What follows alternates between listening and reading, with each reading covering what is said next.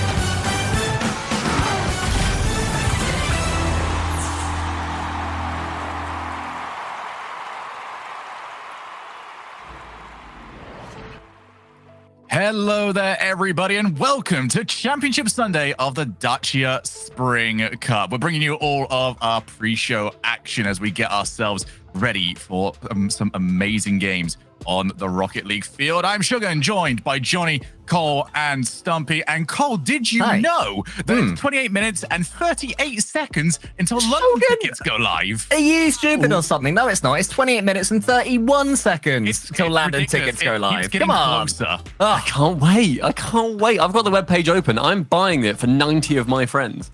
Yeah, no, we'll try not to get too into constantly telling you at home that it's now 28 minutes and 17 seconds until the London Major tickets go live, because we're always going to be wrong pretty soon after that. But what was definitely not wrong was to tune into yesterday's action. We're going to quickly recap what happened, and starting off, Johnny, Moist versus Solary. What a series we had. It was grand final quality. I mean, the drama was just unbelievable. We had the longest Game 7 overtime, I think, in RLCS history. So already that's ridiculous enough. But even on the way up to that point, it was such a dramatic series with Moist going 3-1 up, Solary coming back after their timeout to tie the series before Moist clutched it in overtime. You know, credit to Solary for taking them all the way there. And also, again, massive shout out to all of the incredible clips and all the incredible moments that we've been able to watch back, not only on the Rocket League channel, but also on the Moist channel as well. It was so much fun to see. I mean, Solary had their chances in that overtime versus Moist, and I was wondering when they came up against Carmine Corp if they were going to have the fight just taken out of them. Would they be too tired? And I think we pretty quickly realized absolutely not. They still looked just as fast. They were still being equally aggressive. Carmine Corp at times didn't know how to deal with the Solary press. Their rotations were just so good, and it ended up being pretty comfortable for them in the end. Yeah, and Solary, they managed to go through and play the winner of this match. Vitality versus Misfits ended up going to 7, and both of those teams, one of them changing out, getting Radosin in for Fairy Peak, and Misfits staying completely the same. They went the distance, and it was so much fun to watch because there were, a few errors coming in from either side, but they were being punished time and time again, and it just made it so active and so mobile, and the game did not sit still for a second. See, that series with Vitality and Misfits completely threw me off because, Johnny, we were casting the match that they had against BDS, and it looked poor, but this was the same problem that we had with the old BDS where teams looked poor against them. So I guess we'll find out answers about whether or not that was just a bad showing from Vitality or if that's just what BDS are going to do to teams. Let's take a look at a bracket, though. Those of you wondering maybe where your team dropped out in today or in this weekend's tournament. Some big results happening throughout the entire 3-day event. Probably some of the biggest ones, however, including Dignitas going out on the first day alongside with their big rivals right now for one of those top spots, maybe a potential world championship spot in the form of Endpoint. They're also there. And also Evil Geniuses. They'll be incredibly disappointed with their performances.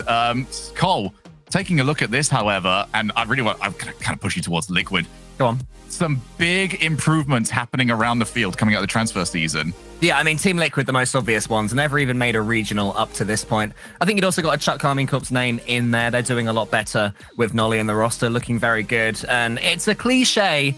EU depth, it really is a thing. I mean, Solary, they're still, knocking about. They're coming up against Team Vitality. They'll be confident going into that one. I think they've got the better team of those two. So who knows who's going to take it today, and who knows in the next regional which brand new team we've never heard of is going to be up there at the very end. I love seeing these roster moves really pay off as well. Like having Liquid, sticking together, but their first time really competing and getting through into that lower round 3 is gigantic for them. I've backed that roster since it was announced. I love the fostering of young talent, and Liquid have been doing that to absolute perfection. But as you said, Cole, Solary, that pickup about 10 minutes before Friday's game started, and they are now in our top 4. Previous roster look remarkable. And it's really scary as well, looking at those 4 teams remaining. I think the only team there that I look at and I'm very afraid for is Vitality, because for them to win this, they do have to try and play BDS again, a match that they were not comfortable in whatsoever. So we'll see how their tournament spans out. But in order to get to this point, you had to bring the big plays. And Cole, we're going to get ourselves in and see what plays it took to get yourself to Championship Sunday. Yeah, well, we'll start off with number 3, and it was Semper versus Misfits. In game 2 on Aquadome, suddenly everything sprung to life, and it was from this moment, this beautiful skimming redirect from Exotic. Here we go, look at that. Just the amount of power he generates from a pinpoint perfect pass there on the wall from Chaussette as well. And just look at the power that he generates. Johnny, it is so difficult to get that much pace on the ball from that angle. Yeah, beautiful. But I think just one up bopping him with a very similar shot. Just a very, very similar shot back from Matane. Yeah, where have we seen this before? Well, actually, even more reminiscent was perhaps the Ahmad goal. I remember when Matane scored this, the whole chat just started typing Ahmad, of course, in full caps with extra A's. But yeah, congrats Matane, number 2 of the day. And then Monkey Moon thought he'd do the exact same thing.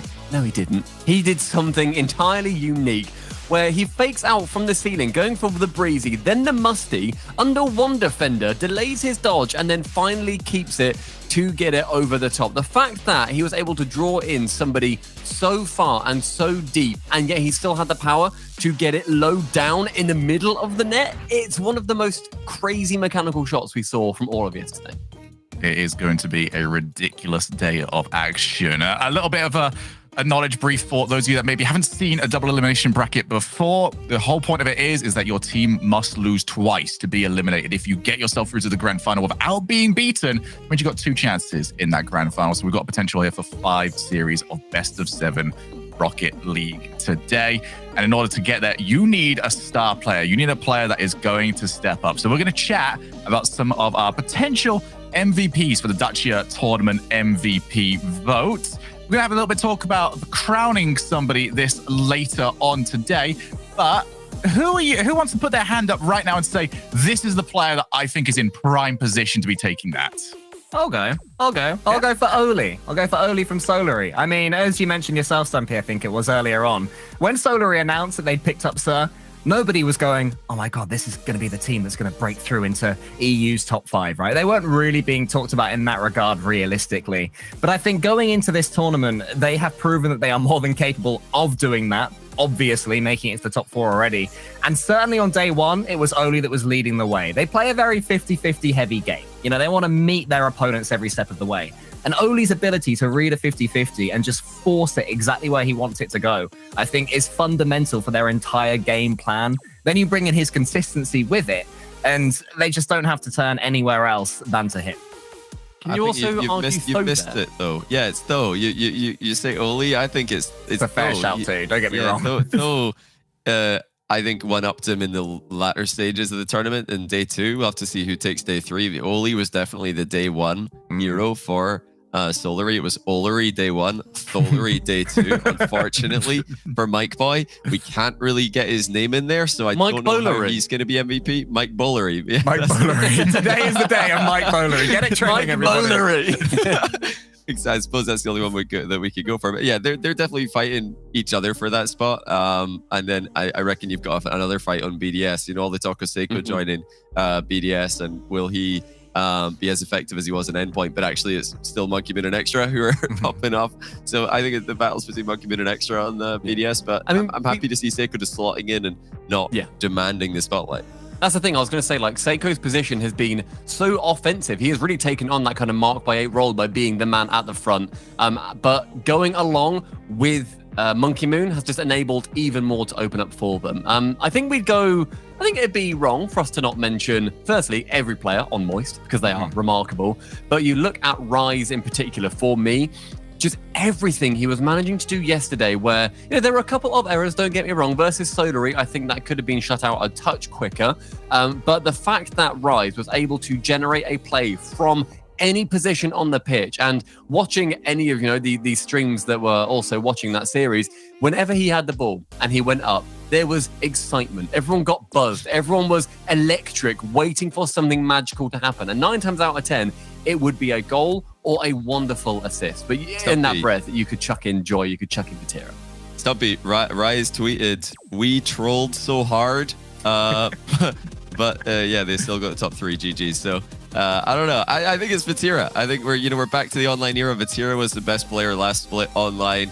Now we're online again, even though Vatira was a bit quieter at the major. I think he's their best player again. He was unbelievable, and he needs to be at that level today. He better be in the Fennec, because that one Octane game he played did not look anywhere near as good. It's so tough, we need though, Fennec Vatira. for Vatira, because his standards are so high, because we've seen him just take entire regionals by the scruff of the neck. It's almost more difficult for him to stand out. It's the same as Seiko, really, for BDS. If a new player comes in and performs the way he has performed for BDS, we'll say, wow, this guy is incredible. Because we've already seen so much more from Seiko and an equal amount from Vatira, it just makes it all the more difficult. I think that's why someone like Oli jumps out to me, because this is where, you know, they've gone from not no reputation, but not an MVP of a tournament reputation, to suddenly being in that conversation. Same with Tho, of course. They're EU Ghost, actually. They're known entities in the scene, but this is by far the best that we've seen them. So this is the EU version, EU's answer to Ghost, who have I think as well, play really well. There's one more person who we need to realistically be talking about. The person who right now has got a tab open waiting for the London tickets to be sold, because we are only 18 minutes away from the London major tickets being sold. And anybody who's got that tab open, you're, quite frankly, the GOAT. Yeah, absolutely. We cannot. I cannot understand how much I'm looking forward to seeing everybody there. How much these players. I mean, we're seeing it on the pitch. How much these players want to be there, because all of these results matter. The four teams that you're seeing, they're in the best spot right now. No matter what the result today, they're in the prime position to sort of take control of their own destiny for the remaining two tournaments. But we go from talking about the players to talking about our favorite topics ourselves, pretty much. Is we're going to move over to a topic that we're going to call the pitch. We're opinionated. We know that. That's kind of the whole job description, pretty much. So I have allowed each of these guys 30 seconds to pitch an idea, an opinion. The world was a choice here for everybody. All right, they could go for anything they like. They got 30 seconds to pitch it, and then we got a minute to try and tear it apart. No matter what it is, no matter how much we might actually agree with it, we're going to try and tear it apart. And you at home get to vote out of 10 how you feel. I don't know. There's no real. 10 is good. Number in. We're just getting mean to each other. 10 is good, right? So if you agree, 10. 10 if you is disagree, good. 0 or 1. Yes. All right. All right. And we're going to start off with the most sensible person here. Stumpy, what are you going with? Right, chuck my headline up. Chuck it up, because I've got an opinion that I don't think is too disagreeable. I'm giving it a go to describe why Extra is the best player on BDS and has been the entire time. Monkey Moon is the one who's up front, being the player who he will get the clips, he'll get those flips, and especially now with Seiko, that's another player to be stealing those Twitch clips from and chuck them on the subreddit on Twitter. Instead, that team does not work without Extra. If Extra is not there, they fall apart. They overcommit. It doesn't happen, and there are issues with the rotation. Extra is everything on BDS. Hyenas, they're allowed to start. Can I just say, it's no surprise to me that somebody wearing that shirt is an absolute hipster in their opinions of Rocket League. That is the sort of thing that someone would say, just to be a little bit interesting. Oh, I don't think Monkey Moon and Seiko are that good. It's actually Extra pulling all the strings. He is. No, but to say that he was the best, and he always has been the best, come on, that's just too far. Maybe, like, he's had his days, he's had his tournaments, he's had his weekends, but always the best? Nah, but I mean, Monkey Moon exists. We don't need to, there's no tearing down necessary here. Stuff we think is so bad that we actually don't need to explain why he's wrong. Everybody should already know why he's wrong. I think we need to reiterate here, Extra, we really like you. We just really dislike Stumpy. Okay. I think I ended with like 6.1, by the way. So that's the score. He touched 5. I saw 5.9. It should be the lowest that it touches. You at least need to jump to clear this bar. Okay, we're going to go over to Johnny for this one. Okay. What is your opinion? I feel great about this because it feels like I'm letting someone run away and then just unleashing the hounds. I'm confident.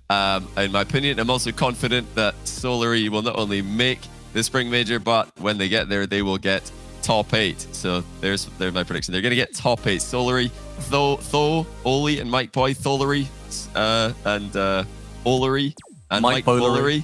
They're going to get top 8 at the Spring Major. I think that they've got the consistency. They've got the class. They've got the experience, actually. These are not new players. So I back them. They're going to do it. I'm really upset that you ended your point before I could. No way. You've taken away my fun here. Shogun's one piece of power. You've just ripped it from him. My one bit of fun I get to have. So right, Cole, you go first, mate. Go for it. I'm just going to say that, sure, they are seemingly a very consistent team, but we've seen them so far do it in one regional. You know, having never qualified for a regional before. Sure, maybe they go out and they absolutely obliterate half the people there, not everybody, to make top 8. But I don't think you can claim that, especially at LAN, where it's all about the pop-off game. And also consider the fact that, they have at least played internationally a lot. Oh, wait, no, they haven't. They haven't not played internationally together. They will not do as well at LAN as you nearly think. Top 8 is a absolute fever dream for them. We saw Sandrock get that and everyone was surprised by it. When you look at Solary, they are nowhere near that level. Top 12, I'm like, yeah, fair play, that's where they belong. Top 8 is absurd. You can also take away the consistency argument because it's anything. double. Time's up. No, Cole. All right, Johnny ends at 7.1, but given Johnny Boy typically has a chat buff, I'm using a golf handicap on this one and taking it 1.1 below Cole. No. Whatever Cole gets, Johnny's going to be 0.1 underneath. So, Cole, what is your opinion and what score are you going to get? I think it's completely obvious that Carmine Corp are going to make Worlds. All they need is a couple of decent regionals. Suddenly they make it to London. All they need is a decent performance in London. Suddenly they are on the cusp of making it into that top. Johnny, your score's looking EU. really bad right here, mate. We've seen with Nolly, okay, who has joined his new teammates, okay, and they are looking phenomenal. Sure, they lost it against Solary a little bit, but their mental game of Nolly is going to be so much better. Look at the score.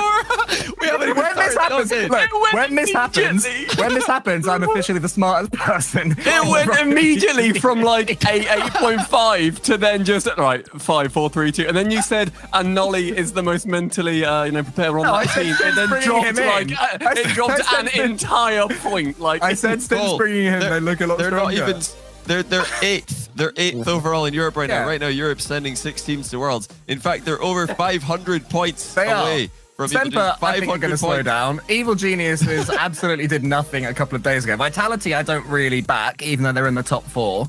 It's not unfathomable, especially when you got Solary that apparently are going to make top 8 at London. There's lots of points to be made here. God, their best events so far, they've been knocked out in top 6. Johnny, you know how I was going to say I was going to put you 0.1 below Cole? I feel like I can't do that to you, so I'm going to give you 0.1 of a point above Cole. You guys are going on this. So your winner here is Stumpy somehow. Yes! This is going to make an end of season montage. You guys. But more importantly, your loser is Cole. Yeah. Something that terrifies me even more on this one is the fact that going into our predictions topic, I'm teaming with Cole for this. Come on, Shogi. So we're going to get into this. Maybe some of you haven't seen this before from us. We also want to hear from you what your predictions for the day are at hashtag RLCS. But we've split ourselves into 2 teams. We've got Shogi and Cole. And we've got, what are you guys going under at the moment? Is it Sunny Boy? Johnny? We're Sunny Johnny. Boy. Sunny Boy. Sunny Boy. Not bad, actually. That's not bad. But what will be bad is your predictions. I'm ready to laugh, okay? Let's see them and try and justify this. How dare you? Our predictions are fantastic, Pathetic. They're already wrong. Let's just say, for the sake of this bracket, we also predicted it from the very start. Look at that, we nailed it. Look at us, we're nailing it so far. Who's to say that we don't continue to nail this? Oh gosh, I need to open up a different things actually. Yeah, me too. I did the same. I've just opened up the full screen. Right, there we go. Right, so then we have BDS taking down Moist to start it off because you know why? That's better for the story, ladies and gentlemen. Solary take over Vitality. I think, realistically, Johnny, have Vitality had their run? Yeah. Yeah, it's the answer. Yeah, it's the answer. I think he was muted so he could cough off. I didn't realize that was a question. No, I think Vitality have done well to get this far, but let's be honest. They were on the weak side of the bracket. They were on the weak side of the bracket. How much more of a question can you say than, I think this is going to happen, don't you, Johnny? I mean, no, it's because it was so clear that we're right that it might as well have been rhetorical. You know what this entire thing is? You just want to see more watch party involving Moist Esports. Yes. Yeah, and then you have Moist taking it over Solary because Moist are, they're up there as one of the best teams here. And then in the grand finals, they get revenge. They win the first one 4-3, as they did at Winter versus G2. And then you know what the score is in the second grand final? Tell us. It's 4-2. They do it. They reverse That's like a middling. We don't even get a Champions Field out of that. No, we don't. But but Shogun, it mirrors G2. Imagine that storytelling. My God. What's that noise? Okay, let's move on in this one. So I need to admit something here. I've actually seen this entire bracket. I let Cole do the entire thing. Yeah, I mean, let's take a spoilers. look at our, It's really bracket. different. It's almost scarily Oh, different. no. It is incredible You're how joking. different There's our no bracket way is. I've So done this Oh. one, there is one W out of place. Shogun, talk us through what we've gone for. Well, you know what? We came together, we mind melded, and we understood that BDS were going to 4-0 Moist. It was going to be kind of tragically boring, if anything. Yeah, it's dull. It's dull. Nice and simple, 4-0 over there. But Soldary are just too strong for Vitality. They drop out. Moist, however, they bounce back. They 4-0 Soldary. Boing. Crazy. Nobody's ever seen that before. Before moving on and 4-0ing BDS. Wow. Before getting 4-0'd. I know. I like your little tweaks to this. It's like I presented a nice meal and you just put a little bit of pepper on the top. And it's like, oh, yeah. You know what this is? that's I'm what the I person needed. that can't eat a meal without like a ketchup, like no matter what it is. Oh. Have you ever You had are that, friend? steak and ketchup. Oh, no. God. You're That's James' filling. fault, actually. That's You're James' filling a Yorkshire pudding with ketchup and saying this, Oh, just biting into it and yeah. and just having it all drip down your face. You Oh, no, disgusting too much Carvery boy. ketchup That's filling on horrible. certain things. Yeah. So if you know anything, it's that you are going to see us tweeting at each other later on as, we're going to find out who's right and who's wrong. Probably us. Obviously, me and Cole are the smarter of the two.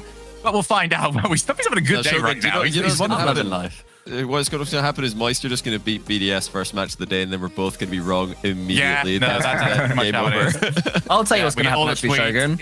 In about 7 minutes' time, people are going to buy tickets to London. They're going out so shit. incredibly soon. Be ready. Be hitting F5, everybody. Mate, I cannot believe how much you helped my memory. I needed that so very much. Do I also need? I need us to start looking towards into our first game of the day. It is the upper bracket finals. Best of 7 will be happening on our screens soon enough. But as you've already seen from our bracket predictions earlier on, these are the matches that we have got. We are going upper finals into lower, semifinals into lower finals, and then grand finals with a potential bracket reset there. I will reiterate again, your team must lose 2 times to be eliminated. Here we go, though. Time to get our thoughts on the board about our first game. Moist Esports against Team BDS, the new look BDS, the BDS that they chose to get rid of one of the most legendary trios we have seen in Rocket League for quite some time. But for Moist Esports, they don't care about the legacy. They care about setting their own up. I don't know. Who wants to go into this one first? Because there's just so much to talk about, mostly about how excited we are, to be completely honest. If I had a coin, I would flip it because this is so Pretty much very feels like a credit card now, up in don't the you? air. Yeah, I mean, I've got the big like RLCS coin that I'm just chilling, but maybe I'll flip that and like break my hand Okay. because it's really heavy. I'll tell you I what, thought you were right, gonna okay, flip it. Flip which it. Yeah, side is don't say you're gonna BDS? flip Which it, then side's not. BDS? Is it RLCS X or is it the thank you side? BDS, RCS X, because that's when they pick. Yeah, very true. fair. Yeah, they should Okay, pick RLCS right. X. Don't reveal the result either, because we'll get that during your predictions soon enough. I have to hold my hand here now. I'll hold it on Johnny. camera. Camera. Johnny, I've got to ask you here, out of the 6 players we've got here, we've got stars all over the place. Who is sort of the talisman that we need to look towards that might be the difference maker? Well, I think that come the end of this series, Monkey Moon is going to be that guy again. He just continues to show time and time again that he might still just be the best player in the world. He's definitely one of the best players in the world. But based on what we saw yesterday from BDS, Extra needs to do what he did versus Vitality. If Extra shows up like that, then BDS might just be unbeatable today. I think Monkey Moon still, he's the guy. So look out for him. I think the factor for me for BDS is Seiko. I mean, we know from Endpoint that he can win a tournament just by being Seiko, right? And he hasn't yet needed to do that for BDS. We haven't really seen them struggle. They've won 3-1, 3-1, and then 4-1 against Vitality. So it's been relatively comfortable throughout. We're presuming that this one will turn into much more of a close series, and that's when perhaps Seiko will be unlocked, and it could get really scary to watch. I want to maybe, Stumpy, for you get a prediction of before the prediction, which is going to be, will we even see a timeout? Because both of these teams don't tend to utilize them. I think that we will see a timeout because just of how well we have seen them go so far over the last like like a couple dozens of series. Like when a team has used the timeout, they have by quite a clear majority won the next game. I think it's really let teams reset mentally. I think BDS and Moist are both very, very intelligent, and they will both realize that. Even if they weren't using them previously, now maybe it's time for a change, because timeouts really do change the vibe of a series. We also have fully French comms now for Team BDS, so they may be able to get more of their thoughts across during a timeout. Right, well, let's get your opinions back at home. For the Dacia fan vote, let's see who you've got moving on in this best of 7. Hashtag MST for Moist Esports. Hashtag BDS for Team BDS. Let's get our own predictions out. We said earlier on, but now we get to sort of justify it a little bit more, and Cole can give an opinion that isn't me just saying 4-0. So Cole, do you want to give an opinion that isn't just me saying 4-0? Okay, it'll be me saying 4-0. No, I don't think this will be a 4-0. I think this one is going all the way to Game 7, which will be an absolute treat to watch. Moist Esports or Team BDS? I'm trying to think, what did I put in that prediction? I put BDS and then a bracket reset later, and I think I'll stick to that for now. I think the Team BDS go into this one with a real statement to make. With Seiko on their team, they've done the practice. They've already put Vitality to the sword, and the teams before them. But Moist Esports, they are the ones that Team BDS really, really want to beat. And I think this is where they finally lose their LA hangover. Johnny, let's go to you.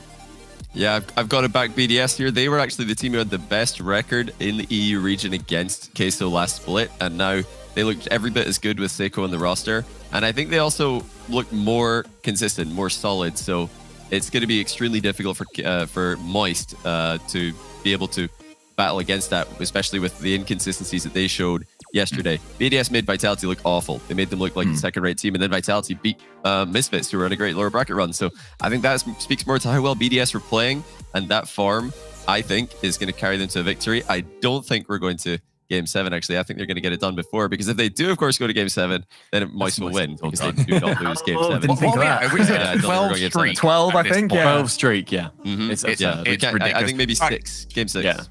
Stumpy, we're in a fun position here, because now we can start maybe considering to dissent from our teammates. I have no personal Earlier on. autonomy, Shogun. I'm a slave to the coin. Oh yeah, true. I forgot about this. I'm a slave to the coin, Shogun. Praise the coin. It's being live Okay. soon. Right, should we have a look at what the coin is? Praise the coin. RLCS. Oh. The RLCS X side is BDS. The thank you side is Moist. Praise the I've not coin. looked. It's thank you. It's the thank you side. Whoa. So therefore, put me down as Moist. I'm but a slave to the coin. I have no reason to believe otherwise. The coin is king. I'm gonna dissent here from Cole. I'm gonna go over to Moist Esports. Slave to the Coin is king. The coin is king. That's Yeah, fine. coin is king. Yeah. I've never actually seen a coin be wrong, and that's not me even being hyperbolic. It's actually the truth. Every time I've seen a coin used on desk, it's actually ended up being right. Go and message on. Direct. He'll We tell need you that stats it's for correct. this. I've never seen a coin be wrong. It hasn't. It's never been wrong. Do you know who I have seen be wrong an awful lot, though? Twitch chat. Let's see what they've got for this one. Let's see the Dacia fan vote prediction. They're going 63%. One of the rare Thanks to the occasions that BDS have lost a fan vote, and that is with this brand new roster that we're looking to try and settle Coin is king. into seeing whether or not they can be the next big thing to try and surpass their own legacy and go and win that world championship. We're going to get into the match very shortly, but before then, guys, 1 minute. We've got 1 minute. I'm actually nervous. The hard 1 sell minute. right now. London major tickets are going Go. live so very soon. Please. Make sure you are on the websites. If you don't know where to look, go over to the Rocket League website. Go over to the Rocket League Twitter. Get over there. Refresh. Spam away at it. We will give you the countdown that you will need. Yeah. Go to I at cannot RL wait. Esports on Twitter. There are links all over there. If not, Google RLCS Spring Major tickets. They will be there, because we've got 35 seconds now Oh my goodness. until they are available. And if you're not sure, just please, I beg you do. It will be the best weekend If you're of on your the life. fence, yeah. In London, This this is is where peak. you get involved. With chanting and everything, it will sweep you away. This is peak. This is going to be the best LAN of Rocket League history. So you want to, if you're on the fence, Right. like Cole said, Shall we? this is it. 10, 9, 8, 7, 6, 5, 4, 3, 2, 1. Tickets Go! Refresh! Go get your tickets! We Go to cannot London. wait to see you Go to there. London. The atmosphere will be electric. We know how good it was last time. We know the legacy of what the London RLCS World Championship was. And it's going to be bigger. We're going to be better. We're going to have the greatest Rocket League potentially that we have ever seen. But we now know that we're going to get you guys over there. We want to see how close these teams can get to getting over there. And this match has a big ramifications when it comes to that as we get ourselves into our first match of the day. Team BDS taking on Moist Esports, best of 7. Whoever wins this guarantees himself a spot in our grand finals. Whoever loses drops down to the lower bracket. They're not out yet. Not only did Team Moist Esports hang on against BDS to beat them in the fan vote, they also hung on through the fan vote being up for many minutes there, Shogun, where usually you see the team that's underneath get a ton of votes and they swing the vote the other direction. I think we're in a completely new generation. Moist Esports here is bringing the fans with them. We've got a new fan favorite in Europe. Can't say I'm too surprised, though. They did look nigh untouchable over in the LA major, so...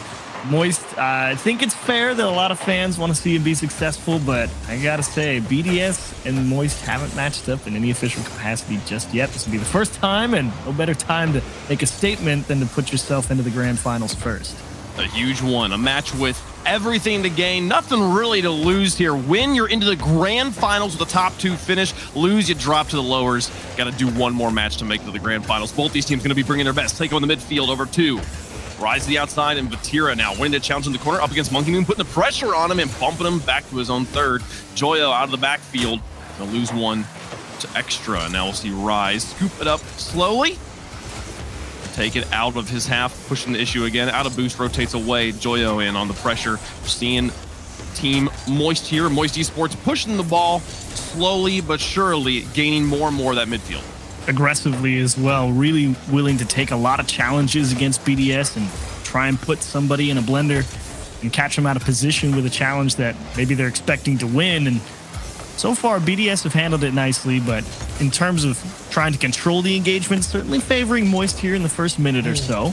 But BDS definitely not really conceding any scary opportunities on their own net just yet. Oh, flip reset. Gonna try and use it here with the Musty onto the back wall. My goodness. Rise 1-2. Crazy challenges to set up that play as well, but no, it's gonna go the other way, and they're gonna get it in. Extra on the counterattack. BDS strikes first. BDS doing a real nice job. Joyo, the one having to get caught out here. He was really hoping Rise was going to be able to buy a few milliseconds. That's all he needed to make it back, but just a step behind to get up. And BDS finally win a good challenge back the other way. Vatira out of the corner. We're following kickoff. Takes it to the sky. Extra clears it cleanly to the new pickup, Seiko. BDS, one of the hottest rosters in Rocket League for over a year at this point. Seiko adding new energy to that lineup. Monkey Moon into the corner. Vatira wins the challenge, takes it to the corner, and now looking to move out. Flicks Extra, tries to connect with Rise, but Seiko covers it up in the air. Now Joyo, flip reset immediately back onto the ball. Oh, and he puts it through the defense. Tie game. Oh, this was smooth from Joyo. Just went up there, started by catching it with the flip reset, and it's all about the angle he gets on that touch. Oh, gets so much of the car behind the center of the ball. Almost impossible if you're not coming across the net to take it away. That's why he's just able to go straight through everybody. What a setup from Joyo. Yeah, he puts it towards the backboard, but then just maintains that like immediate presence on the ball. Very, very difficult for any defender to get that away from him. He's got the dunk set up, and the dunk comes through. Now here with positioning, Rise looking for the bump. Oh, look at Seiko go. Dodges the bump, gets the clear to the Monkey Moon, and now he connects with Extra. Quick transition here from BDS, looking to regain the lead. And Joyo knew quickly that they couldn't let that counterattack really start to get going. I think that's something they're trying to avoid, BDS having time on the ball. They're willing to just take a bunch of challenges rather than let them go and set things up, which I don't think it's a bad plan when you got everybody like Seiko, Monkey Moon, and Extra there. You've got a whole host of options available to you anywhere on the pitch. So I think Moist really trying to force just a ton of challenges and really try and make BDS outpace them is the right approach. Rise demolishing Monkey Moon on the wall, moving into the corner. Neutral challenge that Extra will get this better of on the second attempt. Vatira, the third man, pushes it to the corner, follows it up himself with the pinch. Seiko with a response now. One player in front of the box, if he can try and get it off the wall and out to him. But Moist Esports going to do a good job. Back to midfield. Vatira demolished. And Rise will respond in kind. Yeah. Momentary 2v2 here. Joyo now through one and a bump on the player. Monkey Moon back and forth here. A little bit of conceding. We're seeing a team struggle to get a series of consecutive wins and give themselves a really good opportunity. Yeah, BDS actually trying quite hard, it feels like, no matter how small the gap is, like even right there with Monkey Moon, they want the trap on the ball. They want to bring possession back in their way. And even if they have to dump it over their head and try and chase it down again, they'd rather be playing that type of game than just letting Moist pressure them on their own half, even if it doesn't result in too much. Because BDS knows the way to win a lot of games is you're the one in control more often than not. You're going to make your opponent flinch before you do. And so far, this is a nice adjustment from Vatira, trying to regain some possession, wins a couple of nice challenges, and Monkey Moon right to Rise. Wow. Go, just able to get up to it in the top left corner. Yeah, the defender out of the corner there for BDS, just clearing the ball on the ground, giving a free shot to Moist Esports, and they place it upper 90. Seiko has to jump for it, reach, extend to the corner to get the block. Now Moisturize with the full tank. Flip reset, gonna get another one here, gonna go for it a third time, got it still set up. Joyo can look at it, takes the shot, and puts it extra out to Rise. Rise puts it back into the box. Do they rotate through? No, Vatira not quite in position to take a shot there, but Moist Esports holding on to control here. Joyo waiting in the midfield for an opportunity, gets the pass. But Seiko, what an interception. Read it from a mile away, and now looking for the transition pass to Extra, up against Joyo neutral. Follow up from Monkey, blocked by Rise. Moist Esports holding on to the defense. You can see Moist really trying to tie up BDS. Shot to the back post. Seiko in time for it. 8 seconds left. Maybe BDS has the last look. Of course not. The midfield covered up nicely and Extra to Monkey Moon. This one should hopefully find its way into the ground. Last dish effort for Rise. Just a step behind it. But Moist really trying to put BDS's brains in the blender. They just wanted to see if they could get a cheeky pass straight down with a lot of pace and maybe squeeze one into a corner of the net somewhere. And BDS just able to hang on as Monkey Moon going to tip it off his own back wall at the start of overtime. Man, Joyo winning another challenge. The shot placed well. Monkey Moon's not going to reach it in time. Vatira puts it through in overtime. Moist Esports take game one. Yeah, Monkey Moon gets caught thinking this is going to be a big clear, and he's ready to, I mean, he's only got 9 boost initially, so he's like, cool, I'm good to go forward, 2 feet and grab this 12 pad and maybe get started on a counterattack. But that clear was just so flat that right as it comes out, his teammates already walked off the line and just didn't have the time to make it back because they just didn't have the height on that clear. Moist able to capitalize on not even really a bad play, just kind of an unfortunate circumstance where normally if you had the boost, you wouldn't be in that position, but Moist able to box him in just enough. And the thing that happened right before that was a challenge up in the corner, where we saw, I think Joyo there won that challenge, pushes it out. BDS has to reposition, and that's the thing I want to point out here from game number 1 was the 50-50 game, the challenge game, the midfield here dominated by Moist Esports. They earned so many more opportunities, and that's not something we say about a team that's playing against BDS very often.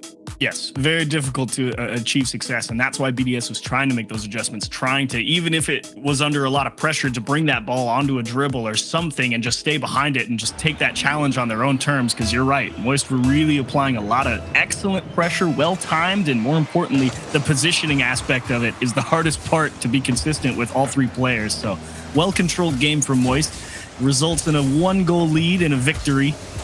Let's see if they can replicate that here on game 2.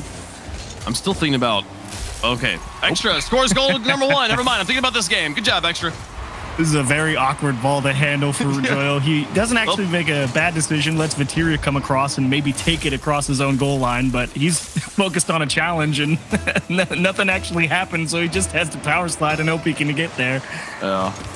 Both defenders leave a little bit of an opening. Vatira out of the sky with a bit of space. And so much boost left for the tank after the flight. Now across the goal, Extra. It's the edge of his back third.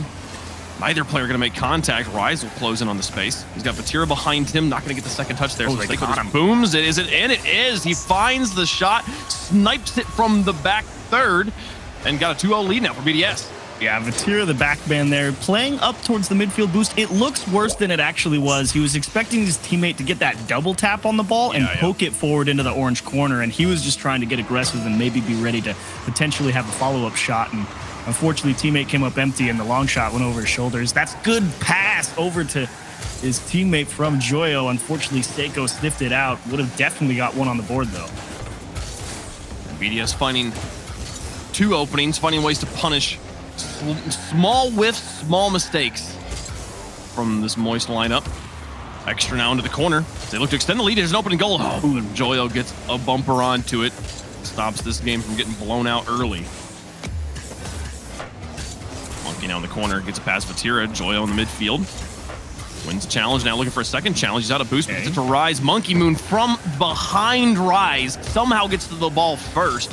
Incredible precision there on his flight. And Seiko will win another challenge. Pass out to Rise, extra covers it up. BDS is quickly adapting here and reading the passing lanes from Moist. Yeah, that's really the big thing, because I like the ideas from Moist. I like the lanes that they're going for, and BDS doing an excellent job marking their opponents and making sure not to lose track, as Seiko really just trying to sit all over this one. He will take it back away, but unfortunately not going to be on target. Extra will just steal some boosts and try and keep BDS on the blue half here. Here's Joyo. To the ground. Trying to bump Monkey Moon a bit. Seiko on the challenge. 2 players right here. Vatiers are trying to take over control. Quick shadow positioning. Going to get it across the box, but no one there to take the shot.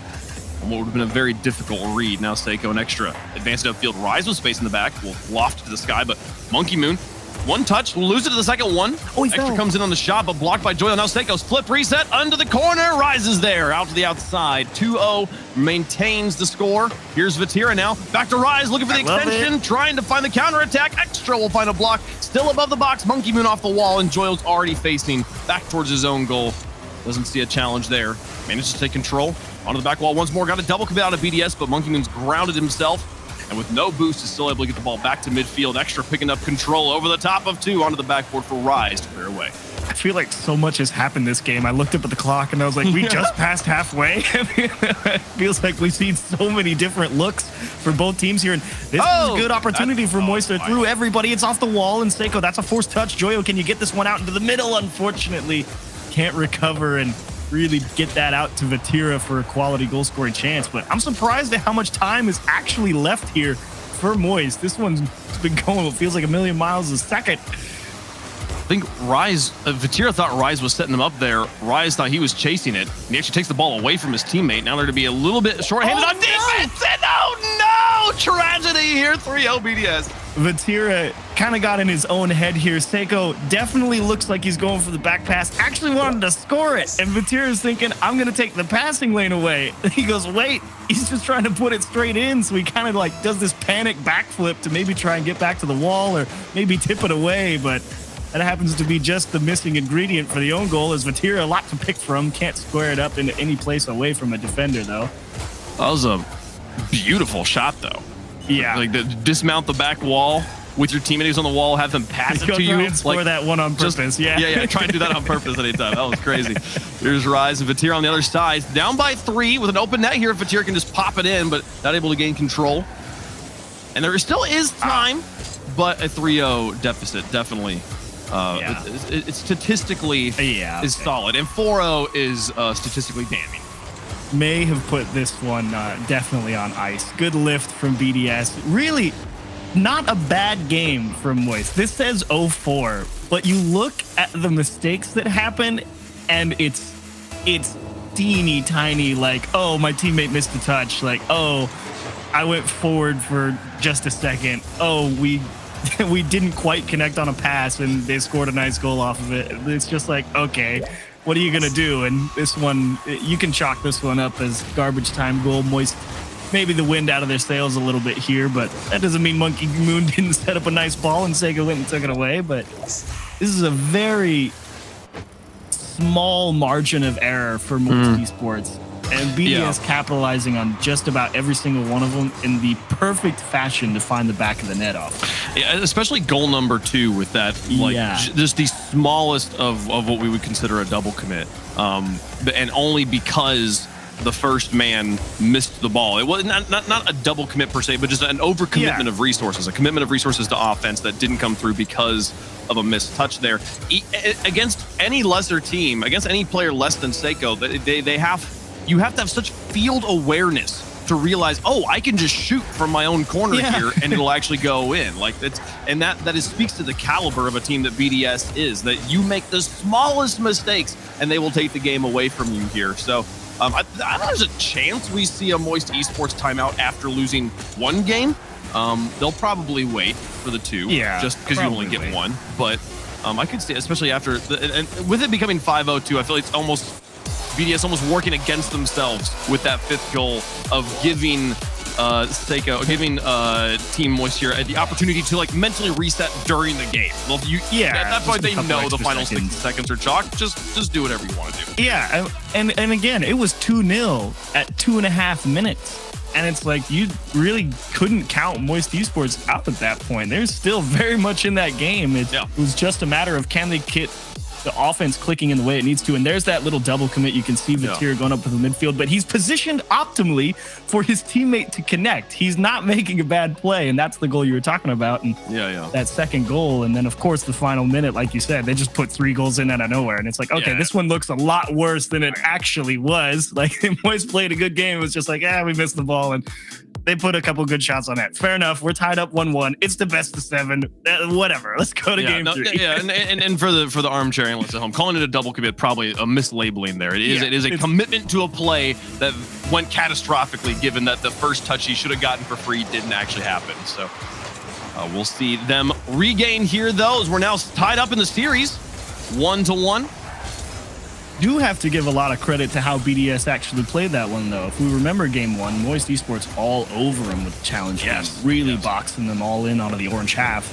The second game, completely different story. I mean, you love BDS, like we said, getting out in front of those passing lanes, understanding where Moist is trying to move the ball, and Moist definitely going to have to come up with a shake-up in the game plan if they want to make an adjustment from that one, because they really couldn't get much done. I thought both teams with opportunities on both sides, but just the capitalization from BDS, the consistency from them, the difference maker there. They're able to handily win that game. Now Rise, okay. God, what a couldn't get back behind it though for the actual shot on target. He's like, I'll beat the first guy, but then they kind of just had to see if they could hold on to possession. That's kind of the challenge with the dribble game. It is a very fine line between I've outplayed you and I've put myself in a spot where we can't actually do anything with it. Ball lofted very high here for Seiko. Onto the backboard. He's going to have... he doesn't get himself over the top for the double tap. He had the backboard.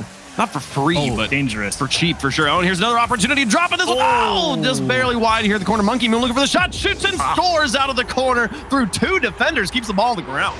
2 really good approaches there. It's actually Rise getting caught too far forward in the box. Maybe he needed boost or something. Yeah, he's only got 3 going to his camera, so he was probably just trying to pick up some pads. And again, a challenge just blasted over his shoulder off the wall. Had no chance to get up to it. Extra with the right idea. Was trying to place it into that top corner to take it away from the defenders. Thankfully, he had Monkey Moon behind him, put in a nice shot. Pass across. Vatira all over it. Did they catch Seiko? Not quite. So close.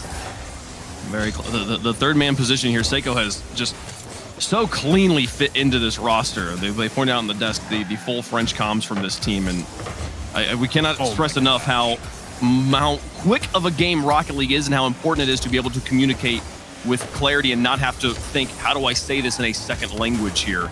BDS gelling instantly after the roster change.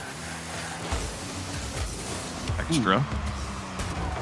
On the backboard, Rise just will catch. He's got Joy on the outside. Monkey Moon looking to play interception. And again, this was the one of the things we pointed out in game 2 that is continuing over here to game 3. BDS finding the passing lanes and intercepting, breaking them up over and over again. Here's Vatira. Rise looking for Monkey Moon, but is able to get up above him and then put it behind the back line. Joyo has to quickly work over his back shoulder to keep that from being a breakaway goal. I really thought that was going to be Moist opportunity to really start trying to take control of this game back as Monkey. That's a nice dish into his own corner. They lose the boosts, but that challenge goes again perfectly just wrong. Wow, no way. Oh man, what do you do? This was a catastrophic challenge that Seiko again out of his own corner, just the long range artillery makes it a 2-goal game. you could see Joyo coming up behind his teammate there to go and challenge Seiko. His teammate wasn't even trying to challenge him. He's trying to just flip out so Joyo can come through cleanly and hit the ball, as that one's going to be 50 towards the net, pinched off the bar. And BDS actually going to turn it into a shot on target. They're going to save it, but man, that's a tough second goal to concede again. Extra is really good at this video game. My goodness. Off the backboard, take a look for the opportunity. He's not going to miss. Puts in a second goal. Now 3-0 here. A little bit less than 2 minutes left, or a little bit less than half a game left to play here. And Rise just never in a good spot to think about how he wanted to challenge that. In terms of the orientation of his car, it's not like he was facing dead forward and could go and really put some force behind it. Was really trying to size up the best way to make that challenge, and taking that extra moment actually ended up costing his team the ability to position past the Vatira. Where does it go? Again, Seiko diving across and taking it off the goal line. He took it off the post. He like passed it to himself off the post. Seiko easily the MVP of this game so far. And maybe of the series. Joyo looking to get out of his corner here. Rise with a soft touch. Vatira's up for it very quickly. Monkey Moon's on the ground. He's got the flip reset. Just takes it back to the ground, and Monkey Moon's reads the bluff, says, you're not using that flip reset. I'm just going to wait for that ball to come back down to me. Now a one challenge for BDS on the other side. Open backboard again. Two players come in on offense. It's only extra on the ground, but Rise getting covered up on the retreating traffic there. Won't be able to immediately fly down the pitch. BDS will recover easily. Oh my gosh, he pulled that out again. He was about to get caught out of position, and Seiko just taps the reverse, and he's going to catch the redirect, and thankfully, if you're Moist, it's off the wall. You thought again that he just picked him apart in the perfect way. Joyo trying extra to play to the outside. Rise up for it, looking for their first goal. Jeez. Oh my goodness.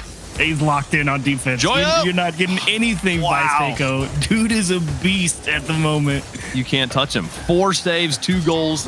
2 goals on 3 shots. I don't even know if a shot registered on his second goal from his corner. As Rise looks for another touch. 34 seconds left. Joyo can't get anything working in the midfield. 30 seconds now. Time really waning away, and really the opportunity to the Musty not going to be through extra. They just read him, blocks him at the point of contact. Got to be there.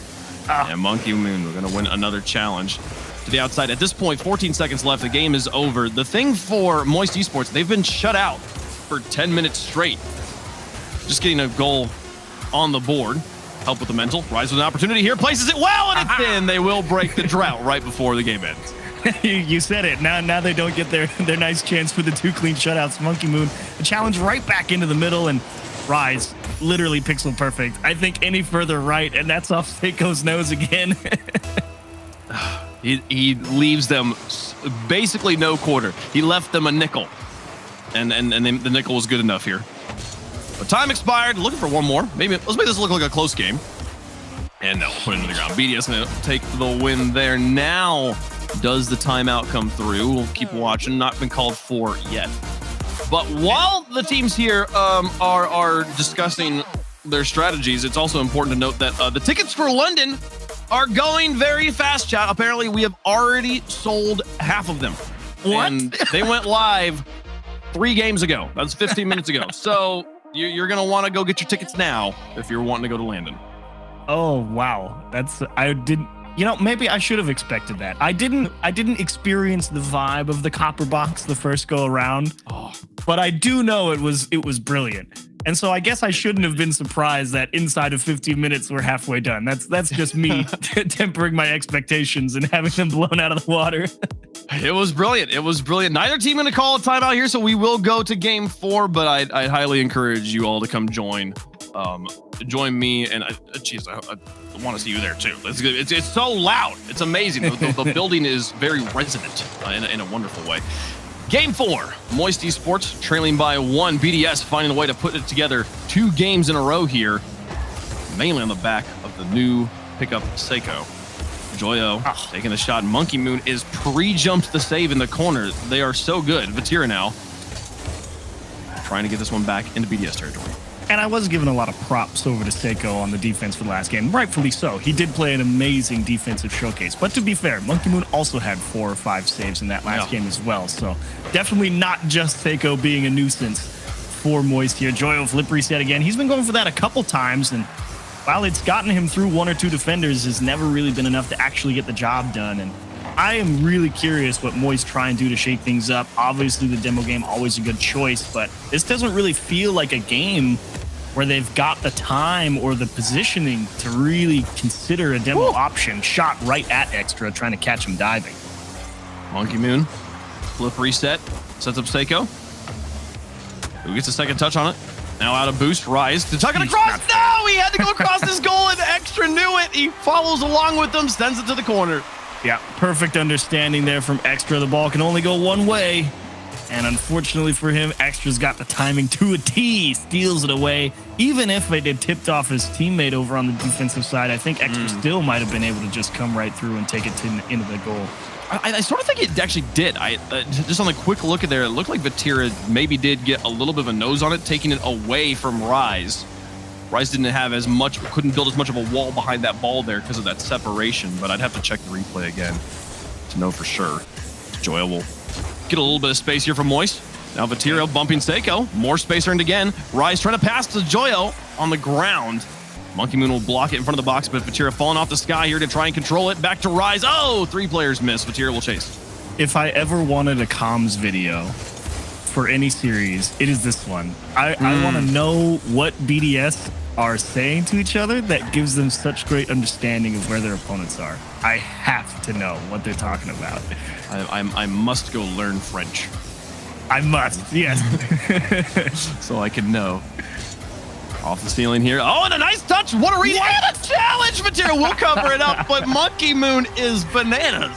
Oh, what a save. Unfortunately, not enough. I think Monkey Moon was expecting Extra to have that one or something weird there, because like Extra may have actually dove off because Monkey Moon said he was in net, and Monkey Moon just kind of had to react to Extra just dive bombing out of the way, and that one got a little more squirrely than they would have liked, and Moist gonna jump all over it.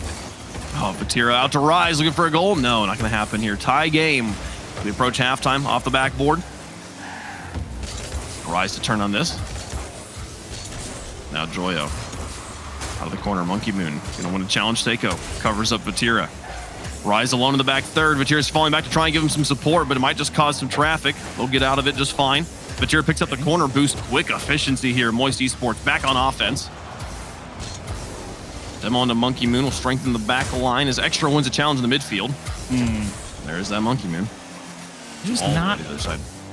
quite in the realm of we're winning the challenges cleanly enough. And finally, here's the demo chance. Extra, little bob and weave, able to work out where the pass is headed in the shot, able to dodge the demo. That was a tough one. Extra with a savior medal here. A little under 2 minutes left to go. There's Joyo in the corner now. Oh, we got Seiko Rise now. Seiko again climbs the wall for a read. And a much different game here, especially from Team Moist from games 2 and 3, where by this time the game was already pretty much over. Yeah, specifically from games 2 and 3. Nice pass to Vatira. They finally catch Extra in an awkward position on the backboard. We'll talk about what the difference between 2 and 3 is a little after this goal, but that is the perfect pass. Instead of trying to rip it hard towards the backboard to a place Extra isn't, or kind of just going towards the net himself, drop it softly, force Extra to dive and commit to a line and let your teammate place it after that. That was the right setup, but this one feels a lot more like game 1 was, if you remember it. It was really all of Moist just pressing on every challenge, and even if they didn't get the cleanest control, they at least took the ball out of BDS's hand, and this time actually gets them a late lead. I saw a double commit for BDS, and it might actually create an opening here on the other side, and didn't quite recover, and Joyo makes it a 2-goal game. Well, hello. This is quite a shot for Joyo. A cheeky demo and a boost steal, and the perfect flip reset from Rise, and yeah, I don't even think the touch from Joyo was needed. I think they had everybody beat, but they will take it. What a shot. One thing we're seeing from Moist is them using their flip resets immediately. They're not hanging on to them, and the general advantage of a flip reset is, I can time it when I want to, but honestly, the added altitude you gain by just holding on, by using it immediately, seeming to be of more value given how good BDS is at reading, when would I use a flip reset? Yes, that spot, let's block there. And then Moist currently holding on to the 2-goal lead, looking to tie the series up yet again. A lot of demand of perfect execution of mechanics as Rise. Wow. See, this is all this aggressive positioning that Moist is trying to capitalize on. They're playing forward and they're saying, cool, if you get that bump, I'm going to be right there and I'm going to rip it towards the net. And those past games 2 and 3, where there's just been some weird hijinks with some crazy challenge or who knows what, they missed a double tap or something, then that positioning looks stupid. Here it looks brilliant because it's putting them out way in front. Yeah. It's the challenge game finally working out as they are starting to get even out the challenge game. I feel like Moist, they had it in game 1, games 2 and 3, a bit more towards BDS, now more evening, earning them these one-off opportunities as Joyle's up for this. Monkey Moon's got him covered. Rise lurking behind, waiting for this ball, just barely behind him. Final 10 seconds, though, up by 3, and Seiko's choosing to dribble, which does burn a lot of time off the clock. Final 4, Vatira sends one to the goal. Monkey's up to block it, but not going to matter. Goal going to go to the ground. Moist Esports tie the series. And that's a nice big win for Moist, like you said. I mean, it's been 2 games flat. They scored one with 2 seconds left. It didn't really matter, but this one they go out here, execute on the game plan that they want, force BDS to make a lot of saves. Again, Monkey Moon with 7 here. But Monkey Moon and BDS in general, not really able to finally find their way back out of a jam there on defense and unable to crack the nut of the midfield of Moist. So well played.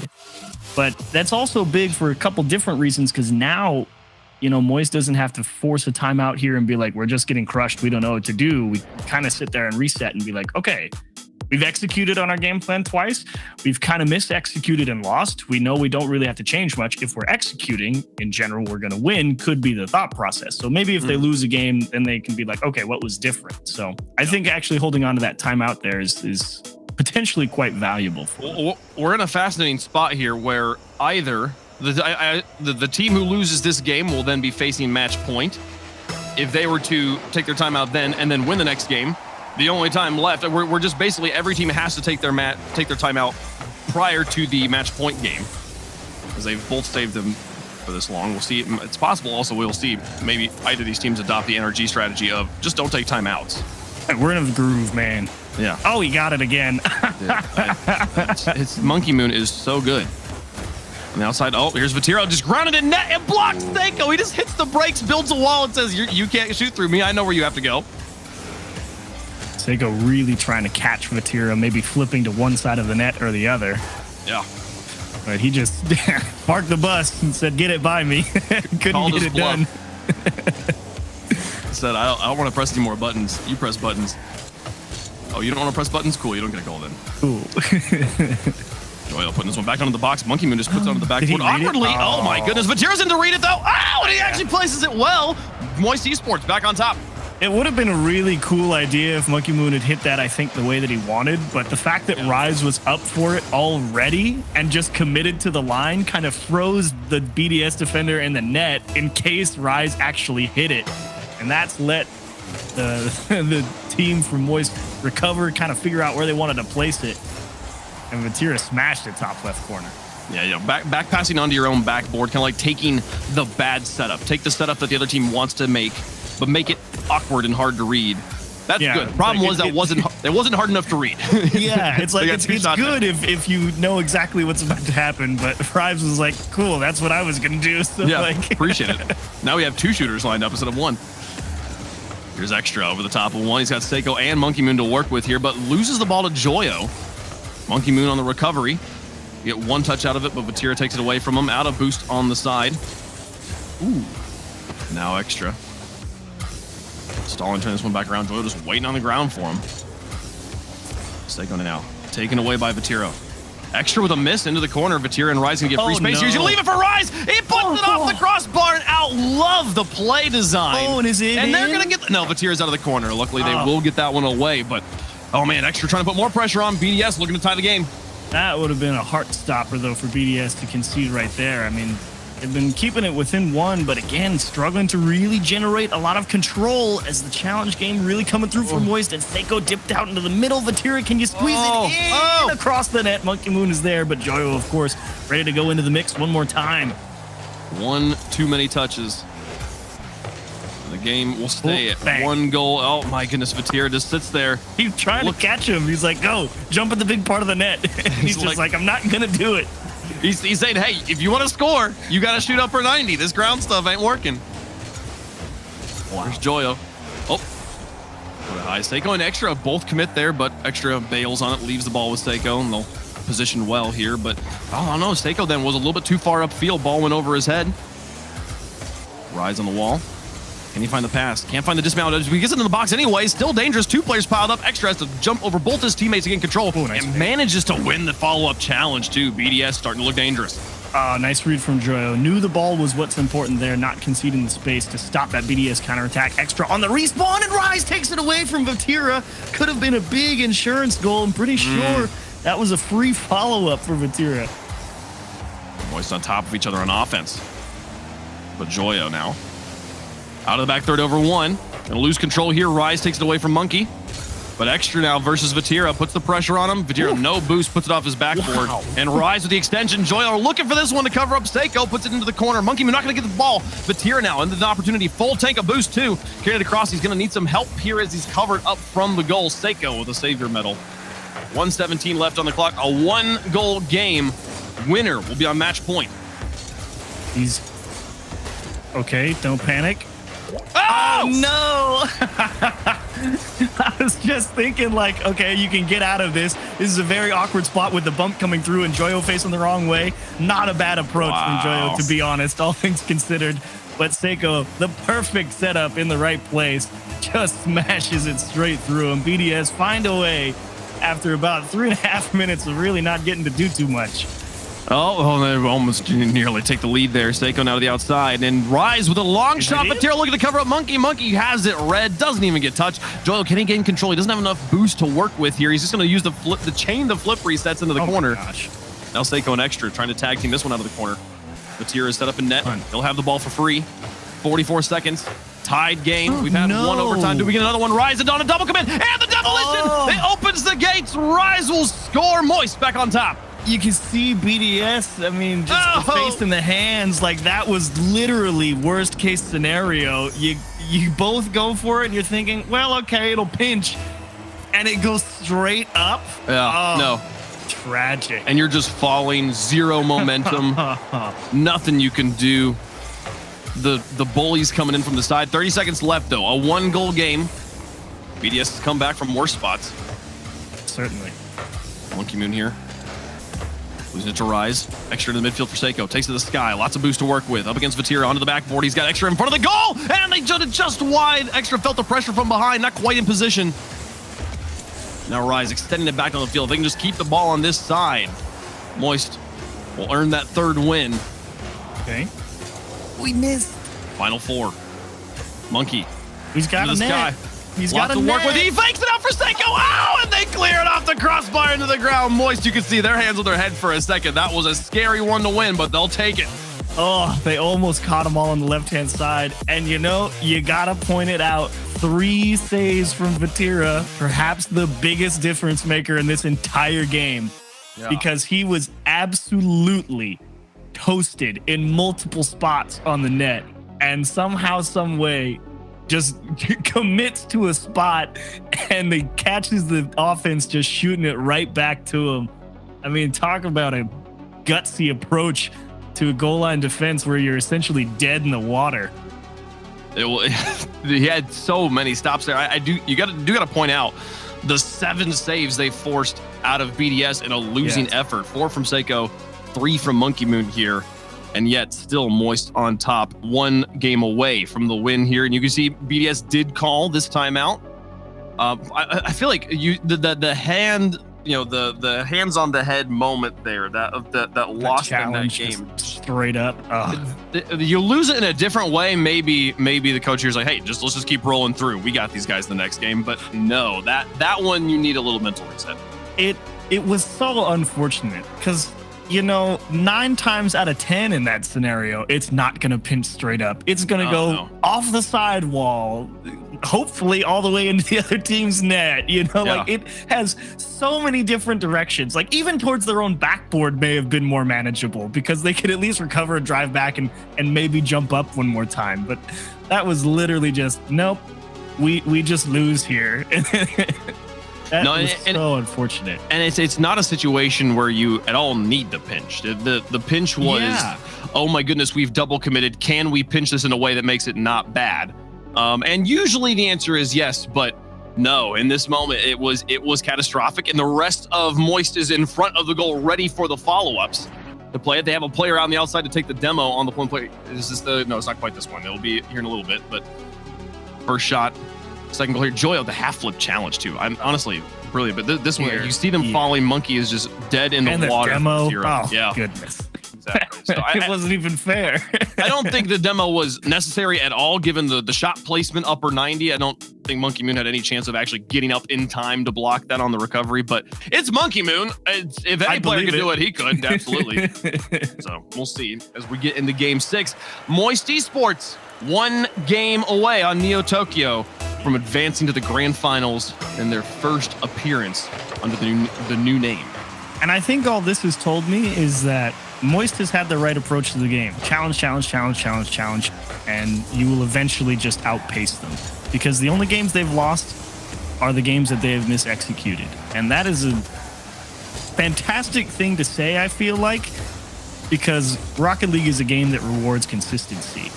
Not necessarily the fact that you have the best mechanics. And the fact that Moist Esports stick to the game plan despite losing 2 straight, and they say, nope, just get in their face, we'll make it work. And the strain on each individual player to execute perfectly in that type of playstyle is phenomenal in my eyes. I don't know if he meant it on purpose, but Rise there after that flight. The trap, yeah. Yeah, it gets in front of the ball and just like kills it in the midfield as a pass to his teammate. BDS was there to try and challenge him at the point of contact, so it actually kind of went against them there. But my goodness, the control. Okay, here's a similar double commit cycle with an open net in front of him. Rise gets back and crosses the ball.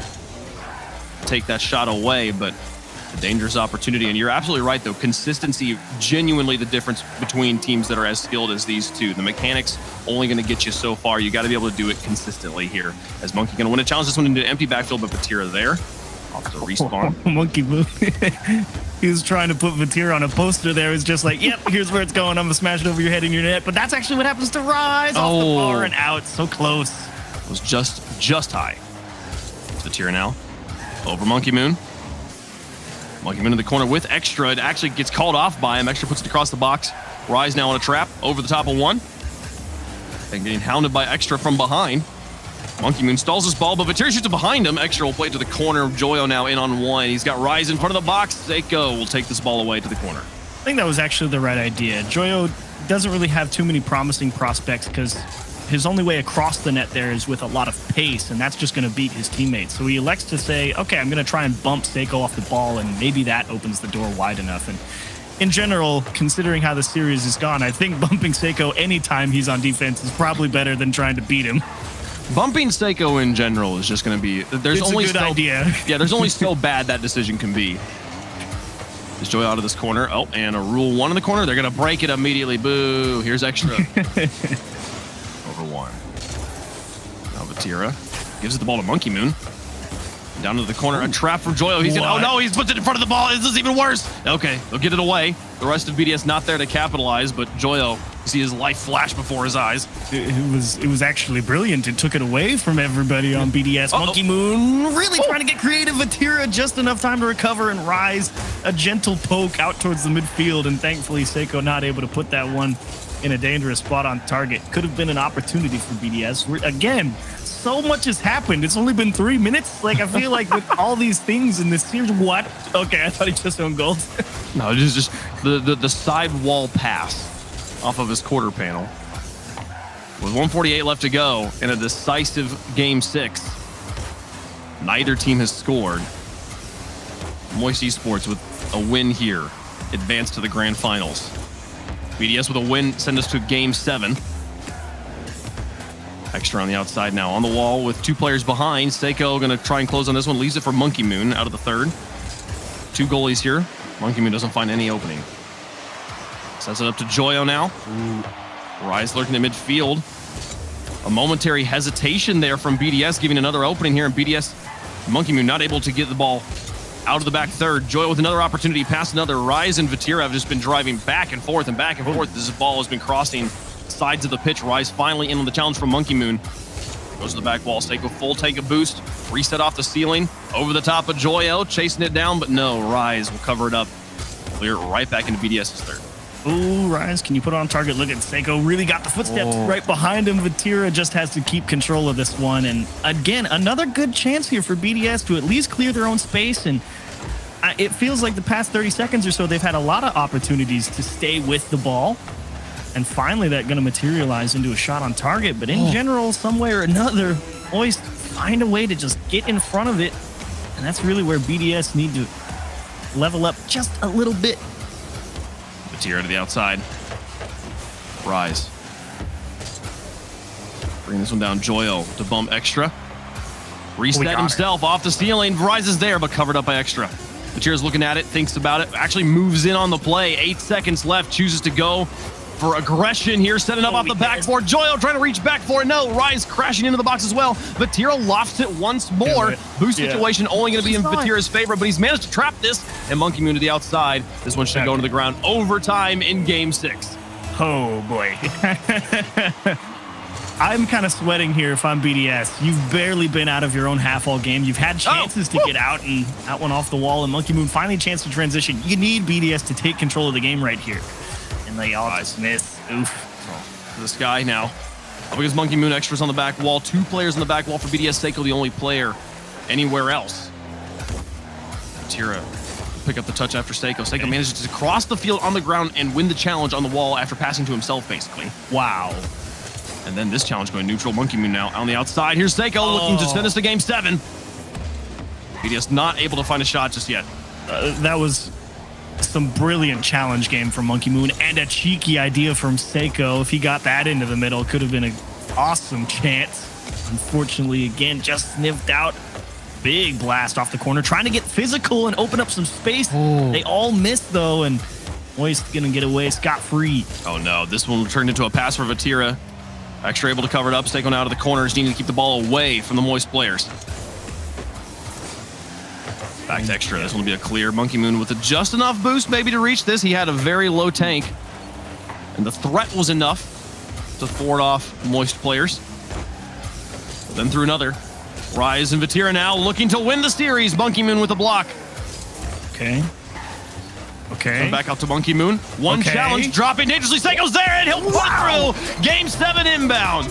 Perfect challenge, perfect challenge, perfect challenge. And how about you have to hit the difficult shot? This is all timing from Seiko. I mean, if he's off even a little bit, it's going to be off the bar or saved or something.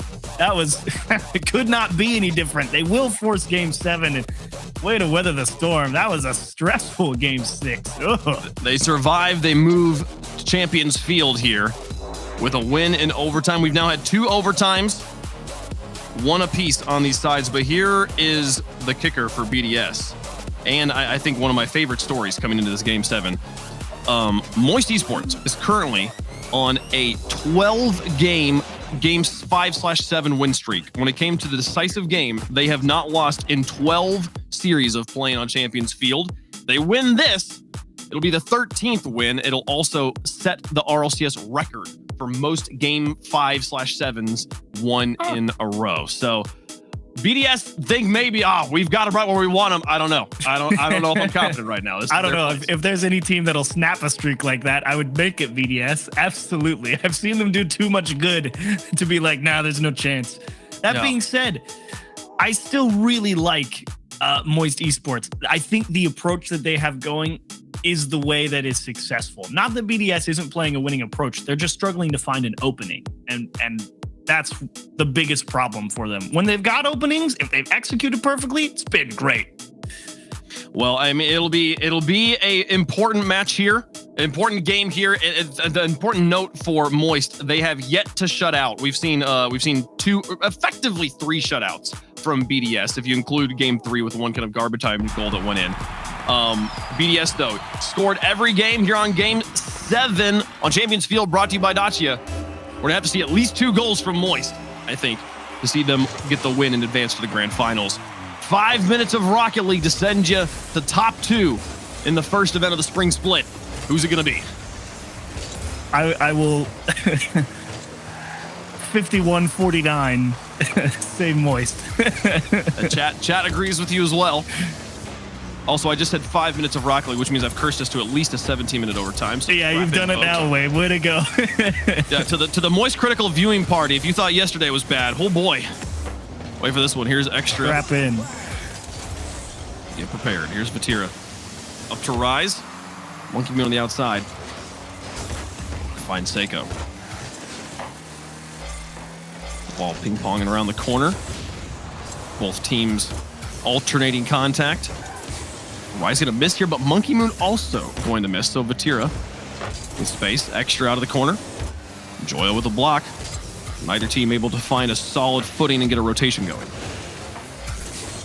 A little bit slower in terms of overall pace, or perhaps there's just been less pressure on the net that's making me perceive it that way, but really the ball spending a lot of time in kind of this middle section of the pitch. Both teams really vying for possession. Vatira wants to hit a worldie, Yeah. and Monkey Moon will take it away.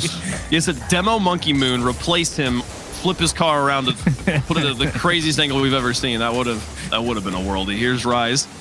We had Seiko. Really solid quarter panel contact. And he bumps. Oh, that was like a pool bump, but Extra doesn't care. Ooh, where's And the bounce? clears this all the way back down the field in front of the box. Here, Monkey Moon looking for an opportunity, blocked by Moist defense. Oh, the demo. Demolition on a Rise. Oh, the ball's moving too far away from Seiko there. Great idea, though. Oh, I love it. Wow. Seiko, that's actually the perfect thing to do. If you can't get all the way back around the ball because it's dropped too far, but here he's Whoa. going to have this perfect handoff from Monkey Moon. Look at it tie up the defenders. Monkey Moon, everyone thinking, all right, he's going to go for the air dribble, maybe the touch towards the backboard or the flip reset. I don't know. I got to respect Monkey Moon, and Seiko's coming from behind the ball just to blast it over your shoulder. Nice ideas, a couple strung together in a row for BDS. Since the winter split, Moist Esports, when their opponent puts them on match point, which BDS just did, they are 32-6, an 84% win rate. So a number of crazy stats that BDS has to overcome here, and yet they lead in Game 7. Rise pushing this down. Vatira's upfield. He'll find the demolition, but Monkey Moon retreating takes the ball away from Rise. Now Joyo off the wall. He's got nice separation here. Vatira coming in from the backfield, puts it to the sky. He gets demolished. Is anyone there? Joyo turned on it, but no, the ball will get cleared out. Rise out of the backfield. He picked up a full tank of boost, waited out one player, but gets covered up by Monkey. The unsung defensive hero on BDS throughout this series so far. Extra backboard defense has been phenomenal. Yes, Monkey Moon and Seiko have been making some crazy saves, but almost connecting on the demo to find the equalizer. Yeah, you had to demo Seiko. It's the only way you're getting anything past him at Can he this point. score? They Ooh. clear him off the backboard. Oh, but the rest of the follow-up not quite in place for Moist. Rise with a chance here, again on the rebound. Open possibility, and he'll find it. Vatira slots it to the far post, or just away from the defender and ties the game.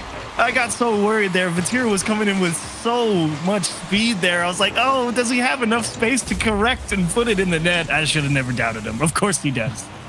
And we saw the body block on Extra as well. He's trying to cross. I don't think he gets there in time, but either way, Joyo stands in his presence. And now a tie game. Just under 2 left to go. Seiko over the top of one. Vatira off the wall. Oh, and they might Here's score. Rise with an opening. He's got Seiko to get past, and he's not going to happen. Should have done that. Here's Vatira. Putting it back around the rebounds for Moist right now. They're getting so many opportunities when they get the ball into the back third. Rise was 2 or 3 pixels away of actually hitting that ball with enough pace to the back corner to get around Seiko. I mean, it was that close. And again, it's just off a smidge to beat him out.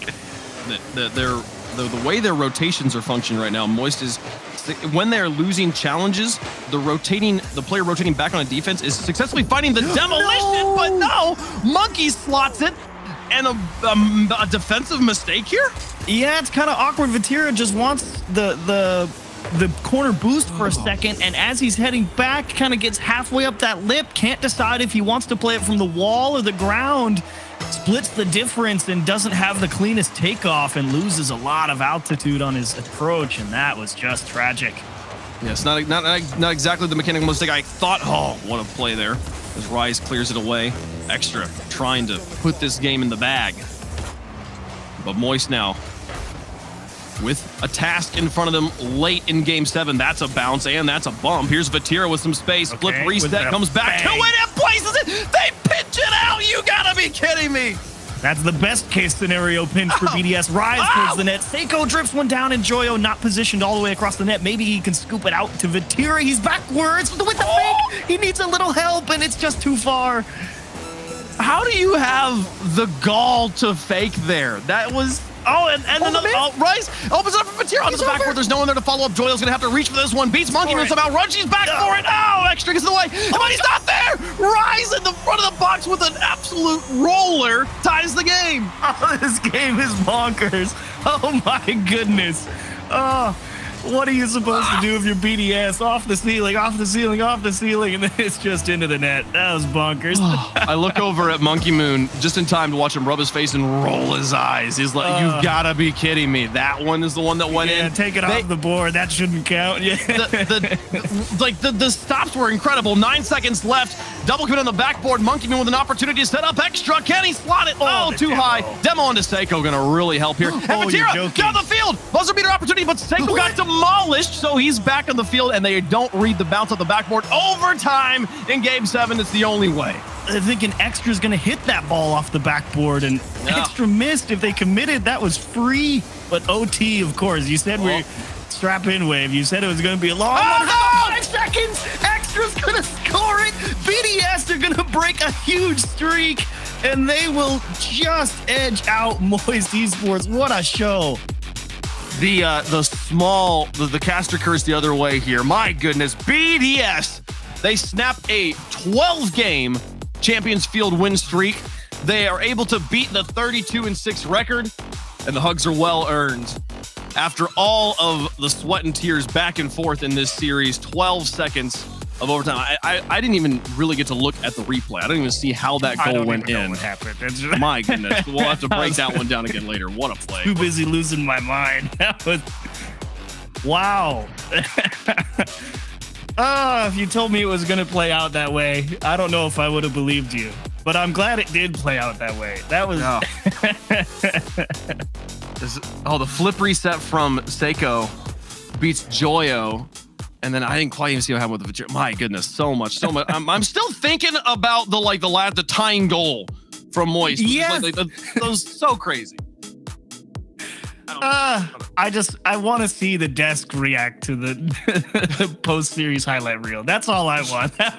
I've had my fill. I'm excited for it, Chad. I know you guys just want to get to the next game there. Moist is hoping to regain in the lower bracket. We'll see if they do. We got a few more matches to get through before we see them again later today. But BDS waits in the finals, as is inevitable here. We're going to take a quick break. We'll be right back on the Dacia Spring Cup.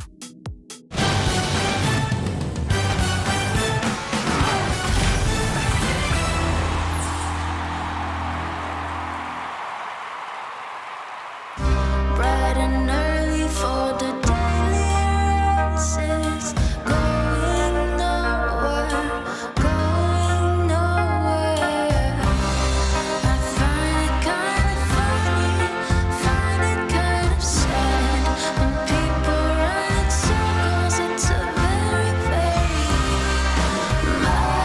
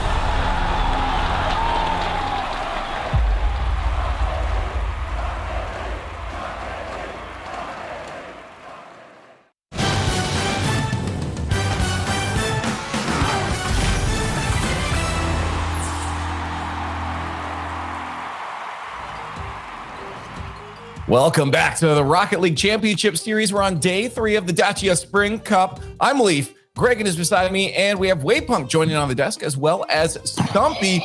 And before we get into breaking down that last match, we want to mention, of course, how fast ticket sales are going. We're over the 50% mark, probably well past that now, Stumpy. They're going quick. It's crazy. Like, I think the 1.0 floor, our new floor seating, sold in under 1 minute, which is just incredible. Every now and then, some of these tickets do become available again, though. So if you're thinking you saw the webpage earlier and it was fully sold out, go back to it, refresh. Right now, I can see there are a couple of tickets still available. Get in there. If you're on the fence right now about going to London and you have the means to do so, please, you will not regret it. It will be the best weekend of esports you can experience in your life. It's going to be hype. Absolutely. But we got some more hype matches to get through too. But before that, we got to break down the one we just saw. Moist Esports versus BDS. Are they going to be more hype than the one we just saw? Because I don't know. Maybe more Wave, hype. I don't know. I don't know if I can handle that. This was a bananas series from beginning to end.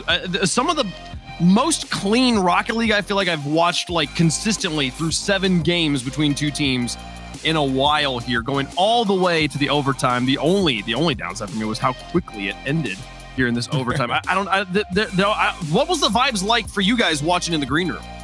Oh, Everyone was going mad, Greg. Yeah, it was so hype.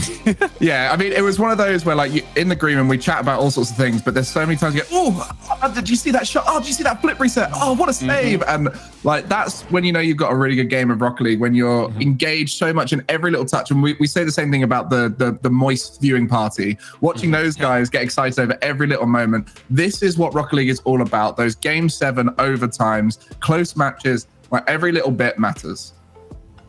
Yeah, no, this was a fantastic start to our day, and we have more matches on the way. But first, we got to talk to the coach from that winning team, BDS. Mew is joining us on the line. Mew, congratulations on the win. Yeah, thank you so much. Hello, guys. Hello, nice to meet you. Nice to meet you. It's a pleasure. This is a good note to be hanging out and talking on. You guys just came off of a win, and you're in the grand finals now. So you guys must be feeling pretty good right now. How's the team atmosphere, coming into this regional with all of these changes been made? We wanted to get really prepared for this regional because we knew that we will be weighted, People are going to look at how we play and judge, kind of. So we wanted to be really ready and make sure that the group is playing together in a good way, like offensively and defensively. So we really focused on gameplay-wise to make those 3 players connected first. And then to build a bit of mental strength, of course, to play Game 7 overtime, right? You need a bit for sure. Mm-hmm. So, yeah, it was mostly it, but the group is really fine right now. The atmosphere is really fun and enjoyable.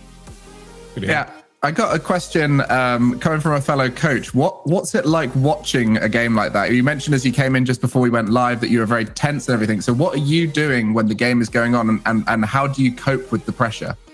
I'm sitting behind the players, right? I'm just noting everything on my, on my sheet of paper, right? I'm noting every mistake or every good thing that we do, and I do a small debrief with the 3 players after every matches, and then I talk with them, and I usually do some briefing exercise, to make sure that I'm not stressed and to make sure that I don't show the players the pressure that I can get.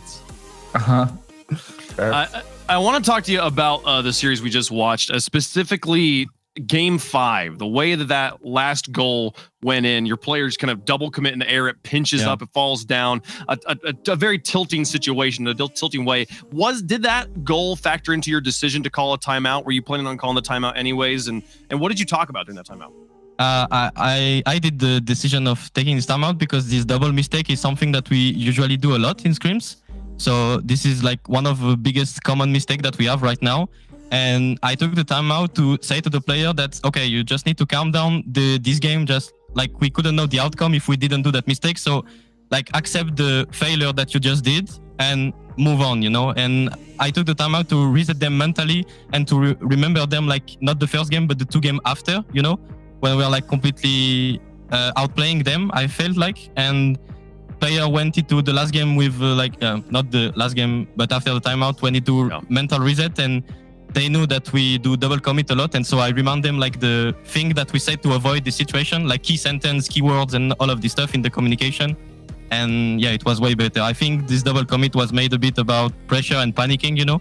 So I wanted to make sure that is not happening again, because you just cannot panic against Moist. They are really good.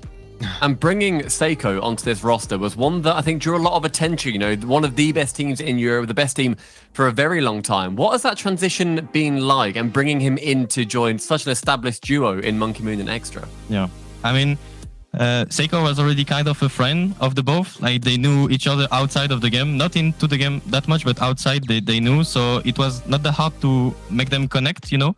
Even though the duo of Extra and Monkey is really strong, they are really open, and they want to make sure that Seiko is involved with everything. You know, when we are doing a debrief or all of this stuff, they want to implement Seiko's opinion for sure, to understand how he's seeing the game as well. And this is something that they are doing really good, and I'm really proud of them for this. Just before you go, I got one more question. So the team went full French recently with the addition of Seiko, removal of Mark. That obviously meant a new coach was required to have that French-speaking side of things. What was the process like for you, going from not being on the team to being on the team and to now? How long has that taken? The decision was made by the bosses, most likely, by the bosses of BDS. They wanted to make sure that, you know, like the X roster had this reputation of having the only weakness was mental, right? And I was a mental coach for the LFL team in BDS. And I was already helping Extra and Monkey Moon when I was with them in the gaming house, you know, with the League of Legends team. And so we knew that it was a possibility that I could work with them already. And then the transition went into, because like it was Extra and Monkey kind of asking for mental support for the next season. And yeah, the decision came a bit naturally, I would say. Hey, well, it's working out now. You guys are in the grand finals. You know, it's going to be tough teams coming at you guys, but so I hope you're ready. Thanks for joining us, and good luck in that grand finals. You're welcome. Thank you so much for the interview, and have a good cast. Thank you. You know, that is so interesting to hear a coach making those jumps, Gregan, from you know, different esports, because, you know, a lot of that mental is the same, and we're all humans. Yeah, we've seen it with a few other teams. You know, Renegades and OCE have a mental coach as opposed to a Rocket League specific coach. And I'm really excited to see how that affects BDS. And obviously, we spoke to me. You can hear how eloquent he is. I'm sure he's helping that team communicate so well. And his timeout clearly had an amazing effect on the team. But that does put Moist down into that lower finals. And we get to see out of Solary and Vitality, which of them is going to be going on and hopefully making their way to BDS in the final. Well, this is our next matchup here. Solary versus Vitality. Hopefully, another good one on our hands, Wavepunk. You said that last one might have been the peak, but I feel like we're still going to get a great matchup here. We're the top teams in Europe at this point. We're down to the top four, so like it's always going to be solid here. Solary doing work to get this far. Vitality trying to prove that this pickup of Rodosin was the correct move and show that this is a new revitalized Vitality. I mean, Greg, and I feel like you know firsthand the pride Vitality has, especially as a French org here. It must gall them to see BDS in the spot that they're in right now. Yeah, 100%. And Vitality will be wanting to do as well as they can now with this roster move. And I think this is the event where they need to set the standard, make their fans happy, prove they're making the right decisions. And the final is probably where they're expecting to take themselves. Well, it's time for the Dacia fan vote right now. Get your votes in the chat quick, because we got our match coming up. Hashtag Vitality, hashtag SLY for Solary there. Quick predictions from analysts. Go down the line real fast here while we tally those up here. We've seen a couple of the predictions from the pre-show, Stumpy, so we'll start with you. I was hoping you wouldn't. We're already seeing brackets. Sure, yeah, but I think when you look at these two teams and you look at who we said could be MVP out of this event at the end, we had two contenders from Solary, and I think that's going to be continuing. Solary are unbelievable so far. They are just horizontal France with all of their Netherlands flags, and I think they are going to run the distance through this horizontal bracket. It's Solary. I'm going for vertical France. I think Vitality's going to take this. Okay. I'm doing a toss-up between my boy Tho and my boy K-Dop, and I think Tho's only got better in the last year or so, where I think K-Dop is on the decline. So I think I'm going to have to go with my uprising boy in Tho at Solary. I mean, that's you brought real analysis into this, Greg, and that's not what we're supposed to do here. I'm going horizontal on this one. Solary for me as well. Unfortunately, Wave, you're going to have to hang up by yourself unless chat is alongside you. We'll see if chat has your back. Chat does not have your back. Come on, chat. Horizontal France. Horizontal France. I'm on an island. It's okay. Let's get into the game. I know. I feel like, again, this is going to be a good matchup, regardless of which way it's going to go. And I'm hoping that we get a nice long one. The winner of this gets to go face off against Moist Esports afterwards. But Vitality, again, with this new roster, looking to prove that, you know, this is exactly what it is. So I don't know if there's do you think Radisson then Wavepunk is the answer? I think he has been so far. He has been the X factor, is how I'll put it. Like they are winning or losing depending on Radisson's performance, is what I saw yesterday here. I do think this is the match of what team gets to lose to Moist Esports in the lower finals. I do think that it ultimately is just you get one place better. Moist looks so good as long as they're able to bounce back from that. But yeah, I do think Vitality is able to beat Solar here. Well, we have Jorby and Daz now waiting to cast this match to find out. It is elimination time now as Solary and Vitality fight to stay alive in the lower bracket as the Dacia Spring Cup crown gets closer and closer.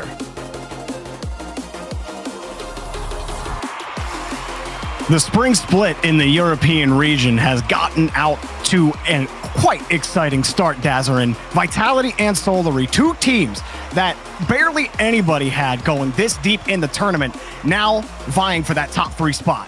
Yeah, Solary, again, one of these teams that are like I'd say was a sleeper pick for a lot of people, now coming through and saying, hey, we deserve to be, and maybe in the top spots, maybe in a major conversation. And of course, a lot of people didn't really have too high of hopes here for Vitality with Radossin, but they're looking really solid right now, and both teams have made their way to this stage, trying to see just how far their rosters can go.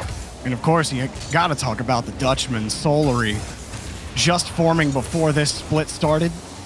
And I mean, you really couldn't ask for a better performance. Even if they end up falling here, everyone's going to be talking about this team in the region and looking at them and what are they going to do next.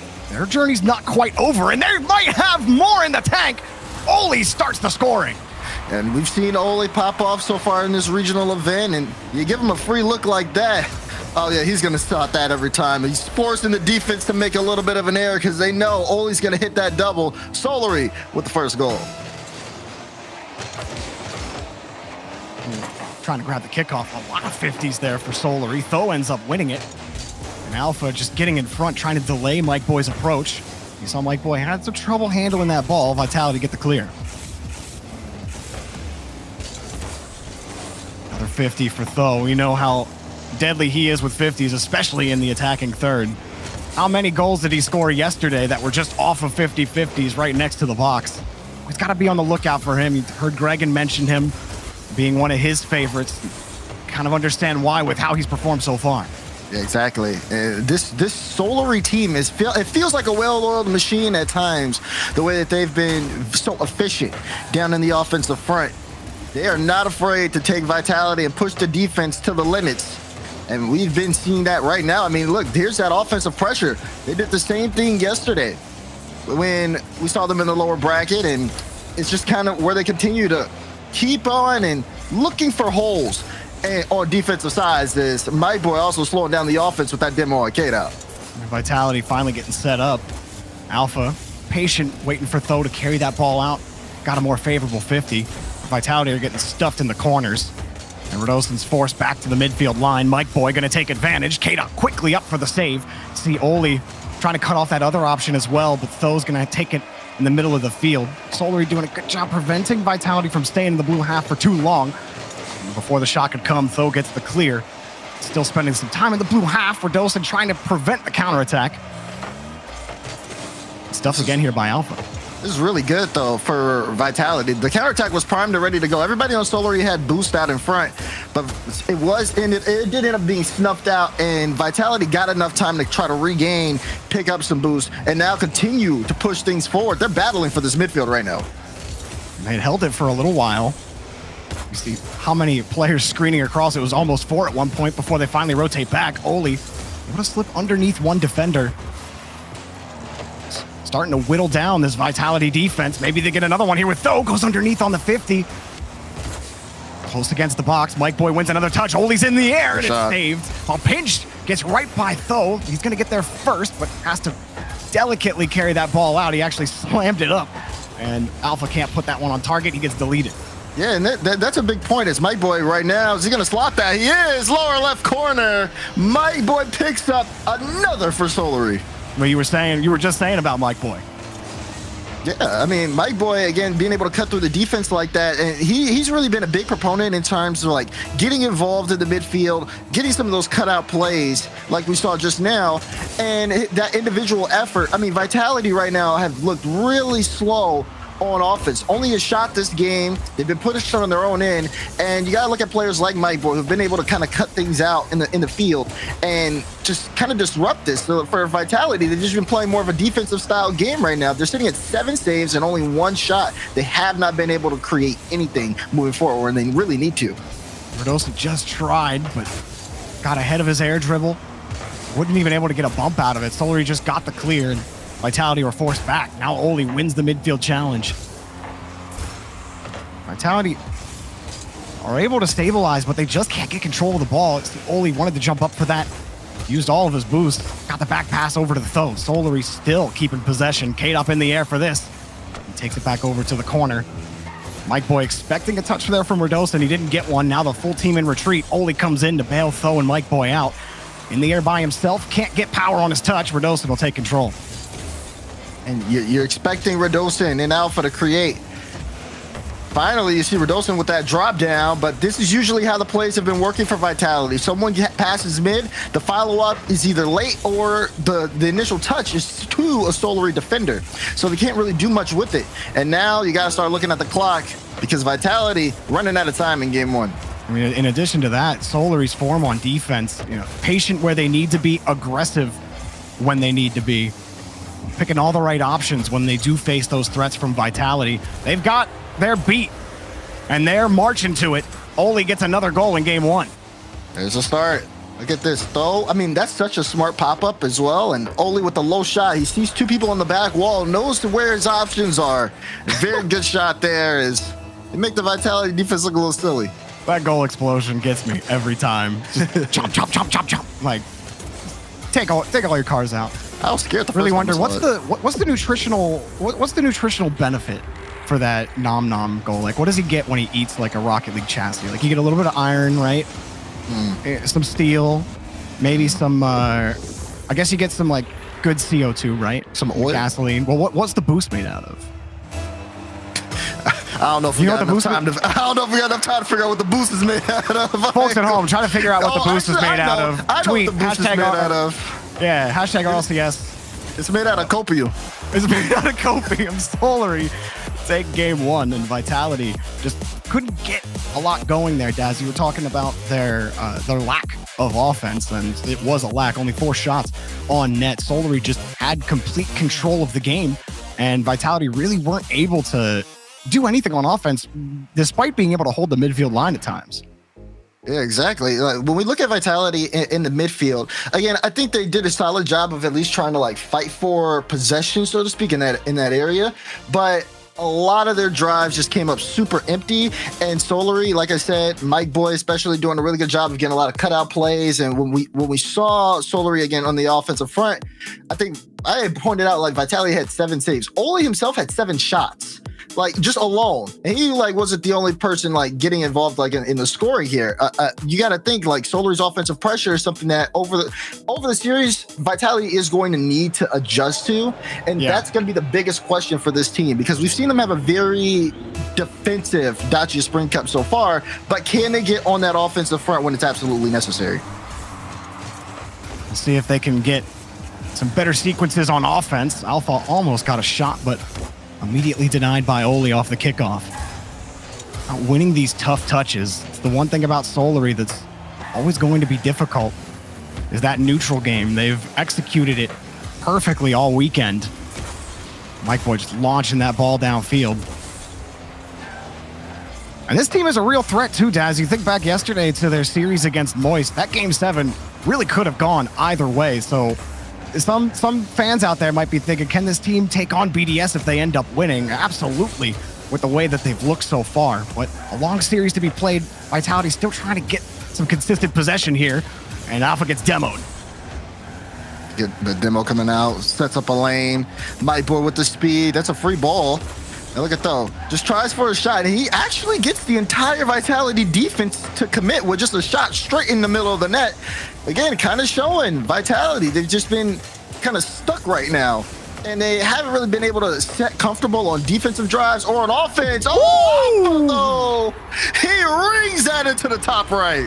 That was a nice shot from Alpha. Set up nicely here for K-Dop. It's easy when you can just lob it to him, and no boost either on that shot. Well placed. I wish I could know the actual power going into the net, because we only got the read off the crossbar. But a nice shot nonetheless, and all that offensive talk. I mean, out of 19 games played in this tournament, Vitality have only outshot their opponents in 6 of those games. So this isn't the only series that they've felt those offensive struggles. Exactly. Yeah, I think they're kind of used to this at this point. But if they're able to get out and break into these counterattack strides like what we're used to seeing from them this event, then I think that could speak for a lot of how, one, they've gotten so far, and two, just kind of what their new sort of style of play is. Just letting teams get that pressure, because when they get those breakout plays, it lets players like Alpha and Radostin really shine. And maybe even K-Dop, where you see K-Dop kind of line up and get some of those clutch goals. Ooh, K-Dop having to contend with traffic. Oli almost barreling into him. And having to fight for possession in this corner. They just can't get away from Tho.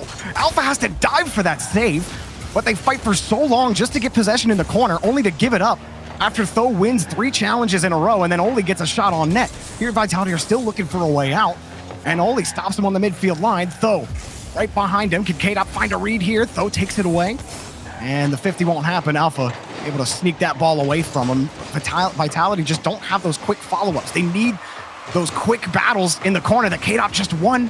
And again, Oli just a little bit faster. Yeah, it's been a little quiet though for Solary so far. Like, even though they've been able to get the ball out in front and get some simple shots on, Vitality seem to kind of be dictating the pace. It's a close save there from Tho. He has a backflip in front of his net.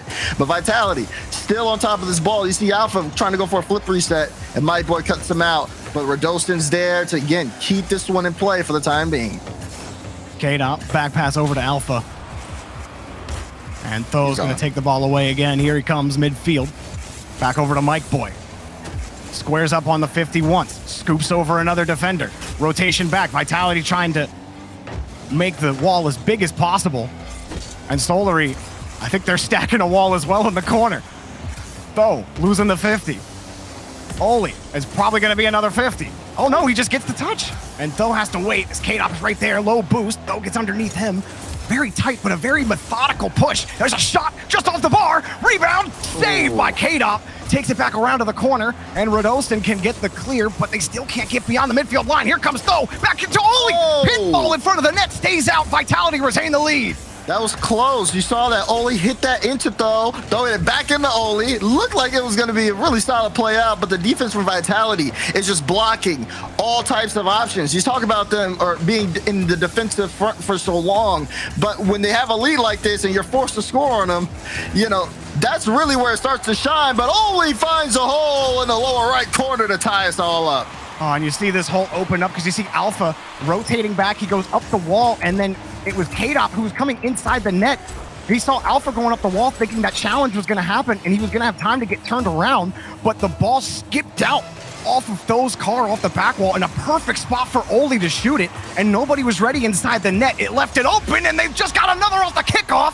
Solar, you're stealing the game from Vitality. There it is. This is really solid. Alpha doesn't get a piece of the ball, so all Oli has to do is remove K-Dop from the situation. Great 50-50s lead to open nets, and it's a 1-goal lead in the final minute. And all of a sudden, those chances that you thought about a little earlier for Vitality when they were able to set up shop in the blue half, where are those quality opportunities? And they have 6 shots on net. There's their 7th. Alpha's just trying to protect the back end as Mike Boy pushes forward. Flick denied. And Tho gets in front of another 50. Prevents the clear from Alpha. You see Radostin and K-Dop are both forward. They have to come back quickly, and K-Dop does so in time. He's got 30 seconds underneath. Didn't get a good handle on the ball. Only gets another clear. Oh, and a shot, too. Rings it. Looking for, again, that power into the top right. But defense from Vitality's there.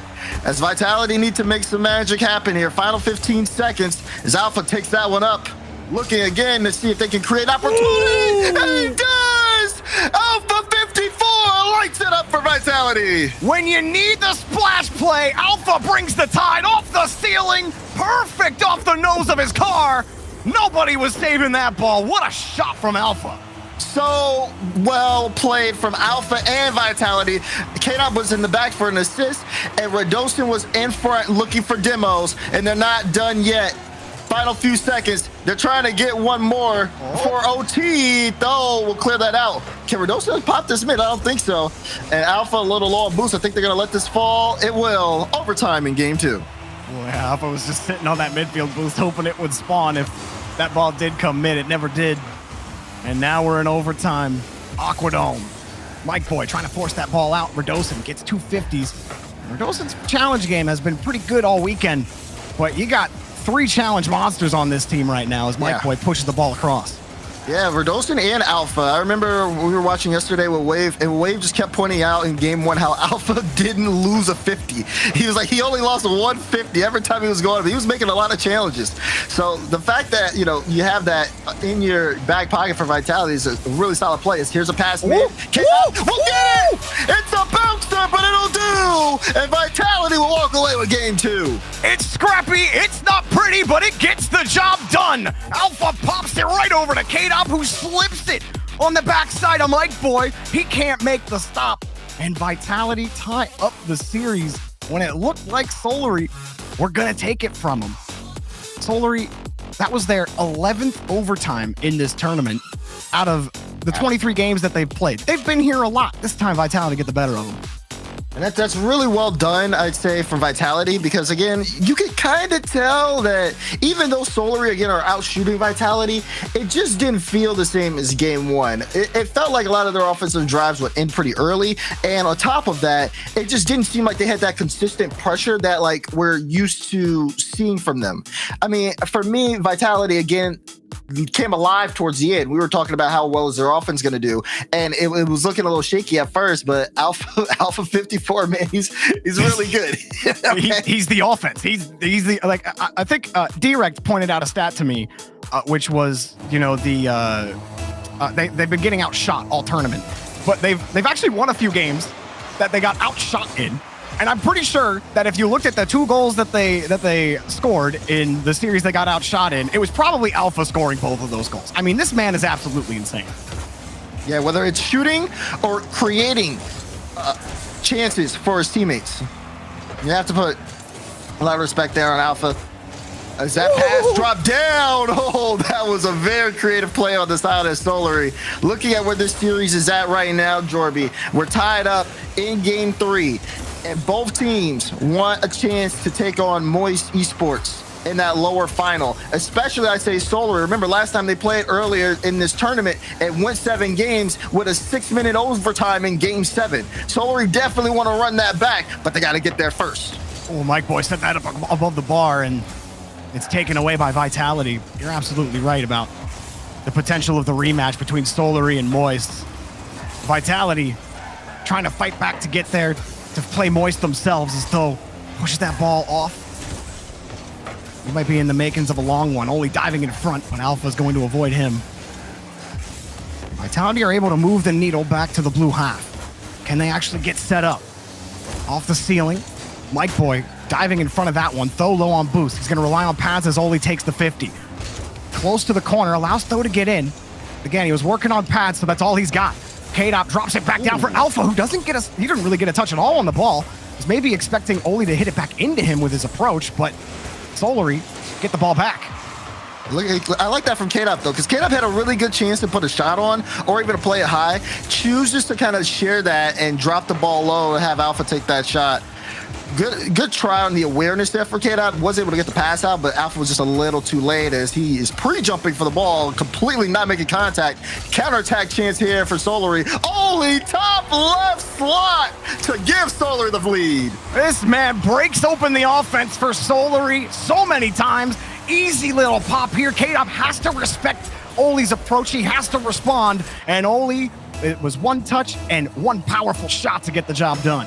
And you can see how that play even developed. As soon as Alpha pre-jumps and doesn't hit the ball, removes himself from the play, Solary say, okay, let's go. We're moving upfield. And K-Dot pre-jumped the save. And even with the pre-jump, Oli's like, I'm still shooting this top left corner. I don't care. You need to either hit the ball or not, because that's going in your net.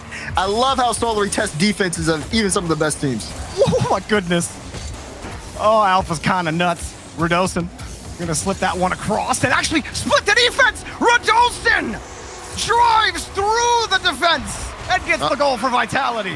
Oh, he's cutting them up. This quick turn into the shot. Oli was trying to respect him, trying to get around, but just not enough time there. And it's a really quick response from Team Vitality. The 50 here off the kickoff. Hard hit from Alpha. Oli has to get up. Recovers and makes the challenge. Radosin backflips, and Mike Boy's going to get to it. Looked like Radosin might have been in the advanced position there, but that backflip took him out of the play. Yeah, backflip did kind of slow things down. Alpha had a good 50 down in front, but now they start to work the other way. I'm loving what I'm seeing, though, from Vitality here. Again, they've gotten out of their own end. As Radosin trying to wrap around it, but just off the post, Mike Boy's there in time. They get more pressure as Vitality still try to come out on top of this game, but the way it's looking, Solary seem to be in trouble. I just feel like there's so much freedom given this Team Vitality squad where if they have the ball in air, if Alpha does start to connect with some of these plays he's trying to make, it could just only spell doom for the Solary defense. He's downfield right now. Does get in the way of Tho. K-Dop coming in quick. Radosin's third man. He's only got 23, but he's staying right in the rotation. And Oli tried to grab that pass. Radosin ends up winning it. And Alpha able to push through the midfield line. Radosin has the shot, but he can't put enough power behind it. Alpha trying to prevent the transition, and he gets deleted for his efforts. Radosin, or K-Dop, excuse me, putting that ball right back to midfield, and Solary get out. Oh, there's Tho looking for the low touch. He wanted to get an awkward ball for his teammates to follow it up for him, but Alpha with a good save and Vitality. Great in terms of just clearing things out as quickly as possible without too much danger. Nothing here really developing for Solary. Radosin gets the safe clear, forces Oli up to the back wall, gets a demo as well, 2 demos in a response to the one from Radosin. K-Dop forced the 50 out. Radosin couldn't put it on target. He had to react quickly. He didn't have any boost either. He made the most of it happen. Radosin grabbing it from the third, and Oli steals it away from him. Vitality getting a lot of these challenges in the midfield. They've held on to the ball, but they need that game-leading goal. Mike Boy diving back to keep the ball out, though also preventing Alpha from keeping the play alive, and Vitality got to try again from their own corner.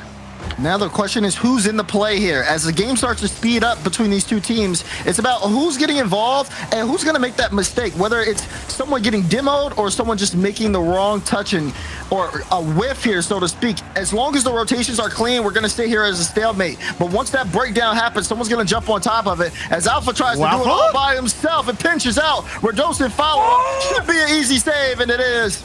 Clock ticking down in game 3, and that clears. It gonna hit the ground? No, not yet. And well off the pinch. And we got an OT again. Solary's 12th overtime. Now out of 24 games. And how's it gotta feel when half of your games go to OT? One word: stressful. Oh, Tho's completely missed the ball. Alpha sets it up. K-Dop was waiting, but he didn't have the best angle just to jump. He knew Tho was in the area. K-Dop's there! Goal! Vitality take the lead in the set. Look at K-Dop. Has the read off this play. Vitality. You see Alpha pop that off the ceiling straight to K-Dop. He just has to make contact, hit it down on the ground. Solary defense panics, but Team Vitality is locked in as they take the lead in the series. Really flipped from what we saw in Solary in the last game. And Solary are going to take a tactical timeout here as Vitality have taken a 1-game lead in the series to try to stop this momentum that's now 2 straight games for Vitality. That midfield game that was so strong, Daz, for Solary in the first game and even the second half of game 2, they just haven't been able to find that same form. You see only 5 shots on net from Solary, and they got outboxed completely with the 11 from Vitality. Yeah, so now again, timeout after game 3 loss. Again, Vitality are only up 1 game here in the series. So JG must have noticed something here to call out for this one. What about you? What are you thinking for Solary? Like, what's the main thing like preventing them from like holding this midfield line? There's just, I mean, Alpha's been a big factor here, but what's the adjustment?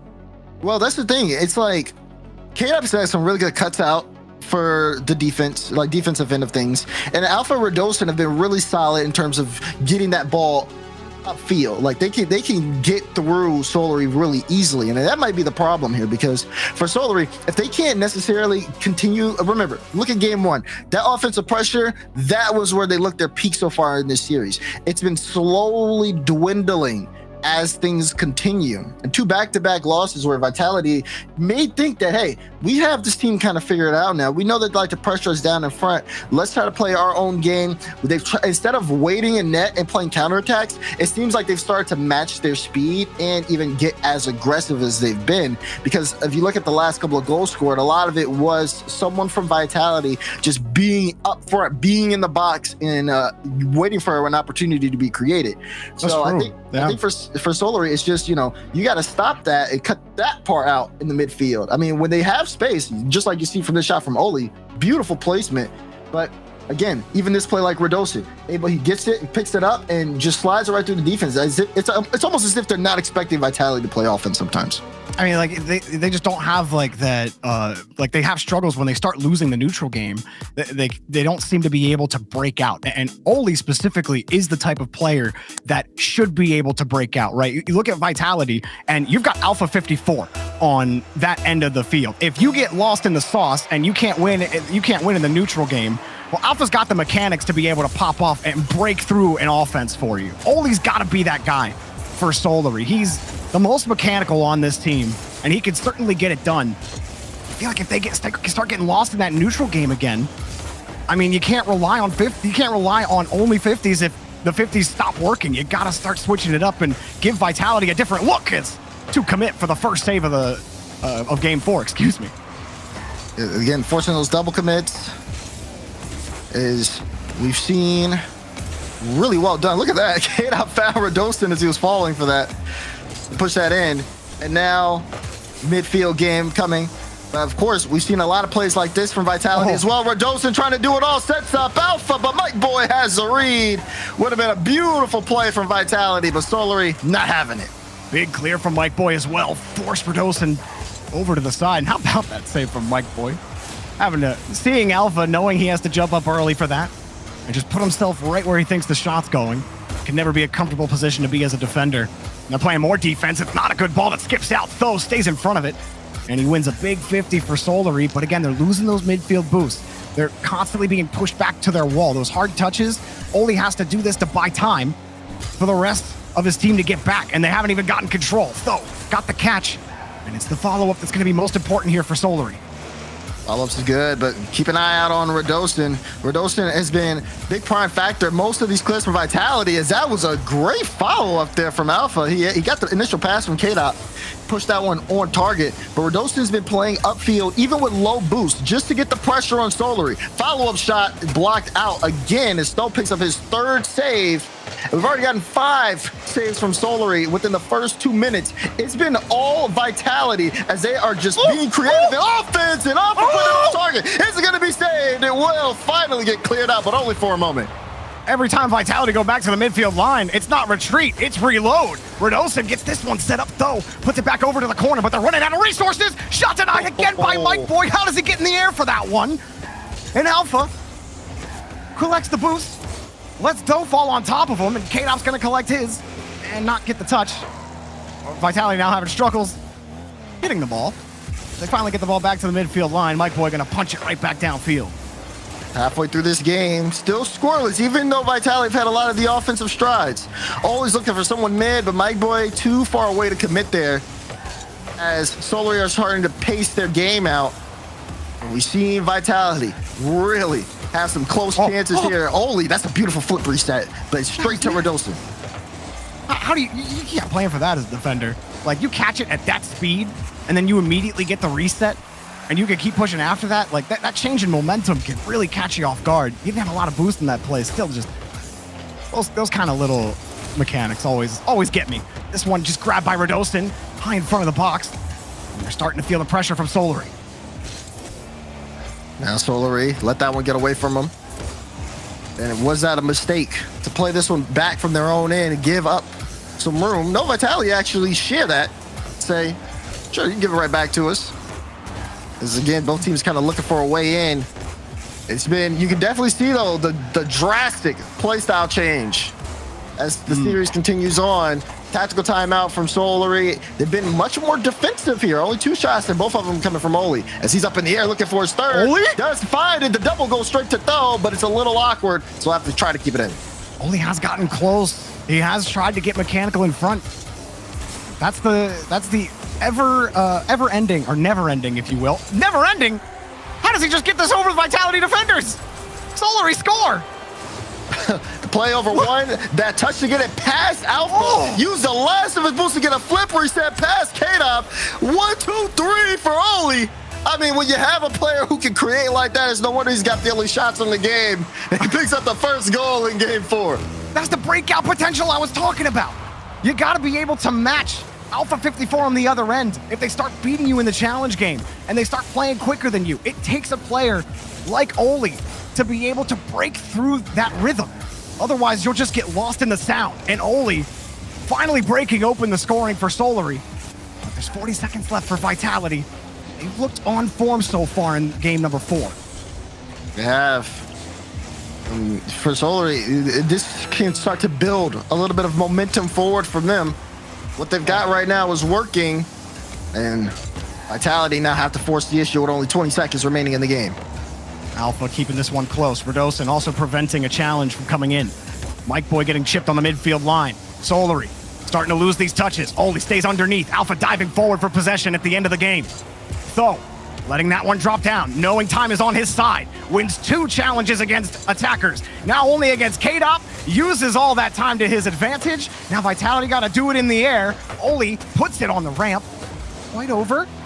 Radosin's downfield, but they combine, and Solary tied the series. Well played from Solary this game. They led Vitality in their front half, tried to pick apart, okay, where do they look more weakest at? And with Oli here, and that's a standout performance. Being the only person not only to score on your team, but in the game, with a beautiful solo play that gets past all 3 defenders.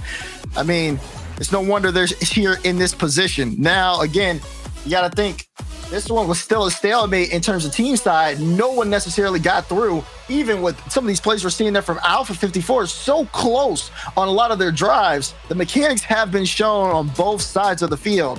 It's just that Solary's was just a little bit more efficient. I mean, Mike Boy jumped up for 2 saves in high pressure situations where you saw Solary, they were in the middle of rotations on defense. At one point, all 3 players were in the box. One was turned around. Mike Boy's the only guy in the air. Nobody's going to be able to follow anything up. That just has to be a save and a clear into space away from Vitality's rotation. But they made it happen.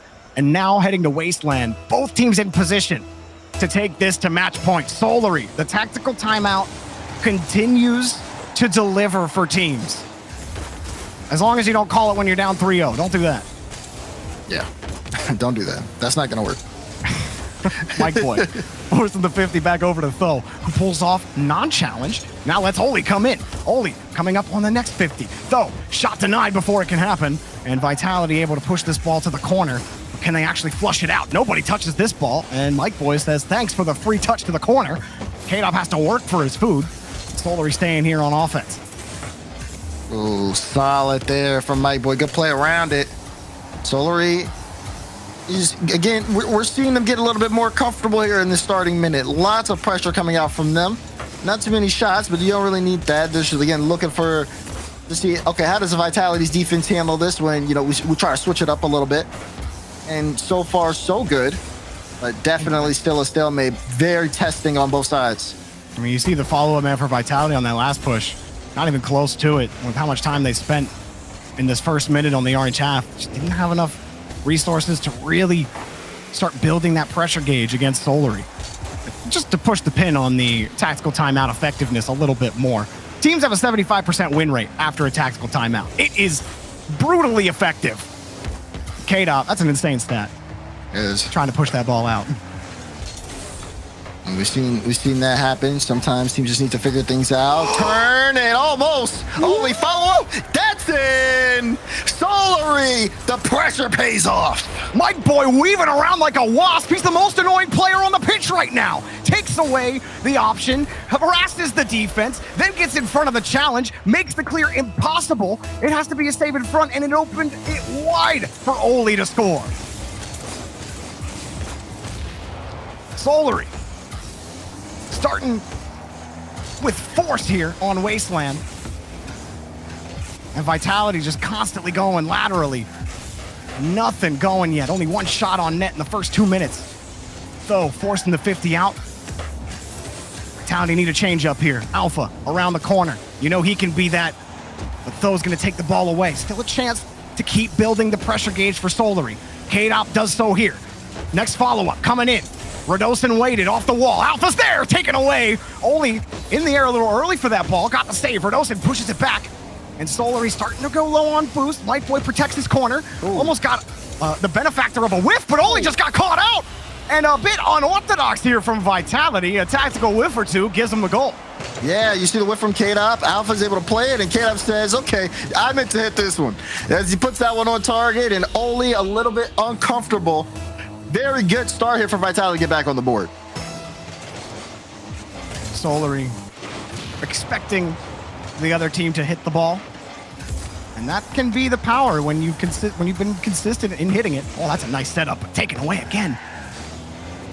These are decent shots too from Solary. Oli tried to slip underneath on the 50, and a good pull off by Mike Boy. Again, a challenge game. Really working well for Mike Boy in the series. Yeah, he's been super efficient, except that one. He technically even wins that one there. It was a little awkward, but he got it towards though.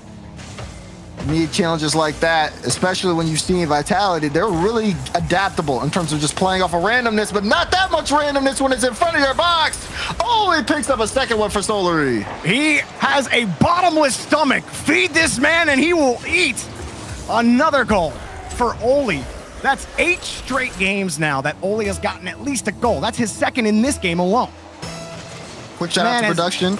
That camera shot was awesome. Absolutely.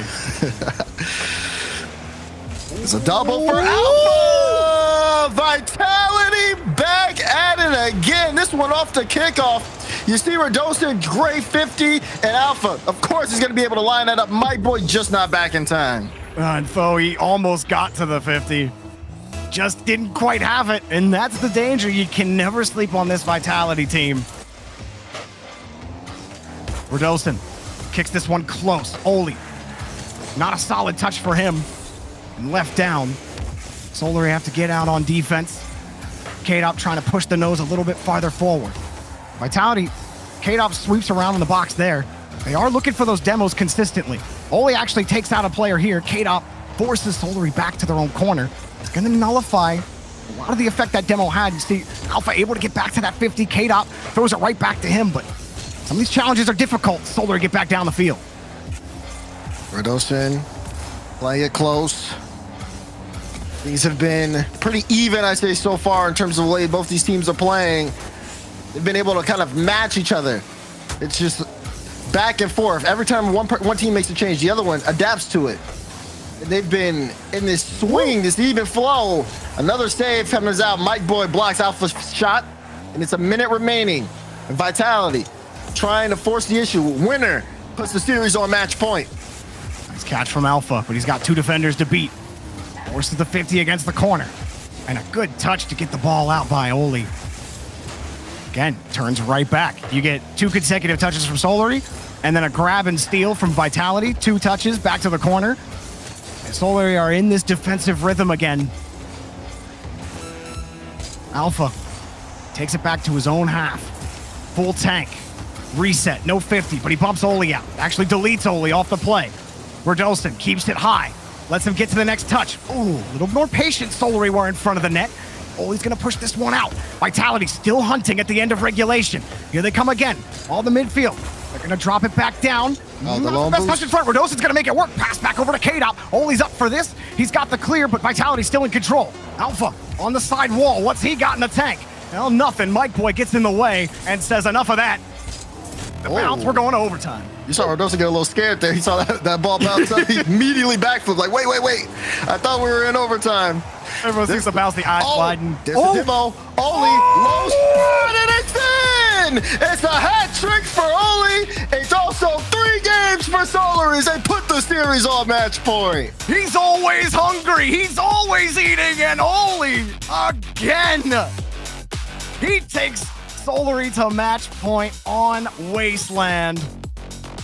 What a series so far. Vitality had chances. They had control. They had everything that you would want out of an offensive push from them. But then when it came to the quality shots on net, at the end of that game, they never came. Alpha had 5 shots. K-Dop had 2. That was it. And how many of those were really quality against Solary in that final minute, Daz? Like that was really, I felt like their best chance when they had that control. Yeah, I mean, you talk about all these things Vitality have. I'll tell you what they don't have. Oli.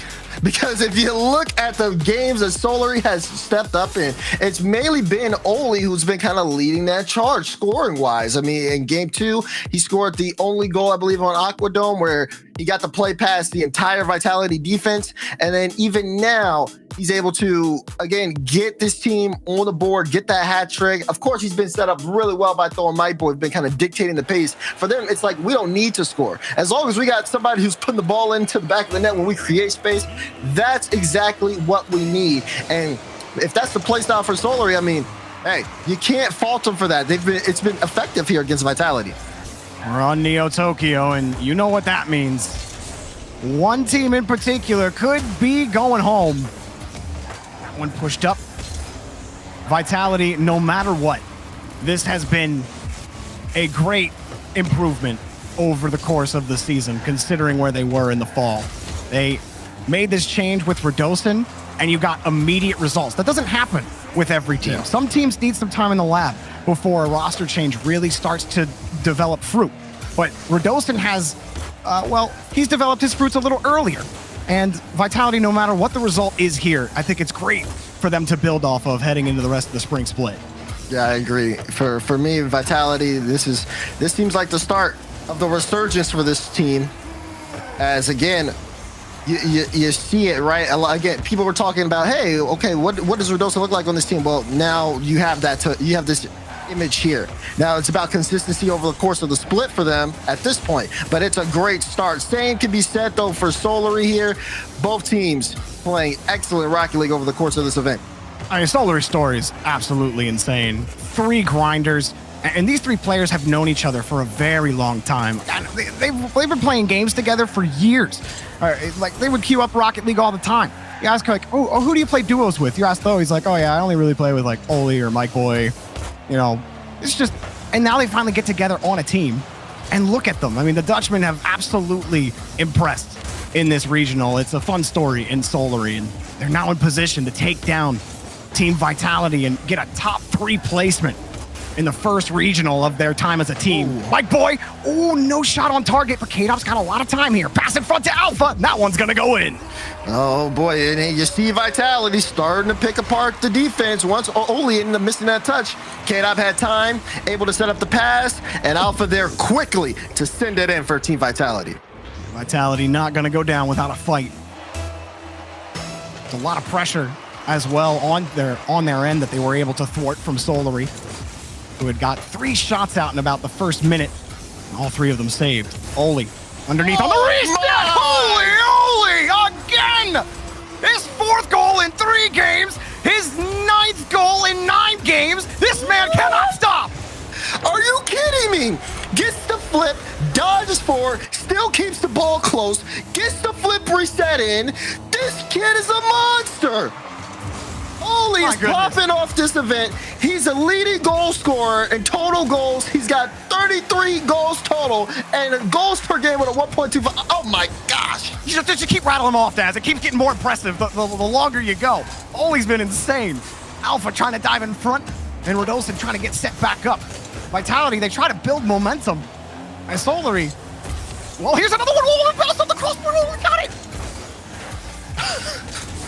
There was like none of the ball left. I'm not gonna lie, I did not know what you said.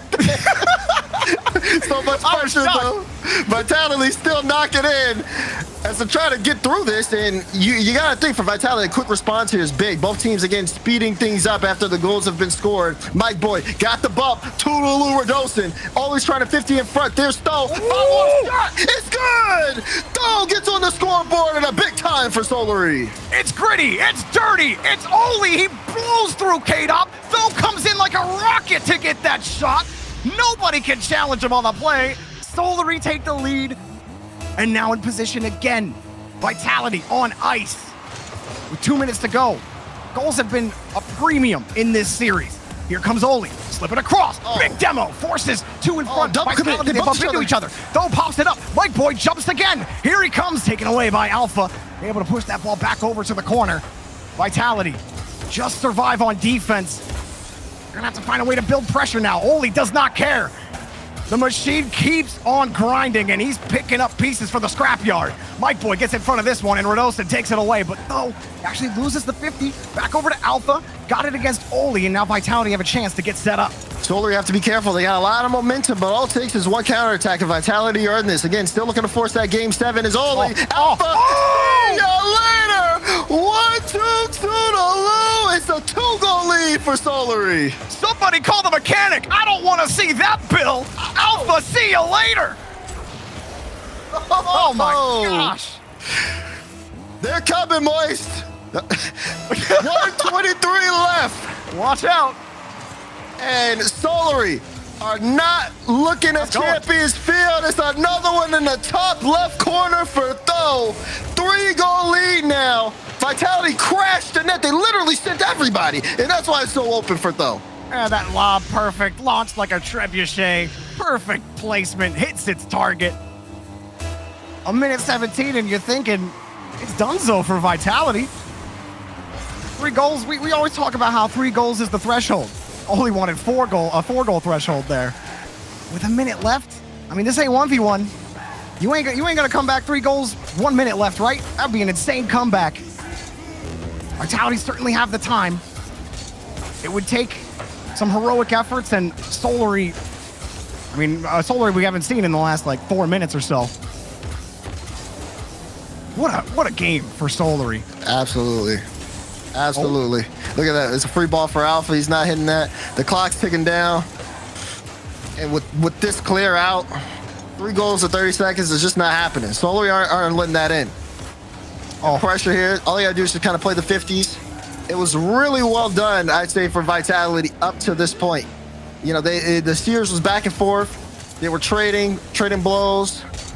And Solary, I mean, once they kind of figured things out, again, you talk about the tactical timeout. Once that kind of came in, they definitely, it felt like they turned things around, so to speak. And now they are running with all cylinders green, okay? Final few seconds, clock's ticking down, and Solary are going to move on to the lower bracket finals. They eliminate Team Vitality in the semis. I feel like this kind of thing only happens in Europe. Like, a team like Solary, they just formed. None of these 3 players have gotten a top 3 placement at all this season or last season. They weren't there. They weren't even on the same team, just at the same split. And now they're taking down all the best teams. They took Moist to 7. We're gonna see Moist versus Solary again, and that's probably gonna be even better than the one in the upper bracket that we saw. I mean, it's insane to me that only Tho and Mike Boy could just form a team and be good. Like, come on, Europe. Like, that's insane. You guys are driving me nuts. I love it. Please never stop. You know, big ups again to Solary for that win. You can tell, like, this is a big deal for them to end up getting it into a top 3 with this tournament. Fantastic work from them. Same should be said for something should be noted though for Team Vitality as well. You saw the cameras towards the end of that. Even K-Dop's been playing the game for so long. Even then, for them, a top 4 finish, not bad for Vitality at all. But they're still frustrated about it, and that kind of goes to show you again the level of work that's been put in for all of these teams playing in this event. Just how much effort they put through it just to get these rosters and get back to the top spots. K-Dop still wants that. You can see Radosin wants it as well. So Vitality, of course, they still got things to work on, but I wouldn't hold the heads down for too long. And of course, congrats to Solary. They keep moving on. I just got word in my ear. I'm an idiot, Daz. I forgot Guild won a regional forever ago. So Tho did win a regional, but only a Mike Boy haven't. So yeah, it's still insane for Solary regardless. And now you're going to see him play again. Moist lost to BDS and they're on their last life. And Solary are looking hot. Can they cool the Jets? Find out after the break.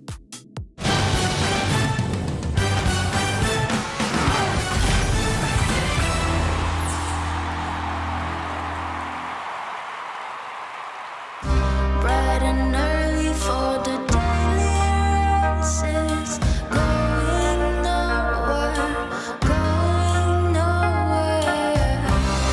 I find it kind of funny, find it kind of sad when people run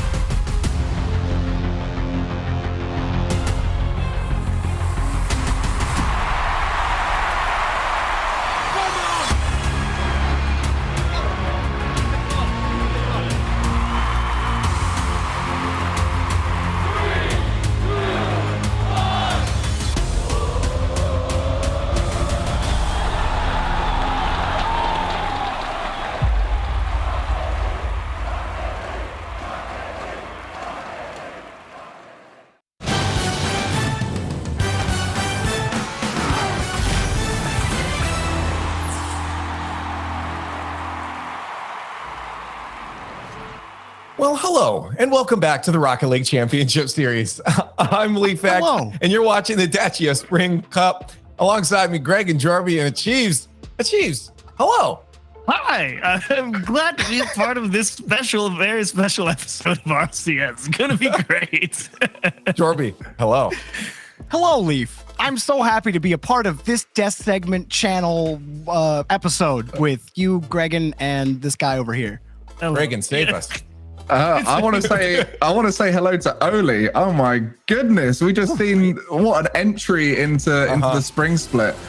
We've seen some of the best Rocket League in this event so far of Europe, and a lot of people are talking about Moist versus BDS, but I really want to talk about Solary. They've come out of what feels like nowhere, but this has been brewing a long time. These three Dutch players played together in the Intel World Open and they looked amazing there, but they've been maturing over the last 2-3 years, close friends that whole time, just on different teams, sometimes together in pairs, but now they are together. They work so well as a unit. They clearly want to play together as a unit.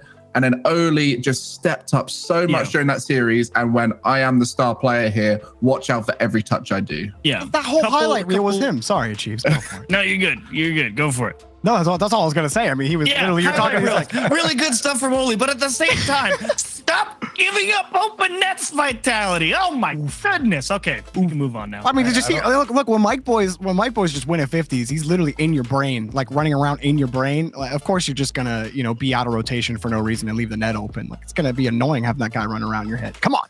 I don't think I saw Oli miss a single 50-50 in that. Like, he just won every single 50-50. I believe it. This team has the strongest neutral game of any Rocket League team in the world. If you want to understand how to play the neutral game, watch the way they do 50-50s, they save their boost, they rotate out, and they support each other so well. And that's where it's scary to play against, because they bring out holes in any team that has inefficiencies at any moment. If you're low on boost, if you make a mistouch, if you try and go for a ball that you probably shouldn't have gone for because they might block it, they highlight it and open up those gaps, score the goals. And that's where those bumps really highlighted in there. Yeah. That was the breakdown of Vitality's rotation. And it's stuff that you don't even realize unless you play against a team as good as Solary in the neutral game.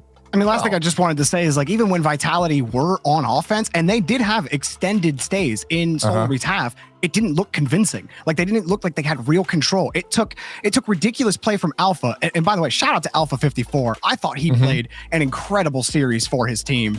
But like, even when Vitality were on offense, it wasn't convincing. Yeah. Well, you may be asking now, where does this put us? Well, let's look at the bracket, because that'll tell us exactly where that puts us.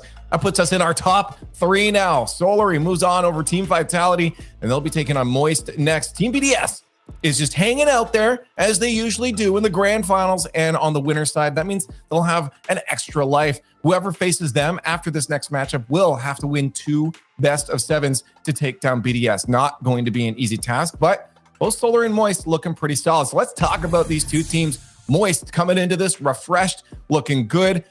They've got great support behind them, but Solary also achieves a strong contender here. Yeah, kind of an interesting sticking point.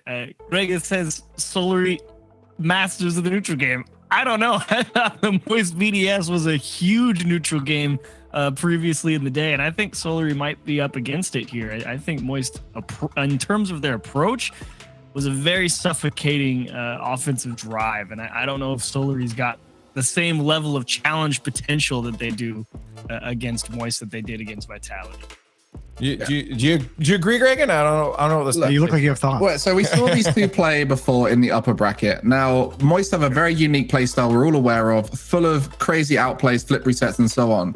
I don't think we got to see them do that against Solary, because the way Solary plays, they say that doesn't work here because that's overcommitting. And that's where Moist, okay, they're incredible players and they were able to adapt to that, but Moist have to play the right way against Solary, because otherwise they will get punished for it. Especially players like Joyo, who pre-jump a lot. If he pre-jumps, that could be enough that Solary's neutral game could punish you. So yes, the neutral game is great between BDS and Moist. In terms of the like really simple fundamentals of efficiency, challenges, and just getting to the ball over and over again, that's what Solary do well. Okay, I'm gonna let you guys keep going to this, but I'm already watching chat spam the hashtag. So let's get the Dacia fan vote up right now, because we weren't counting those guys. So go again. Keep spamming hashtag MSC or hashtag SLY. Now they'll be counted from here on out. While they're doing that, let's keep that conversation going then. and then we'll get our predictions out here because Jorby, for these two teams, you feel like that matchup, like this could be Solary's I think finally made their maker. I think one thing that helps Moist here is if this was Moist's first time playing Solary in the tournament, I think that would be much scarier position for them to be in. But they already know the beast that they're about to enter the dungeon with, and it's going to be difficult. I think, regardless, it could still go 7, but I think that actually helps Moist. They know what to expect. Well, then they're not going to be sleeping on them. I want you to put a prediction out there. Let's get it. Let's get it on the board. I'm going Moist. I think Moist got this. They lost to Solary the first, or they didn't lose to Solary. It was close. I still think Moist take this. I think this team is absolutely incredible. Vatira is literally one of the best players in the world, and it's a completely different matchup. Chiefs, sounds like you're on the same board. I have to take Moist. It was a close game, but I got to pick them again. They've already got the pedigree, and second look, I think they don't change too much. I'm going Moist too, so I'm going to let Greg be different here if he wants to be, or are we going across the board? We can't all pick Moist. It was close last time, but last time Oli wasn't playing like the best player in the world. It's Olary today. Solary coming out. Olary is on the board. You watch out for those guys. I think, to be fair, Moist is the expected result here, but I've got to believe in Solary right now. And the fans believe in them as well. It's time to head over to the Skybox. Shogun and Johnny are waiting for the next match. Elimination continues in the lower bracket as we inch closer to a winner. Now the newly minted Moist stands its ground against the surging Solary. Let's find out who goes to Grands.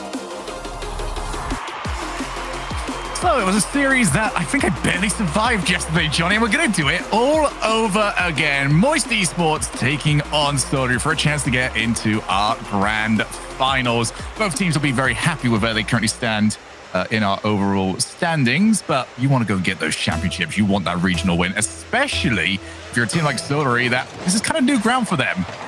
Yeah, new ground, but these guys have got high expectations and they want to dream big. This is it's an extremely long shot to make Worlds Wildcard for them, so they're just taking it one series at a time. But they're extremely confident individuals. You know, these are newer players to this level this season, but they saw how close they were to beating Moist yesterday, and that was without Oli popping off to the level that he's at today. So will they be able to go one better? Maybe. You've also got to remember that it was kind of the Vatira show yesterday. Joyo and Rise showing up in a much bigger way against BDS than they did in the previous day. So I think if yesterday was good, this could be great. We'll certainly get a chance to find out. As always, best of 7. Both teams will have access to 1 timeout each. Similar used to very good effects so far today as Rise being bullied by Oli. It's not going to go in just yet. Mike Boy off the crossbar with hit crossbar. Somehow we're not in, and now Rise going to try and escape to the other side of the field. Not finding a shot on target. But if you wanted a very quick summary of how yesterday was, that was roughly about it. Again, there should have really been a goal for Solary. They've thrown away a brilliant opportunity early on, and now they're in a 2v1. Rise looking for Oli on the other side of the field. Doesn't make contact, but doesn't have to. Joyo slows down his approach, makes it really awkward for him, and he does get the ball past him. Yeah, look at how Joyo just stops, doesn't go for the all-out pace, make sure that Oli has to respect the potential bump. That is going to give them the 1-0, and this was the difference maker. I mean, for as good as that series was, it should have been over yesterday. It should have been Solary that were in the upper bracket against BDS because they had sitters, and Foe ended up hitting the post. They had other chances that they couldn't turn in. It was not an overtime that was looking great for Moist, but this is looking better than anything they could have hoped for. I'm not going to lie, I've been waiting for a moment to question this card choice from Vatira, but he's absolutely nailed that double tap pass and slot in the top corner shot from Rise. The sniper's back at it again. You know, as soon as he changed out of the Fennec yesterday, we were immediately saying, I don't like this. He needs to get back to the Fennec. It's not looking good in any other car, but he's found another one, Shogun. He's got another option that seems to be working well for him. And he went to the Octane yesterday, where you considered it was to do with Flow. My, what on earth? Moist Esports are putting the hurt.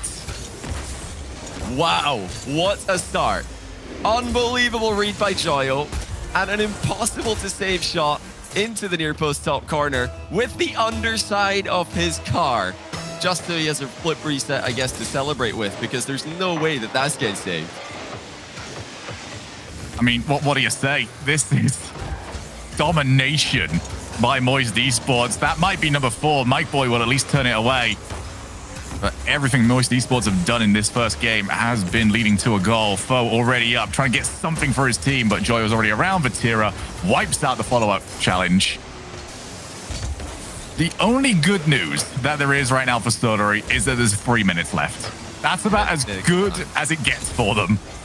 Yeah, their way of playing is very efficient if they can get the ball up front. They create a lot of chances. They don't take, scenic approaches to the net. They just, go straight at it. As you're going to see very direct offense, whether it's centering the ball or shooting. That's what Soleri tend to do. They just go straight through their opponents with 50-50s. None of this going all the way up to the ceiling, back down to the floor, off walls, taking ages to set up shots in elaborate ways.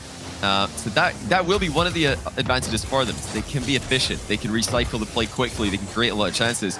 But they've got a much bigger problem right now, and that is that Moist have shown up, as we're saying, all three players in a much bigger way than they were yesterday. There were mistakes in this matchup yesterday on the side of Moist, and Soleri haven't really had many to capitalize on so far, and they've got a lot more to think about when it comes to defending, as Joyo puts in a fourth goal for Moist Esports. Bo just turned around, and it was never going to be there, only too far forward.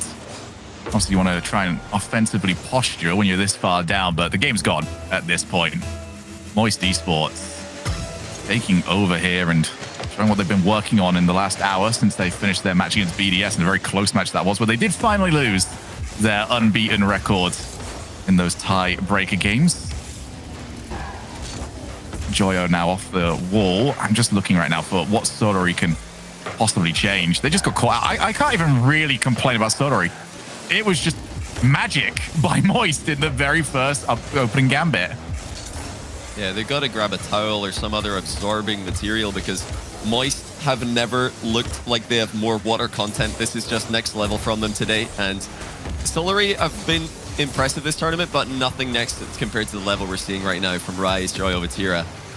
This would be a big step up for Soleri to take down Moist, who are playing this well. You've got to think that surely there will be some easier games for Soleri in this series than this one has been. Game one has been obliteration, and I don't think anyone in the world would have been able to stop these shots that Moist are putting on this net.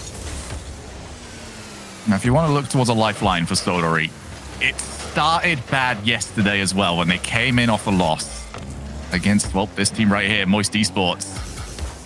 And they figured it out. They put the results back together. They refound their form. So it's not a team that will necessarily follow one pace. There is a rule 1 on the goal line.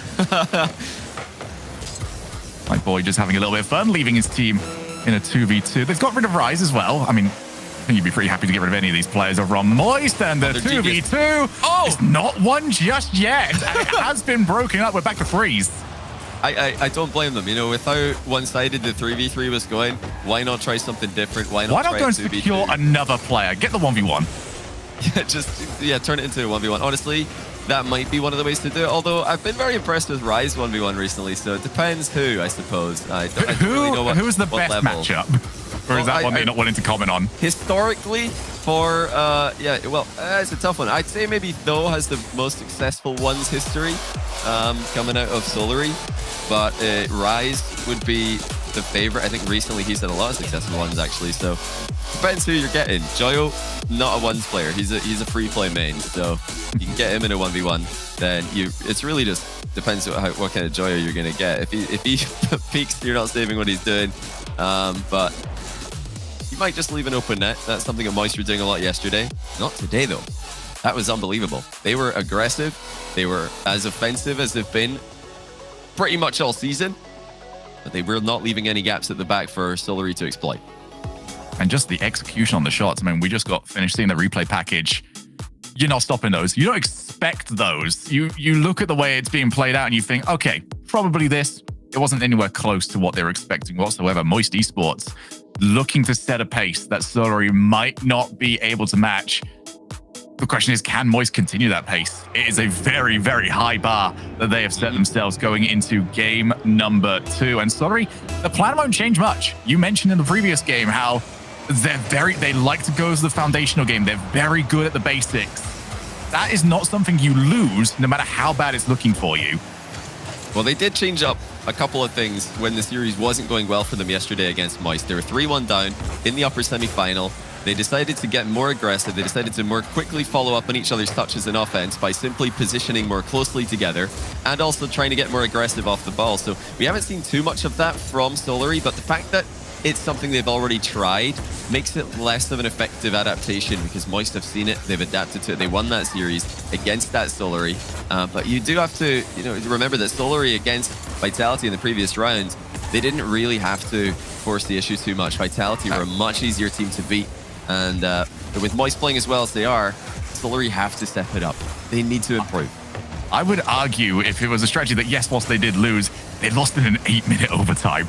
You're about true. close to a coin flip. I'd be right back over there as soon as I possibly could. And none of that has mattered right now because Moist have been a whole different gear. Infield pass. Mike Boy just gets it right back up to Oli. Are they going to get the set? It's the infield. Just too many steps to this play. And it wasn't able to be finished off with a goal. Off the backboard one more time. Just trying to get those boost steals. Vatira dancing over everybody. That's how easy the transition can be at times, but they can't afford to let Foe go ahead with the dunk. Slightly missed hit pass there from Joyo. Rise moves back to receive it though. And now we're getting a bit more of that offense from Moist. And it's immediately followed up with a goal. Slightly awkward positioning on the goal line there from Solary. A great power on the shot from Joyo. Absolutely clapped it into the top shelf. And again, not a savable shot from these positions. No, definitely not. I think even if Foe didn't have this slight moment of hesitancy, he's not going to get there. It would have been only just. But just too much power, too much sauce on it. Comes back into the middle. Mike Boy understands the danger of Rise. Waiting in the background. Now another shot. Two players jump up. Need good recoveries because the Sharks are starting to swim in. Rise, infield pass. Nobody around to try and collect. Foe downfield. Mike Boy actually can try for the redirect. He's got it on target. Vatira keeps it out, but it's only momentary. Great stuff by Mike Boy running downfield. Thought knocks it forward to him. A lot of work to be done there. Mike Boy actually saving his dodge to get a bit of extra kick on that up into the crossbar. And the follow-up just came through quickly for Solary. That's what we were talking about earlier. They have to quickly follow up on each other's touches in the final third because they're not making these big solo plays themselves.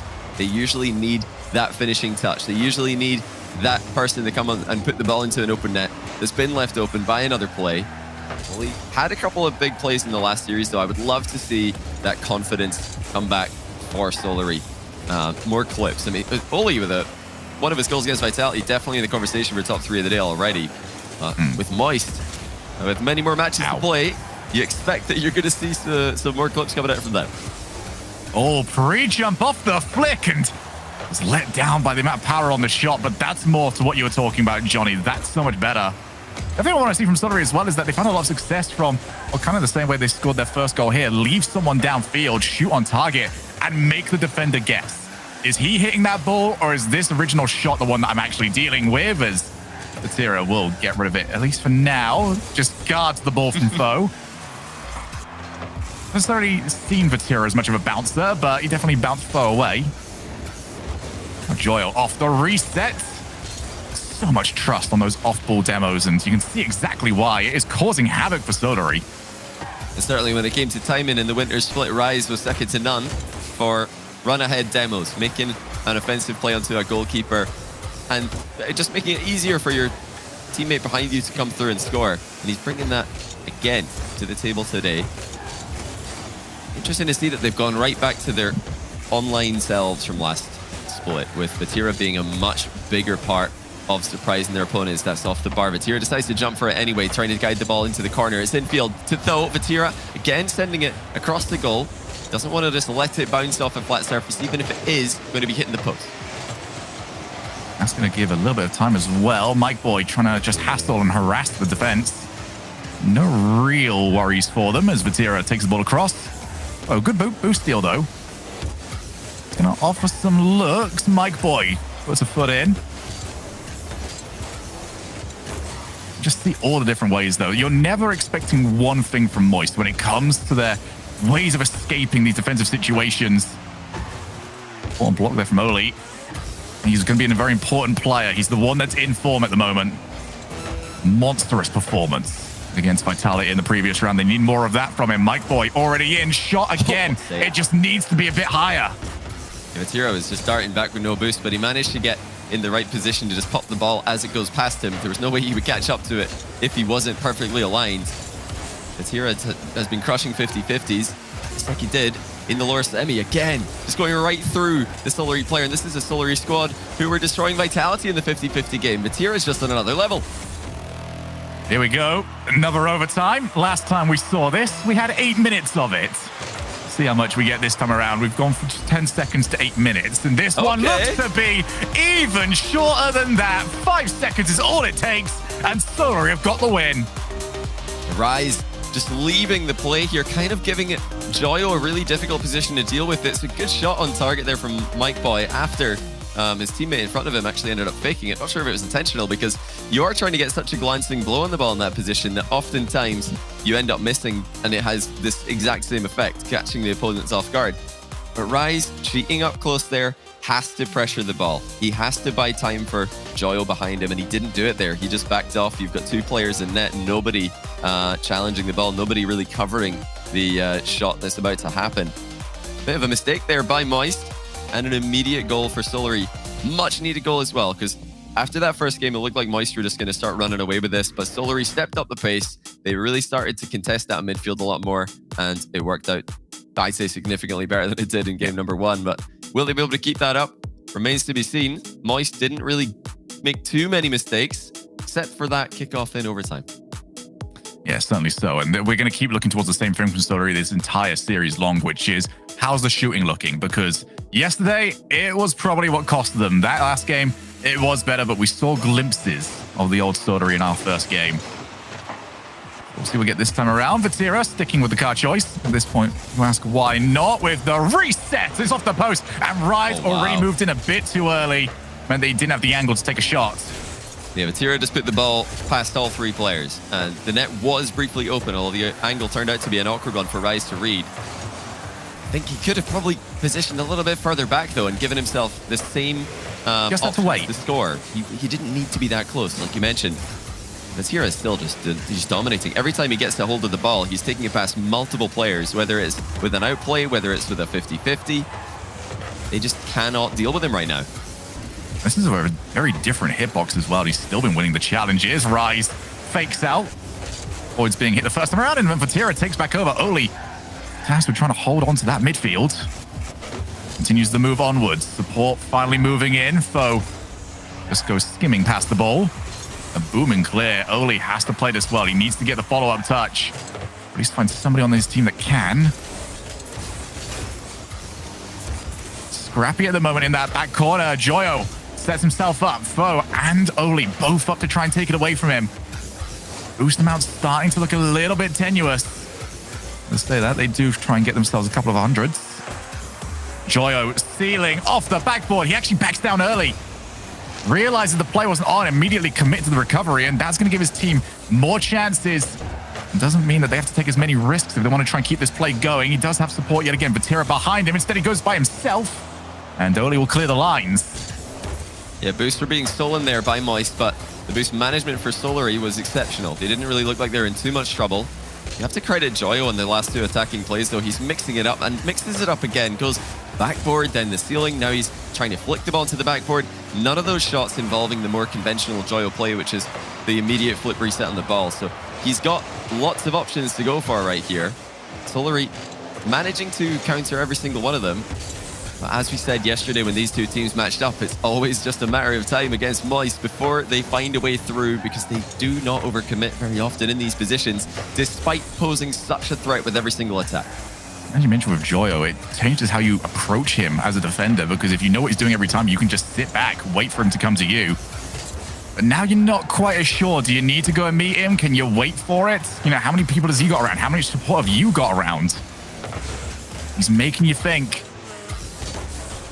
Solary have stabilized incredibly well after that first game.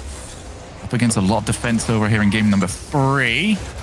Rise in field. That's a big lunge in from Joyo. He had to at least win the challenge instead. He's got the set. And Oli Oh, we had a few of those yesterday as well. Just narrowly avoids an own goal.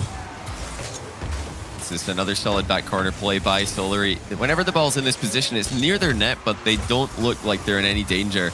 Moist know that. They're not overcommitting in these positions. They're making sure to pressure the ball, but still stay relevant with the recoveries. Still stay relevant in the midfield in case of a bad 50-50, a bad pinch in that back corner. I've seen so many teams just be devastated by Solary's 50-50s in those kind of positions. Well, wants to get there himself, but Rise already read the play. Good first touch by Vatira. He's not got anything else though to continue the follow-up. So here goes Story, their big first chance. Rise avoids the demo. Joyo gets the ball away. Just that easy for Moist Esports when it comes to their defense. And if Solary do want to get something out of this game, that's where they've got to try and break Moist. Down as Rise almost falls onto the ball to turn it in. That's two players gone, however, and Joyo will be by himself. Not in too much danger, but that could have been pretty bad. Should his first touch not been exceptional? Instead, it's not only is his first touch exceptional, but the subsequent 5 were also just as good. Oli going so close to the fake challenge here, and I think he was so worried about being demoed, he forgot to actually hit the ball, forgot to cover this shot, because, wow, that was close to being demoed. He faked his challenge so close, turned so late into a shadowing position, that, you know, way too late if you ask me, because any kind of shot you're not reacting to in time. It's just far too difficult to react when the ball is right there in front of you. And I think Oli was just happy that he didn't get demoed. They're going to need to make more saves here. The Moist are right back into attack. Tho collects the ball, brings it down. Oh, just look at Moist lurking, lingering in the final third, waiting for more clear-cut chances. They know what Solary are trying to do here. They've identified that Solary are trying to bait them in. They're trying to bait the overextension. Moist are not falling for it. Yeah, it's the game where the score maybe betrays the gameplay that we've seen, because it has been very Moist heavy when it comes to the offense. Bo does have Oli in the midfield, can't get over to him. Now Vatira to Rise. Rise is going to take his time, instead he backs down. Might have been out of boost, I'm not entirely sure, but the pass over to Oli. Only had Rise to beat, and that was wasteful. They're running out of time here. Bo has got the option. Oli, however, bumped away. Joy's going to take back over from there, and he finds the floor. Moist Esports take over in game 3. Full control. You know, if we're starting off Moist in this series, I think we're probably at least on to significantly damped by now. They don't look like they're they don't look like they have too many problems dealing with the game plan that Solary have got. Solary trying to get big 50-50 wins. They're hiding behind the ball in the back in the back half in defense. But in order for that to work, you kind of need the other team to throw themselves at the ball. And that's not what Moist are doing. They're just driving forward. They're not even jumping into their challenges a lot of the time, because they don't mind if the ball goes over their heads behind them. They've got players in the rotation in the midfield. They've got options, and they've definitely got the speed to contest any aerial battle that does occur. It might be time for more of an outplay-focused game plan for Solary in defense. You can't just 50-50 the ball. You need at least some threat of a flick at some point, some threat of a hard clear to start to surprise this Moist roster that are just not overextending. And it's a set of players that we know can do it. Oli, at the very least, has been in that sort of form and in that sort of mindset throughout today. But it's a big ask at this point, because even if you do get those outplays, you're either going to get the clean outplay, very unlikely, or you're going to have to try and challenge Vatira at some point. I'd almost say that's almost as unlikely as the previous suggestion. He has been that solid no matter which car he uses, apart from potentially the Octane. As we see Solary, at least there seems to be good vibes coming from the coach. Just going to be curious about whether or not that translates onto the field. For Solary, though, this has been a brilliant tournament for them, but they do not want to be going out here. It's a massive opportunity, not only for them, but for Dutch Rocket League in general. Is in a region that, or a country that we've been waiting for a long time. They keep producing top quality players, world championship quality players. We've never had a world championship quality team ever since the Flying Dutchman. Indeed, and of course, carried by Jesse back in the day. So imagine a full Dutch team that are doing this well I mean, these are the second through to fourth best Dutch players right now. Yeah, you could. Yeah, that's another thing that's pretty crazy about the Netherlands Rocket League scene is you could actually sign Jesse, and that's an upgrade no matter who you put him in for. So this team could be even better. The Netherlands is an incredibly deep talent pool when it comes to Rocket League. But I'm super impressed by Mike Boy in particular. Though has shown that he could play at this level many times in the past, many different rosters. Oli has been star player in several teams throughout RLCS Season X and even coming into this season. But Mike Boy, unsung hero. You know, you don't make it this far in an event these days without a full squad showing up and playing well. And they've done more than just play well. They played brilliantly. They've been so consistent. They've been so solid. And they've managed to completely turn the series versus Moist around after the timeout they took yesterday. They had to take it a bit earlier today, going down 2-0 instead of 3-1. Going down 3-1 instead 2-1 instead of 3-1. They decided to call it now, but I'm excited to see what kind of change-up they're going to have. You know, they can take the series to Moist. They are still only one game down. It's not as dire in the overall scoreline as maybe it has been on the field. Still well within this series. Oli can't get it past Rise. Again, just there isn't an overcommit. Joyo realized that the play wasn't really all that there, and look at the time this buys. His entire team is back behind the ball. You look at the boost amounts there, all the way back up, and Vatira creates the first goal. You just can't give this guy that much time on the play. Everybody's looking at Joyo. All eyes are on the most flashy player in the entire world, and that draws attention away from his teammates. Vatira sneaks up behind him, completely unscouted, and slams the ball into the top corner. But Joyo just demands that kind of respect. Everybody knows he could take the ball from that position and put it in your goal. So you have to be thinking about that at all times. Here's Rise. I don't know if he got the reset. We're going to find out in a moment. He got it the second time of asking. And Solary are at the mercy of Rise at that play. Thankfully for them, he wasn't able to turn that one in. And Moist Esports, despite the timeout, are right back to where they were.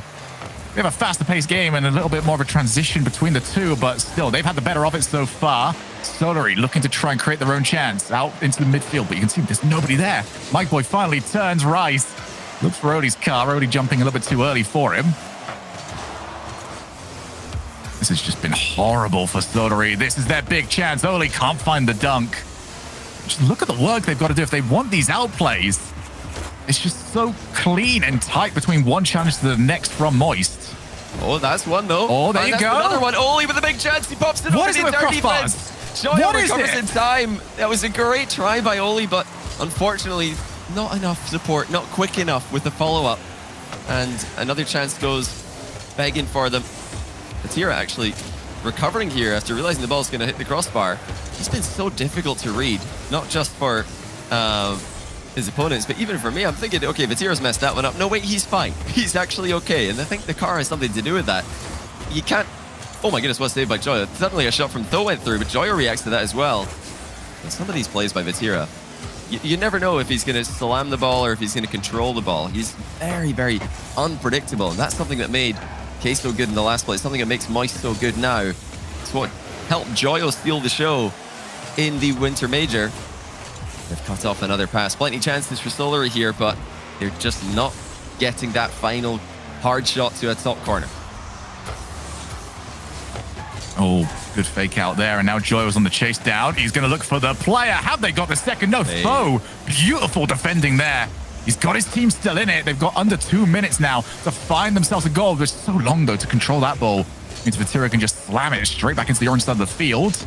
Now off the backboard, Tho will have Mike Boy over on the wall. Back down to Oli. This is their chance. And Vatira knew exactly where it was going. Vatira having the whole goal covered and a little bit extra. Even if the goal was bigger, I think he's still saving that the entire way and recovering to keep control of the ball as well. Minute and 20 left. Now they switch back down low again from Solary. They have been a bit harder to read with their transition game in this fourth match, but nothing that Moist have struggled too much with. Chances have been difficult to create, and when they're difficult to create, you don't get many opportunities. You've got to take them when they come around. Here's one for Tho, and this flick is just not fast enough. Lack of power for Solary in the final third. Managed to hit their own crossbar that time around, but they'll be more thankful for that one. As Vatira just jumps on past the ball. Only 8 boosts, needs some support. The sense we've been saying an awful lot, though, is that Sottery just haven't been quick enough. They have not been able to be brave enough in that final third to just send everybody. And it's cost them at times. Just do not have that trust. But Rise, Oh my he goodness. trusts his own mechanics, and who are you to doubt him? He just has too much time. Reset fake, and then a little double tap off the Gross, floor as man. well. Forcing the ball through more quickly than the defense can react. But, I mean, this is just a joy to watch. Moist, every bit as driven as they were in the previous split. You always wonder with these young teams who get immediate success. Although for them, it didn't come in the fall. It did come pretty quickly after they'd started teaming up together. They have not stopped the grind. They have not stopped putting in the work that is so clearly delivering results. This one being even more one-sided at the moment than it was when the two teams matched up in the upper semis. So quick alert, by the way, for everyone that plans on playing ranked tonight. You are going to see a few of that car, I get the feeling. Oh, no. Yeah, Oh, no. Johnny's making new plans for tonight. Yeah, this is one of those, don't try this at home kind of things for me because We Vatira need is the making it work, disclaimer. but I really don't trust ranked teammates to be able to pull it off. Still winnable for Solary here. 5 seconds, demands a kickoff goal, and then a 0-second play as well. Let's see if they've got any kickoff plans. They've got to do something different here because I don't think it's likely. I don't think it's a high percentage play to just get a standard kickoff goal against Moist. They're no doubt talking about that right now. And that's not going to happen. It just has to go in more quickly than that. Even if they get that ball over the line, there would be no time to force an equalizer. Moist up 3-1, just like they were yesterday when the two teams played. The difference now is that Solary have already used that timeout, and it didn't get them a win. In fact, it didn't even get them too close, as they were pretty much down and out of this one before they got a goal. And there's a big red flag over on that right-hand side. Mike Boy, 90 points to his name. Non-existent here in this game. And they can't have that at the moment. You need everybody involved if you want to send yourself through to the grand finals. Instead, just couldn't quite figure out what he wanted to do. So yeah, Moist Esports, man, they are well on their way towards that grand finals. But looking at this sort of on the bigger scale, all 3 of these teams that are still left are in a great spot. 2 of them in a very good spot when it comes to making it to Worlds. Obviously, we're looking towards Sottery. They can't really get to Worlds, a complete outside shot, maybe a wild card, but their main focus is on this tournament and making it over to London. If your focus as well is to get over to London, then make sure you get on those tickets nice and fast. We're already over 50% sold. So get over there. Can't wait to see you. I can't wait to see if Sottery have got an answer because their back's against the wall here, Johnny, and Wasteland will be the testing ground. This is where the series turned around for them yesterday. But like I mentioned before, that was after a timeout. That was after they made a bit of a switch up in terms of how they're attacking. And we didn't really see too much difference in their offense in the last game. I did see that they're trying to move the ball more quickly in defense, which is a good idea to mix in with their low 50-50 game. But you're going to need more than that against Moist today. I think Moist yesterday were not playing anywhere near the level that they are right now. They're significantly improved, and they were even against BDS earlier in a series lost.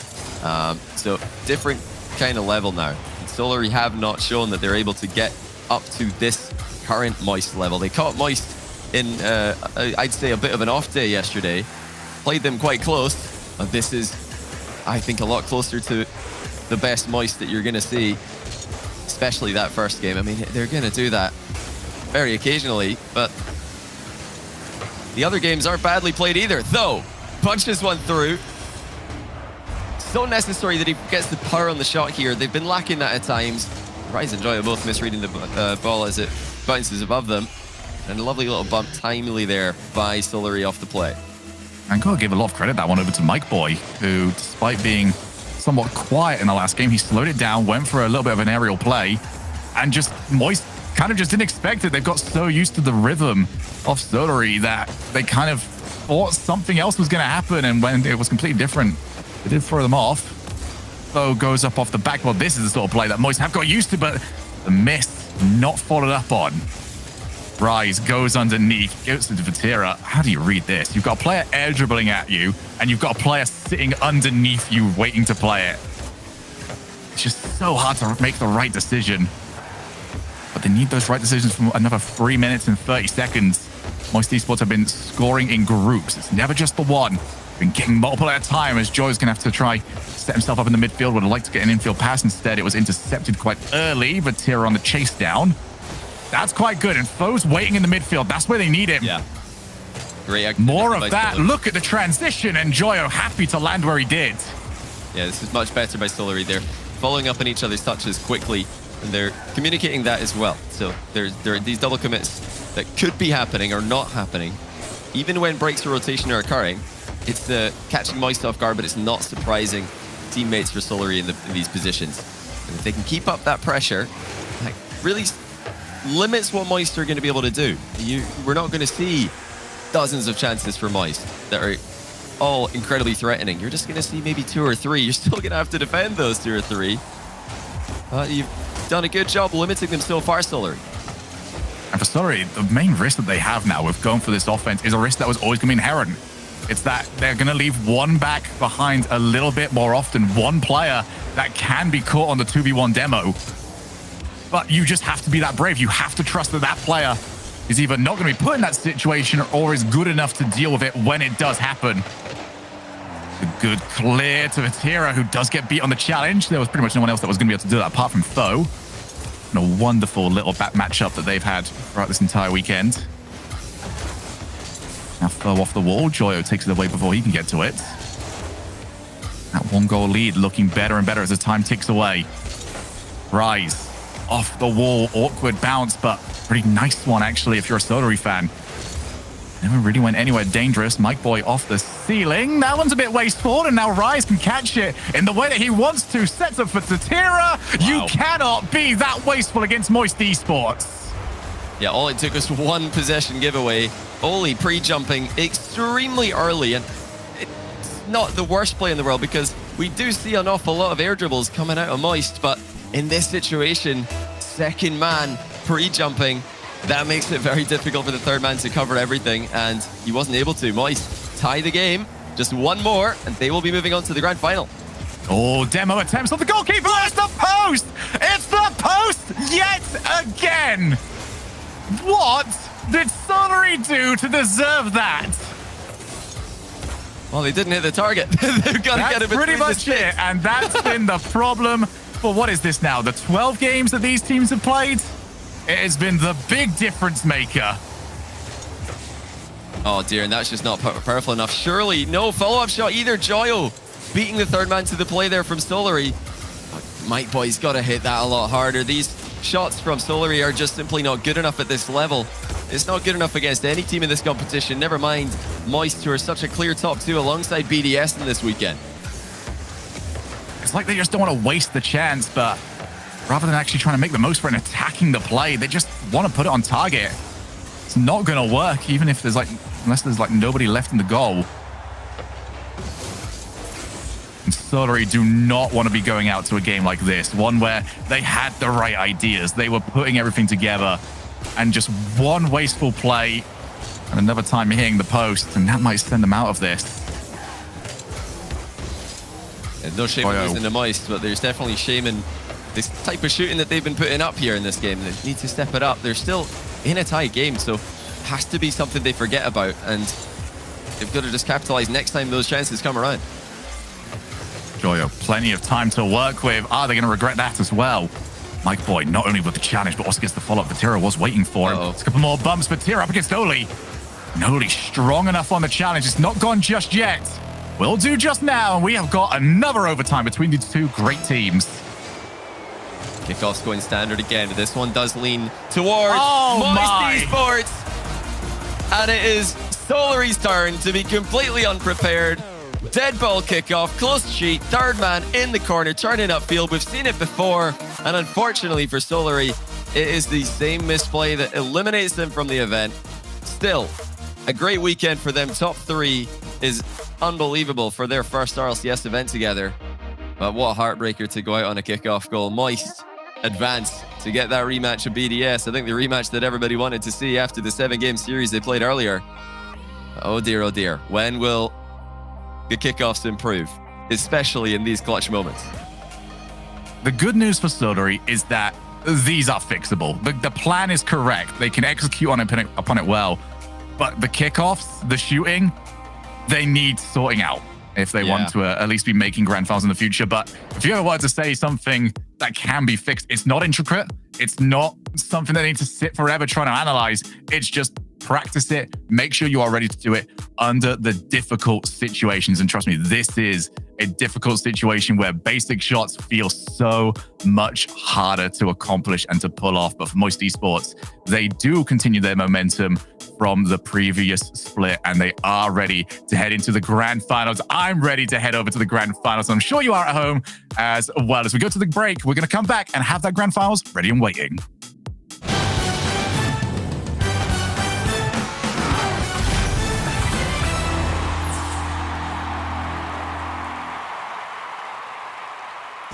Bright and early for the daily races, going nowhere, going nowhere. I find it kind of funny, find it kind of sad when people run in circles into very vague mad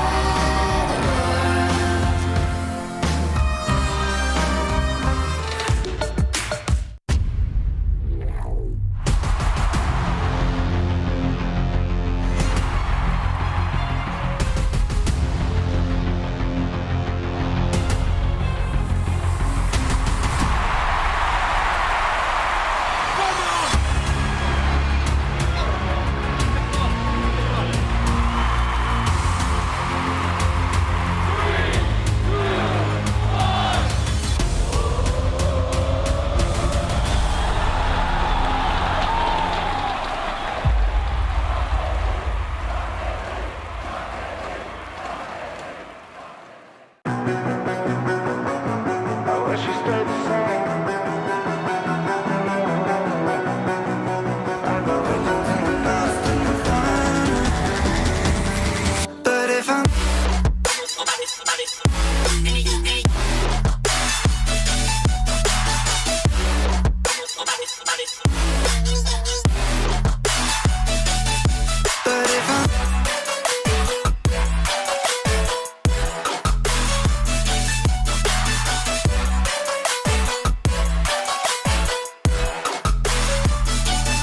cause I'm stuck now, just trying to figure a way out of trap.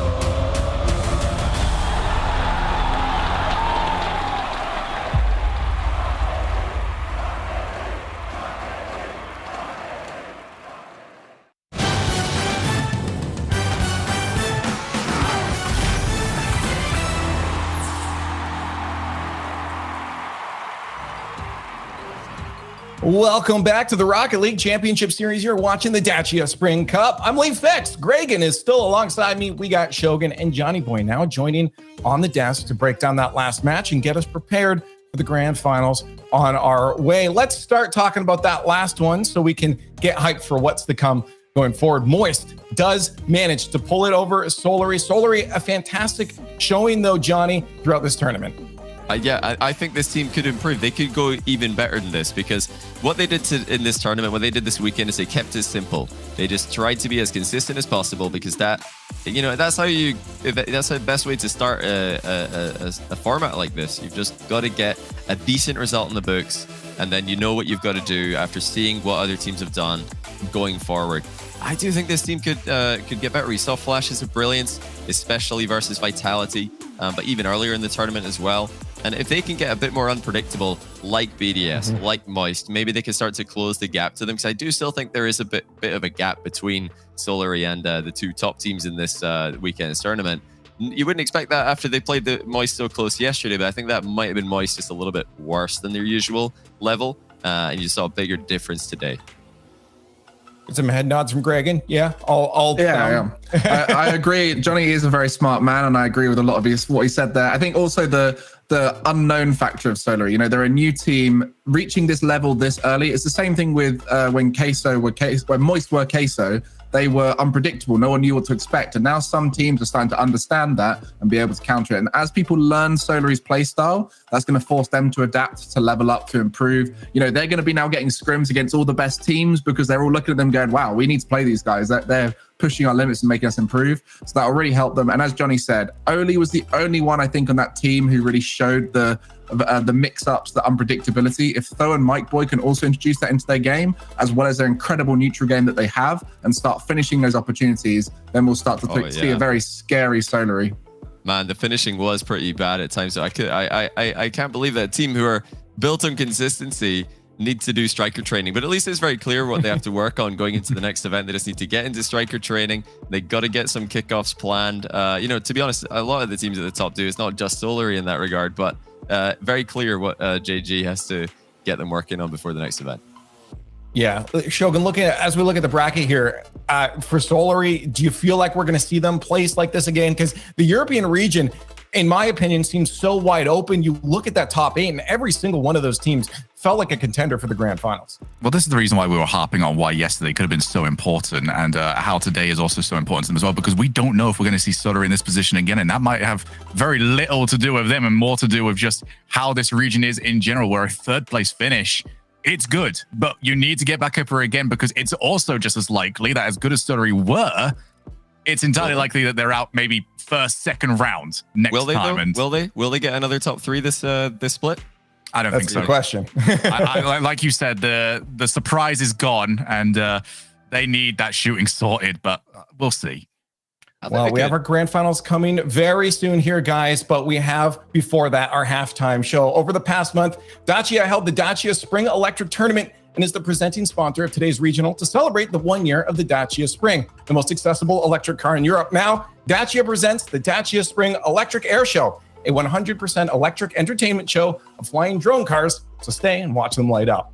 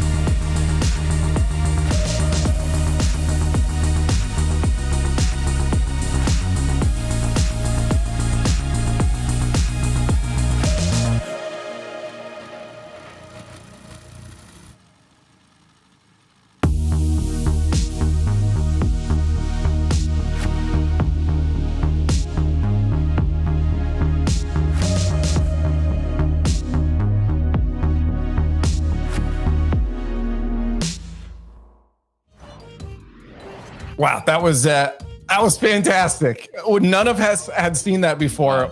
Wow. What a fantastic showing of what communities and people can do in Rocket League. Dacia presenting that was fantastic. And I want to give a shout out because there are tons of people doing amazing air shows like this, and it's great to showcase them. RL bot community, if you guys want to see people doing this kind of stuff, definitely go check out the RL bot community. They have a bunch of other bots playing each other too, but fantastic work. That was brilliant. Nice. Your jaw was unhinged there for a moment, Greg. It is beautiful. Yeah, I mean, that was one of the most incredible things I've seen in Rocket League in terms of beauty and art. You know, we see freestyle competitions and that brings in the human side of it, you know, seeing a human execute something beautifully. But the way these guys program those into it's like a drone show, right? Like the drone shows we're starting to see now in the last 5-10 years have proven what you can do with lights in the sky and how beautiful you can make it. I mean, there's going to be a lot of people out there who don't appreciate how incredible that is, but just the work that went into that and the way it looked, you just got to sit back and go, I want to see that again, but with a different show, a different theme, and so on. Oh, it's amazing. Yeah. Wow. Thanks, Dacia, for showcasing that. That was brilliant. But guys, it's grand finals time. We got to start talking about this because sitting in the grand finals is Moist Esports versus Team BDS. Moist now having to come into this Shogun to win 2 best-of-7s against Team BDS. This is not going to be an easy feat. No, this is not easy whatsoever, but Moist Esports coming in off what they might consider a bit of an easier win against Solarity, and a Solarity team that has been peaking this weekend. That just goes to show how good this team is. What is just crazy to me is the fact that Moist Esports plays such a mechanics-heavy style, a style that we see very rarely pulled off, let alone consistently. This is a team that should have a bad weekend somewhere, and we don't see it. But they're up against a BDS team that will never have a bad weekend because they want to go ahead and make the next best team that there ever was. That was why this roster move was made. Well, let's get chat involved. They're already going, and I think we know which way it's going to go here. But it's time for the Dacia fan vote. Hashtag BDS or hashtag MST. In the chats. Now you're already doing it. We'll tally those up and get the predicted results here, but let's get the analyst thoughts. Now, we've seen some brackets from you guys already, and we know there was some differing opinions when it came to the end results here. So let's see if those thoughts have changed. We'll talk about this first best-of-7 here. Johnny, what do you got? I'm going to stick to what myself and Stumpy went earlier on in the day. So far, our bracket is proven to be correct, but we went with Moist for the bracket reset here, so I'm going to stick with that. And nothing I've seen today has made me change my mind on any of the games and what I'm expecting to see from them. I think Moist have got what it takes to reset a bracket. They can regain, they can come back. They've shown us that time and time again. They're the team who can do this. So BDS look insane. I think Moist have got the first series. Shogun. I'm going Moist purely for much more simple reasons, which is if I'm wrong, it's Cole's fault. He's the one that made the bracket. Yeah, okay. So I've got Moist over here. They're heading on through. You guys keep making me look like the bad guy. All the people in the Moist viewing party probably hate me now. It's like keep going against Moist. But I said on Friday, I think BDS is going to be the best team in the world, and I believe it starts with this event as they win their first event as a team. We're going to see BDS take it today. Whether it be the first or second series, who knows? But I believe BDS are the best team in the world right now. Okay, remember, it's now actually hashtag boo if you want to go against Gregan. You're putting down BDS for this first one here, which would mean that they take it. So I think if they do take it, it would have to be in the second best-of-7. I do believe right now we have Moist Esports taking this one. At least if BDS win it, it'll be in the second in the bracket reset. So you will be alone for now, but maybe you'll get the last laugh here. Our grand finals is almost even 81%. It's going up. It's going up. I'm retiring. I don't want to be the bad guy anymore. I'm I woke the cat up. Well, let's get to it, guys. Grand finals is here. Cole and Stumpy waiting in the skybox. Team BDS versus Moist Esports. Only one team can win. We'll see if Moist can get that reset or BDS take it now. The Dacia Electric Air Show was an absolute thing of beauty, but these grand finals may just look even better. Stumpy, if we'd all chosen 2 teams to reach this point, Moist and BDS would surely have been there. They are definitely the Titans of Europe right now, and you have to look at BDS coming out with their new squad, a team that I think a lot of us would look back on and said, couldn't be improved. With Mark, they were incredible, but with Seiko, they truly seem unstoppable. But they have got a tsunami to smash their way through.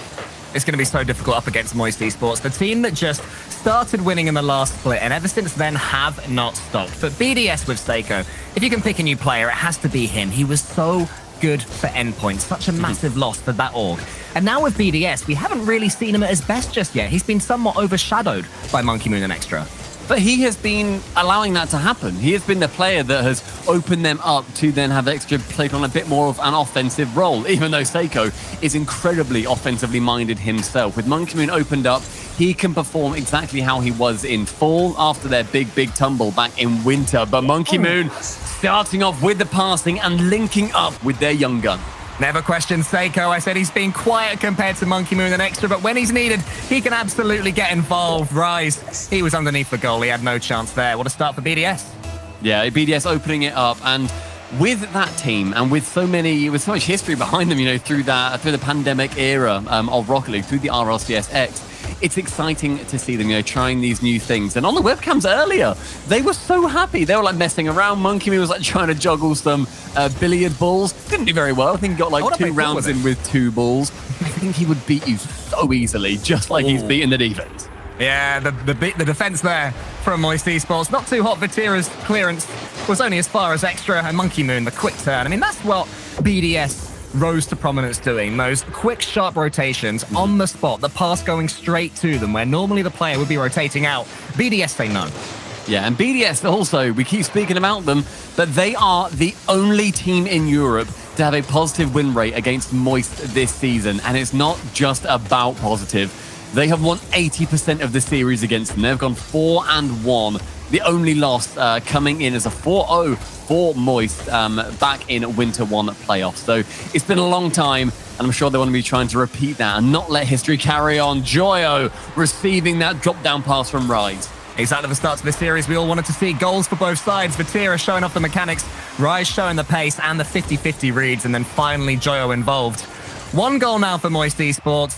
They've got their head in the game, and this is a team that's already forced a bracket reset back when they were Queso at the LA Major in the grand finals against G2, who were running Riot up to that point. They managed to force it in that best of 7, so they will not be too worried coming up against BDS, even though they lost earlier, because they are capable of such magic. Back and forth between that offensive prowess, sent high by Vatira, and he's immediately to the backboard, straight back down to Rice, who stays in the air and receives the pass. That was a 1, 2, 3, 4 in less time than it took me to count. Always lovely to see all 3 players involved that close to their opponent's goal, and Moist Esports showing that they can just never be counted out in any game, let alone any series. Joyo's underneath this one. Suddenly they look a little bit faster than Team BDS. Rise is next one to that. Vatira's underneath just waiting. Extra's clearance though is good, and now Seiko can come up and just buy BDS a precious few seconds, because this one is starting to go the way of Moist. Good chance for a bump there from Joyo. It does go low from Vatira, and another bump coming out. Rise, though, is beaten to the ball by Monkey Moon, and Seiko can go long. Goes for a cheeky one, and the 3rd goal coming in for BDS on what was an error from Moist. A big overcommit. Good to see Seiko having fun as well with the, we'll say the attempted musty flick there. Just seeing that one away. And that is where Moist Esports have to be careful, because, they still are somewhat less experienced despite their LA Major run. And when they start to get a bit of momentum, maybe they can overcommit. And Team BDS, now they have their new coach involved, they're going to be so much stronger at not overcommitting, showing some patience, and not being overawed when things go against them. Yeah, and something that I was super impressed with by Mew earlier, their coach. He's transitioned from a mental coach into a gameplay and mental coach. After Monkey Moon and Extra both said, look, we want some help in this regard. We need somebody with those talents to come in and help us out. Extra needs no help as he flip resets and sends it top right. Just flapped it into the corner. Extra is so desperate for that ball. Look at this. He gets his flip reset then. And then over the top of Rise. Rise had most of that goal covered, but Extra just scooping it up made it impossible to save. Brilliant speed as well, where that could have gone quite slowly towards the top corner, but instead picks up some pace and goes past the line at 33 miles an hour. Clear by 2. Now our BDS, and continuing that trend of being just the better team versus Moist. Moist Esports have come back from 2 goals down before, though, in this game. They were 2-0 down before making it 2-all as Joyo makes another save across his own goal.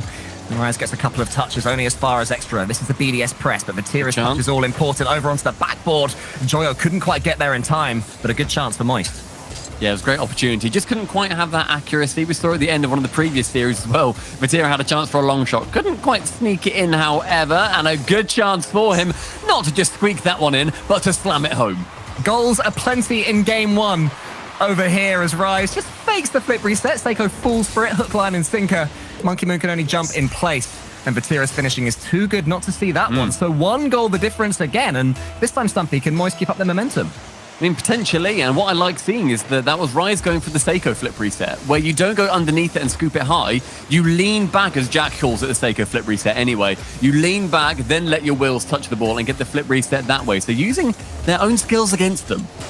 Lovely fake there from Rise to buy his teammate a second or two. Vatira's touch is only as far as Monkey Moon, and Joyo is just waiting on the halfway line there, showing their composure. Don't want to make the same mistake they made earlier in getting a couple of goals and then throwing one away down the other end.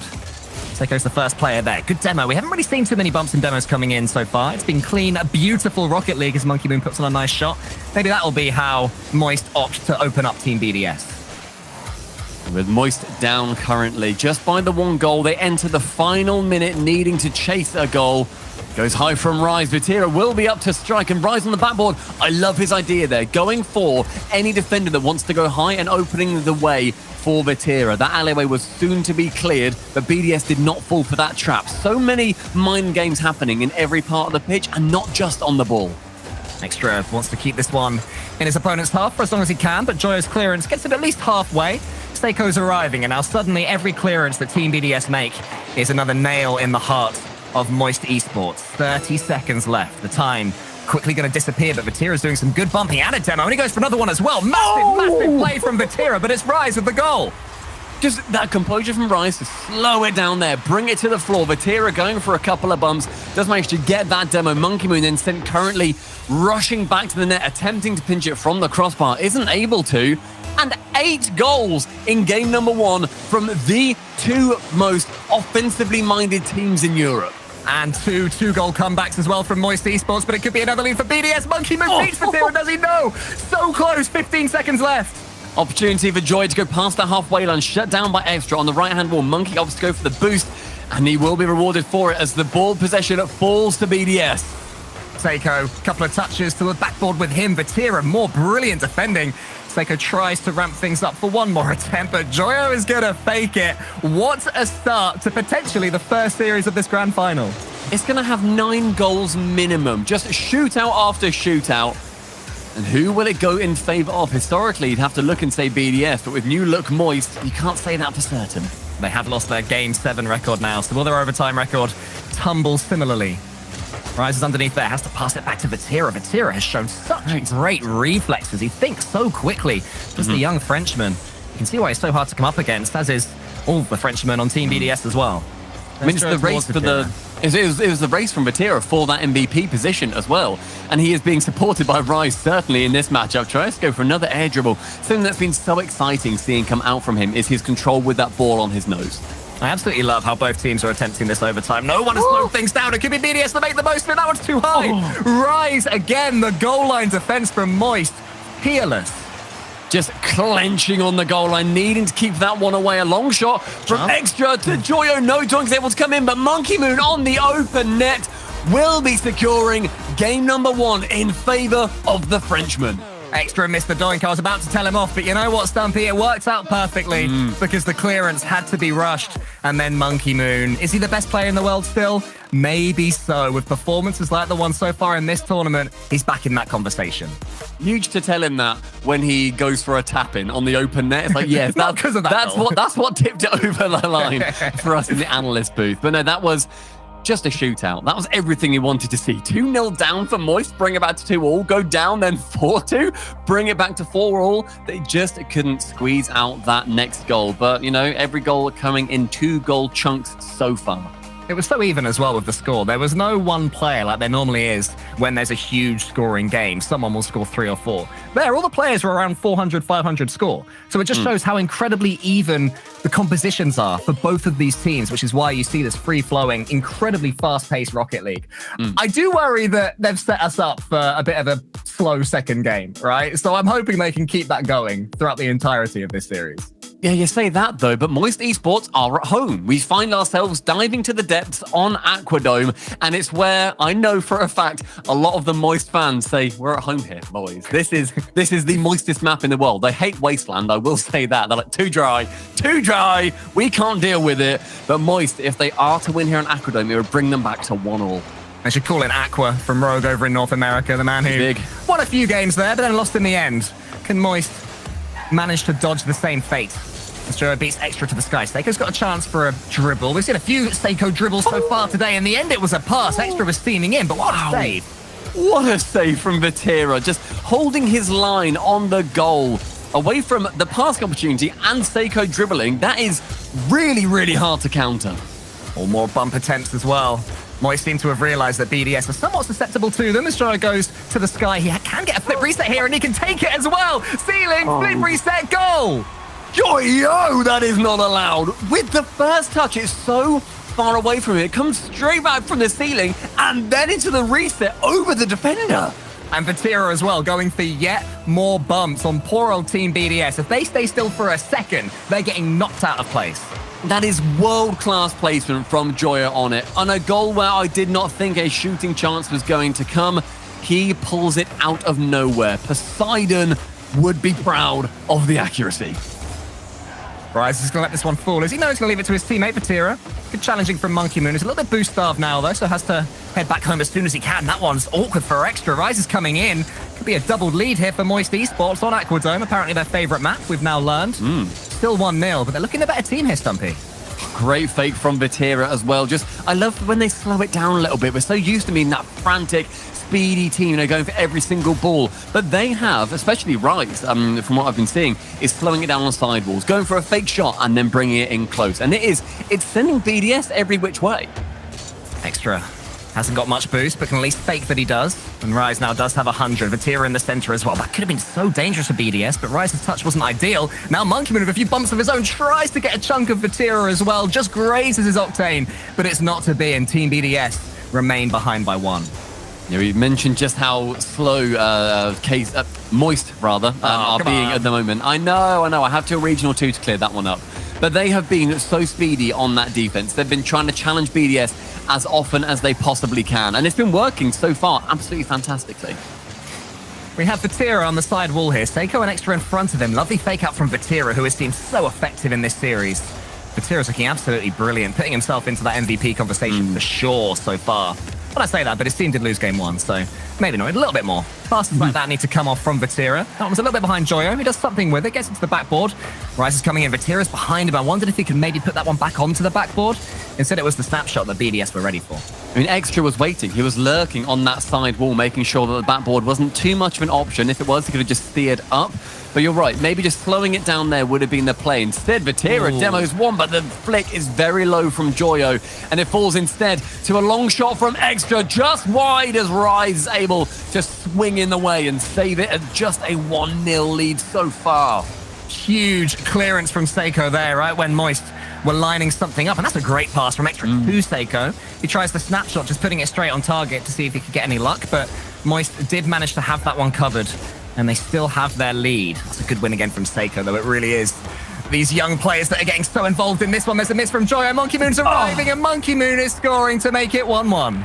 Monkey Moon just had to wait there and see if the clear was going to come in, which everybody really expected it to. Joyo can't make contact after Vatira and Rise both double commit on that one. Monkey Moon drawing them level with just continual bombardments of that blue net. There are occasional misses in defense, and I think it might look a little bit silly when sort of looked at in a vacuum as Vatira goes around the back of his goal. The reason for that is that these players are playing so close to the first man that if there is any hesitation at all in defense, they just know that they're going to get bumped or have the ball stolen from them. It's making the pressure rise times 10 every normal attack. And double commits on defense really aren't that bad. We always, demonize them and say, how could you possibly do that? But it's better to send 2 players to 1 ball than none. In almost every single situation. Make sure there's at least a defender there, but Seiko wants to draw 2 defenders out. Rise now passing to Joyo on the counter. You gotta love that pass out wide when he would have just been racing to the ball, but still he found that he had the outlet in Joyo. This extra is a huge 50-50. Rise beats Monkey Moon to the ball. A bit of end-to-end stuff now as we approach the final minute of Aquadome. Joyo's in the corner, wants to just scrape that ball out towards a teammate. Vatira involved again. Look at Monkey Moon, terrified of Vatira going for the bump because he's done it so many times. That ball flashed across goal, but no finish there this time for Moist. It's such a close challenge every single time. Finally a clear. Seiko comes out, but Rise is in a brilliant position, can clear it away. Such speed as it slows down in the midfield. Monkey Moon takes control and Joyo on the right. Rise picks up the 100 with extra there. He sends it awkwardly and Joyo shot off target. Vatira into the center. Monkey Moon has to win that race and does. There was a huge demo. Again, Vatira, he's been an absolute menace as far as Team BDS are concerned. They cannot relax for a split second. Maybe they can now. Monkey Moon doesn't have the boost to go for this one. It looks like we're just trundling our way towards overtime. Vatira should be able to see this one away safely. That's a decent little touch from Monkey Moon, who just refuses to rotate out. He just let his teammates back in. This could be something for Vatira. He steps up, Rise shoots Monkey Moon at the near post, gets the save. Just about though. Rise's shot was just inside that near post, I believe, as he hit 0 seconds. Monkey Moon, he does want to get that central. Seiko is up onto the back ball. Vatira has to save this one away. Manages to keep that ball nice and close to his chest. Calls Rise away from it. Will let the ball hit the ground. And again, overtime. Yeah, the second overtime in a row here. Don't forget the last series between these guys earlier on today did go to Game 7 overtime. So they have a history of taking it all the way. It's another chance, though, as Extra is bumped away from that. Joyo hits the ball, and his teammate and Seiko is there to poach that one away. A frustrating end to game number 2 for Moist. Oh, so unfortunate for Vatira. He was already up in the air as Joyo was landing towards it. Seiko with the easiest finish of his life to make that one a much more nervy victory for Team BDS, who take the 2-game lead. They had every opportunity to clear that one away, but Joyo with a devastating error. It opens it up completely for BDS, and Moist are calling a timeout in retaliation. I imagine just separating themselves that moment as far from game number 3 as they possibly can. Yeah, you just have to pretend it never happened if you're Moist. And this is where, I said they're relatively inexperienced compared to Team BDS, but they've been to a major. They've made the grand finals of a major. They will have made so many mistakes along the way. There have been team bumps, own goals, all sorts. They've seen this before. Talking of grand finals, Cole, Moist have made 5 straight grand finals, which is an EU RLCS record. That's unreal consistency. They have been phenomenal time and time again in any event you put them in. We're talking internationally over in LA as well with their first LAN as a team. That doesn't happen to teams that, just have one pop-off weekend. This is one of the best teams in the world. And BDS with Seiko, they're turning it around. They are the original EU boogeyman. Yeah, Team BDS, they would have been horrified that they only won 1 regional back in winter. And it was against Team Queso in the grand finals. They want to win absolutely everything. Anything less than that is nowhere near good enough for them. And now, Stumpy, they are just 2 games away from reclaiming their EU crown. Will the pressure start to get to them a little bit now? Potentially. We spoke yesterday about the winner's tilt. I think that applies less to a team that believes they are, or maybe internally they believe they are, the best team in Europe. Extra is remarkably humble. And Monkey Moon never speaks to us. How dare he? Please come for an interview at one point, Monkey Moon. Something will learn French, Monkey Moon. He will learn it. He will have a French dictionary in front of him to make sure he knows. Well, let's not lie to the people. I am a big English idiot. I only need 1 language, apparently. Thanks, UK education system. It's BDS, as you said, the pressure doesn't seem to hit them too hard. I don't think the nerves are going to hit them hard. We do speak about winner's tilt, where you beat a team that is better than you. You get to, say, 3 out of 4 games that you need to win. And then suddenly you're like, oh, now we need to play differently. No. Play the same, because that's how you've won the first 3. I don't think BDS suffer from that. And I think that is something that, so far, these teams have been separated by a single goal in both of the games. I don't think anybody needs to change a single thing. However, we saw Mew talking to BDS, and we saw Noah talking to Moist. So conversations have been had in that timeout, but now we're back. Team BDS, as I mentioned, just a couple of games away as Joyo has switched to the F1 car. Wow, okay. Now that is something that I did not have on my Grand Finals bingo. No, and it was also Joyo who started rocking the Mach-E, the Mustang Mach-E in-game as well, and popularized it, started being used by Arsenal over on Space Station Gaming. But that must be the first appearance of an F1 car in any, like, top 8, I would even venture to say, in the RLCS. He's always so confident with whatever he is feeling at the time that it does not matter if he rocks the mainstay cars. Well, Team BDS now have to make sure that they feel a little bit silly in these cars rather than feeling vindicated in it. Monkey Moon's trying to make that happen. Can't quite get the ball, but Joyo has just missed with his F1 car. Rise is the player that it's going to fall to, though. He has all the time in the world. Get a dribble going. Snakes his way around the bottom of the pitch. Then pips it over Monkey Moon. And a massive demo again. They're going for so many. Joy with another one. Rise the chance to shoot here. Rise should take the lead. But Extra with an amazing save. Yeah, manages to get up nice and quickly. Can clear that one away from Rises very fast and shot just above Monkey Moon in a very awkward position for him to get to. Great fake from Vatira. Joyo comes charging in at 200 miles an hour. Taking a quick break from the Miami GP.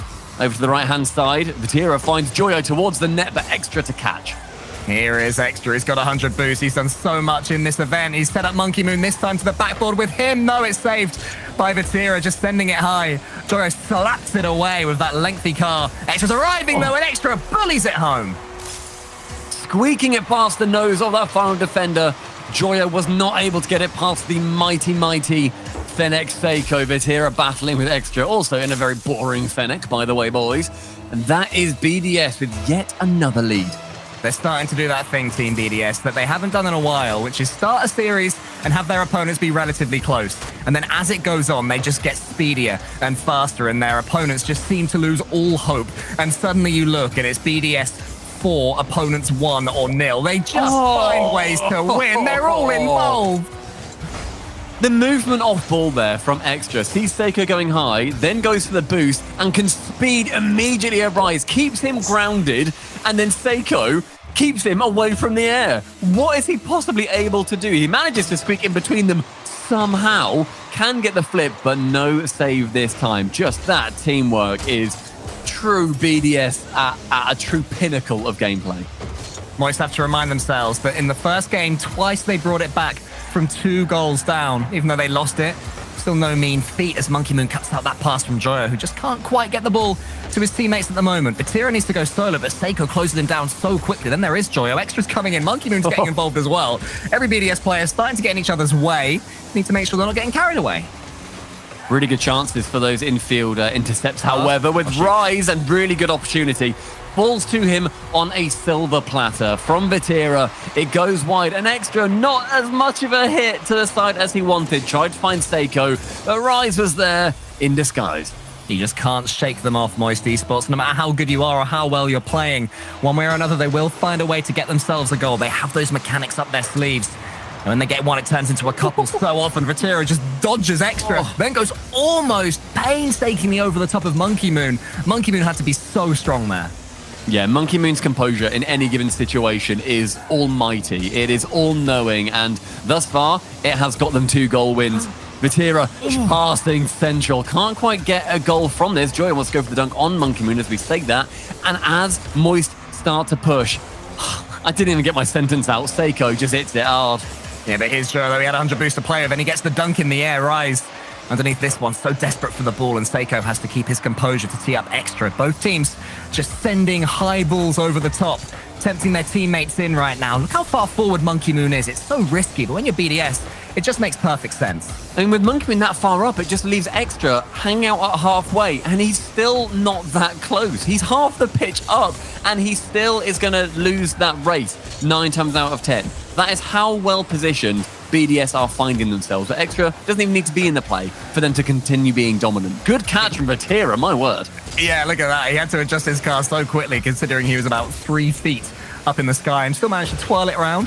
Just get a bit of time, buy his team some boost. Here's Joe. If he can win this, he might be in. Not quite. Extra again has been an absolute mammoth at the back, getting in the way of everything that Moist Esports are putting on. But now he's taken out. Instead, he gets round. Oh, he almost tees up Seiko as well. 1 minute remaining. It's Rise to pass it central instead as it goes to Monkey Moon. It's just going back and forth between the possession on both halves right now. Neither team infiltrating the opposition as much as they would like. One goal separating them. As you said earlier, Cole, Moist have been here over and over again. It's 45 seconds. Otherwise, they go 3-0 down in a series that we all thought would at least go to 7. Yeah, massive performance from Team BDS. They've made their opponents play more games. They're looking fresher. They're looking faster. But still, Moist Esports keep on coming, always fighting. The words give up, never in their dictionary. Vatira is still able to slow the ball down. He wants to fake out Monkey Moon here, and he does, but Monkey Moon saw it coming. The 50-50, though, does go towards Rise, with Joyo just hovering in the middle, hoping the ball falls to him. Seiko there, cleaning up somewhat for Team BDS. There's 15 seconds left. Will there be one more chance for Moist, or are BDS going to have 3 match points? Joyo just stole 2 100 boosts very greedily. The final 5 seconds, we'll see whether they come to fruition. Rise goes high, gets one touch. Is he there for the second? No! Seiko intercepts the falls immediately to Vatira again. One flip reset onto the ball, but instead a save away from Extra, securing the 3rd game in a row. Extra yet again. The man just cannot be beaten. So many saves, only credited with 2 in that game, but throughout the series, he has just been getting in the way of absolutely everything. I thought for sure Vatira was going to score that at the death. The shots from Moist were incredible. The demo came in, the chance for the flip reset as well at the end. Extra had to go up with no fear, and no fear he showed.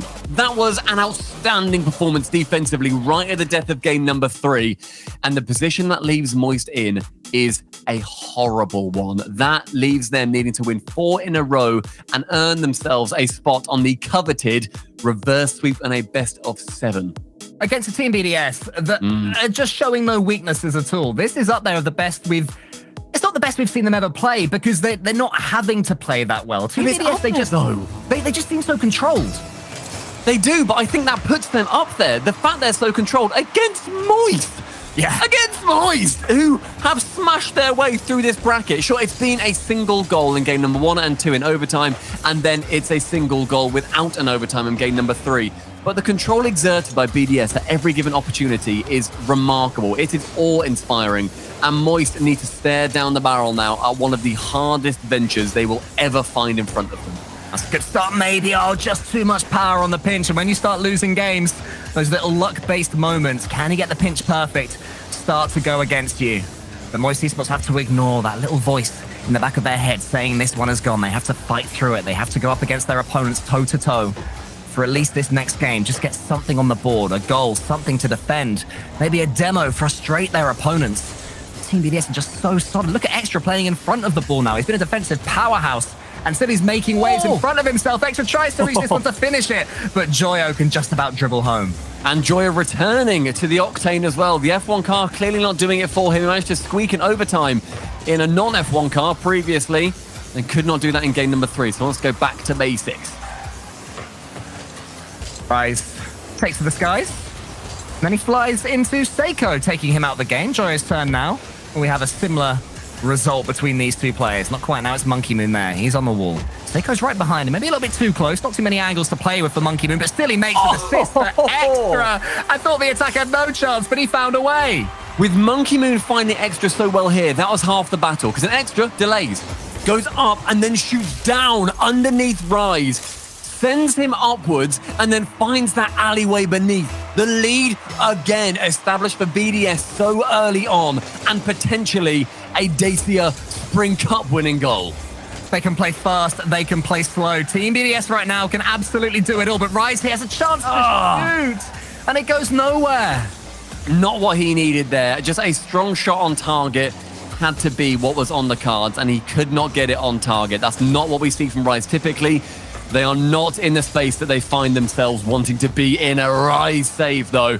Extra to shoot against 3 defenders sitting tail between their legs in the middle of the net. Vatira needs to get this one going, but Monkey Moon's going to take that boost as well. Can Vatira do anything? The bumps that he was so effective with earlier, BDS seem to have learned. They're spreading out more in defense, avoiding Vatira. They know that man is just chasing them all the time. And they do get attacks of their own. They can do so much with them. But Vatira does get himself in the way. He has Joyo there to help him out. Where will the 50-50 land is the question. It's to Rise in the sky. Joyo tries to link it along. It's over Extra for once. Monkey Moon helps them out, but they seem to have breached the defense a little bit, Stumpy, here. Yeah, just time and, they managed to just get it past that defense once or twice a game when the shield breaks down, when BDS can no longer ward off the curse of Moist, but the connection just not quite being made for Moist there. 2 minutes remaining. Joy with the flip reset. They've done so well before with them. Vatira to shoot. Seiko sailing away yet again, though, and just remarkable defense from BDS for that last minute. A double tap coming in. Joyo saves away from a Mercurial Monkey Moon. There he is again, that Mercurial Monkey Moon, spreading it out wide towards Joyo. Nothing Moist is trying is working. They're having chances, but the shots just aren't there. Maybe this is it from Vatira onto that back curve. It's just not quite happening for them. Rise attempts to go again. They have had more territory and more pressure, certainly in the last minute or so, as BDS begin to sense that they're finally about to get themselves a regional victory again. Any sort of victory. They've been desperate for it. It's why they brought in their new player. And with Seiko, BDS are back to their best. It's 2 goals that now Moist have to come back from, and it's Monkey Moon outplaying the entire defense. BDS, they look at the final 90 seconds, and that is all that separates them from an online trophy lift. And they've got the ball here as well. Seiko's going to be able to get this one just to the side of Joyo. Extra's there waiting for it. Team BDS, they can just play for time. They can avoid these bumps and demos. They can just keep things going. That's all they have to do. Rise, though, can he change it? There he is. He wants the flip reset. No, he air dribbles it. Maybe into the corner. Into the corner. That's the Rise that we have become accustomed to seeing. Catches the ball deftly and then delivers the dagger onto that orange side. Extra did not even get a touch on that ball.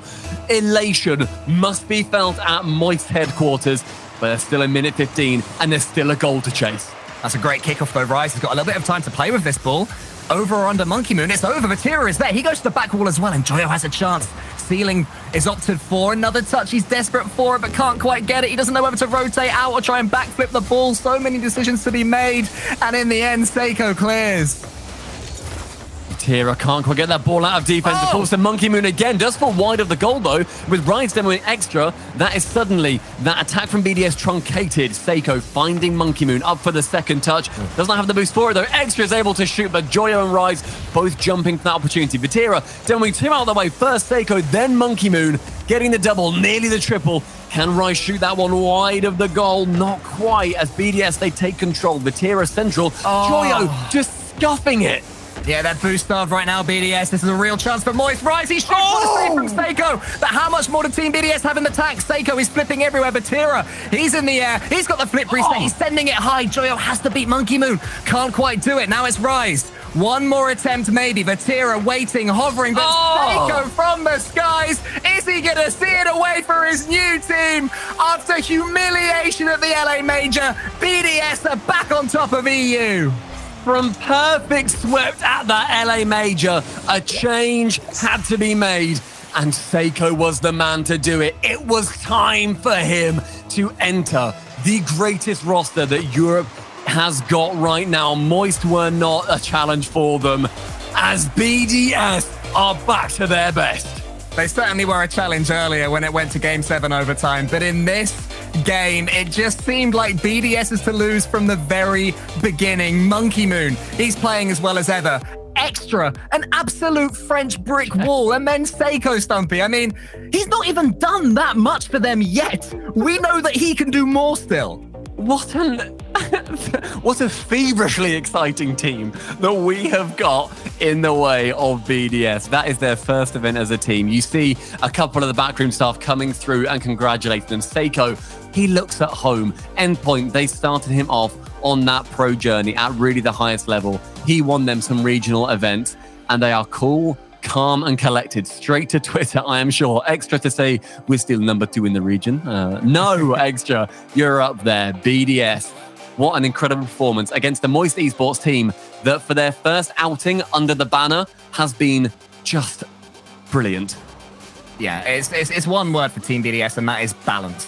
No one player has to completely stand out, but I mean, they all can. Monkey Moon there in the corner. You laughed at me earlier when I said he's back in the best player in the world conversation because of his tap-in, but that play in the corner, that was the real him that we hadn't seen enough of in recent times. Yeah, for sure. And it comes down to, when you look at their opponent, Moist, that is not easy. They made it not easy. Moist made that so hard for BDS. They kept coming back from 2 goals. Yeah, and yet we'll look back at the bracket and we'll see BDS 4-0 and we'll move on with our lives. But that is not what happened. That is what the victors wrote today. But Moist Esports have so much to be proud of. That first outing under the blue banner is one that will be their inaugural, but that will not be their final position. We will see them, I am sure, having a battle for the ages versus BDS through the entirety of spring. And hopefully we can say continuing on to the next season of the RLCS as well. And obviously, Cole, there's Worlds. Yeah, it does seem like these are the 2 teams that are going to just be at the top of EU for a little while to come at least. But to dissect that and everything else that we've just witnessed, didn't take long, here's the desk.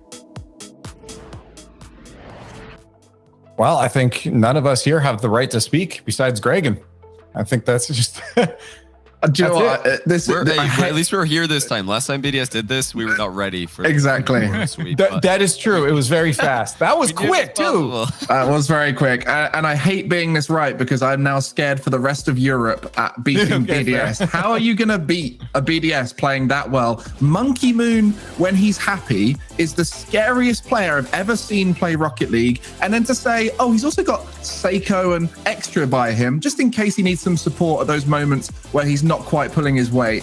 These 6 players in this final were some of the best players in one lobby we've ever seen in Rocket League, and it was still a 4-0. So that is credit to Moist. They're going to be definitely a contender for the rest of the season. Rise putting out some wonderful goals today, like that air dribble, but it was just not enough to take down BDS.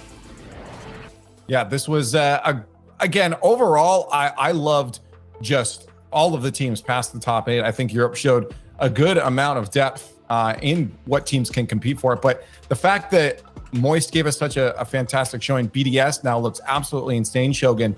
I'm excited to watch more of this, but do you share the same fears that BDS might start to just I blame everyone NA. else in the region? I blame NA. Look, there was a secret cabal, a pact going on where you were supposed to let BDS win every single event going into Worlds so that they didn't make so they this stopped doing change. this. Okay. And you went ahead, you beat them, you made them angry, you made them think they need to make a change, and they are now ridiculous. This could be bad for not only Europe. We're going to have to deal with them the most, but this could be bad for everyone.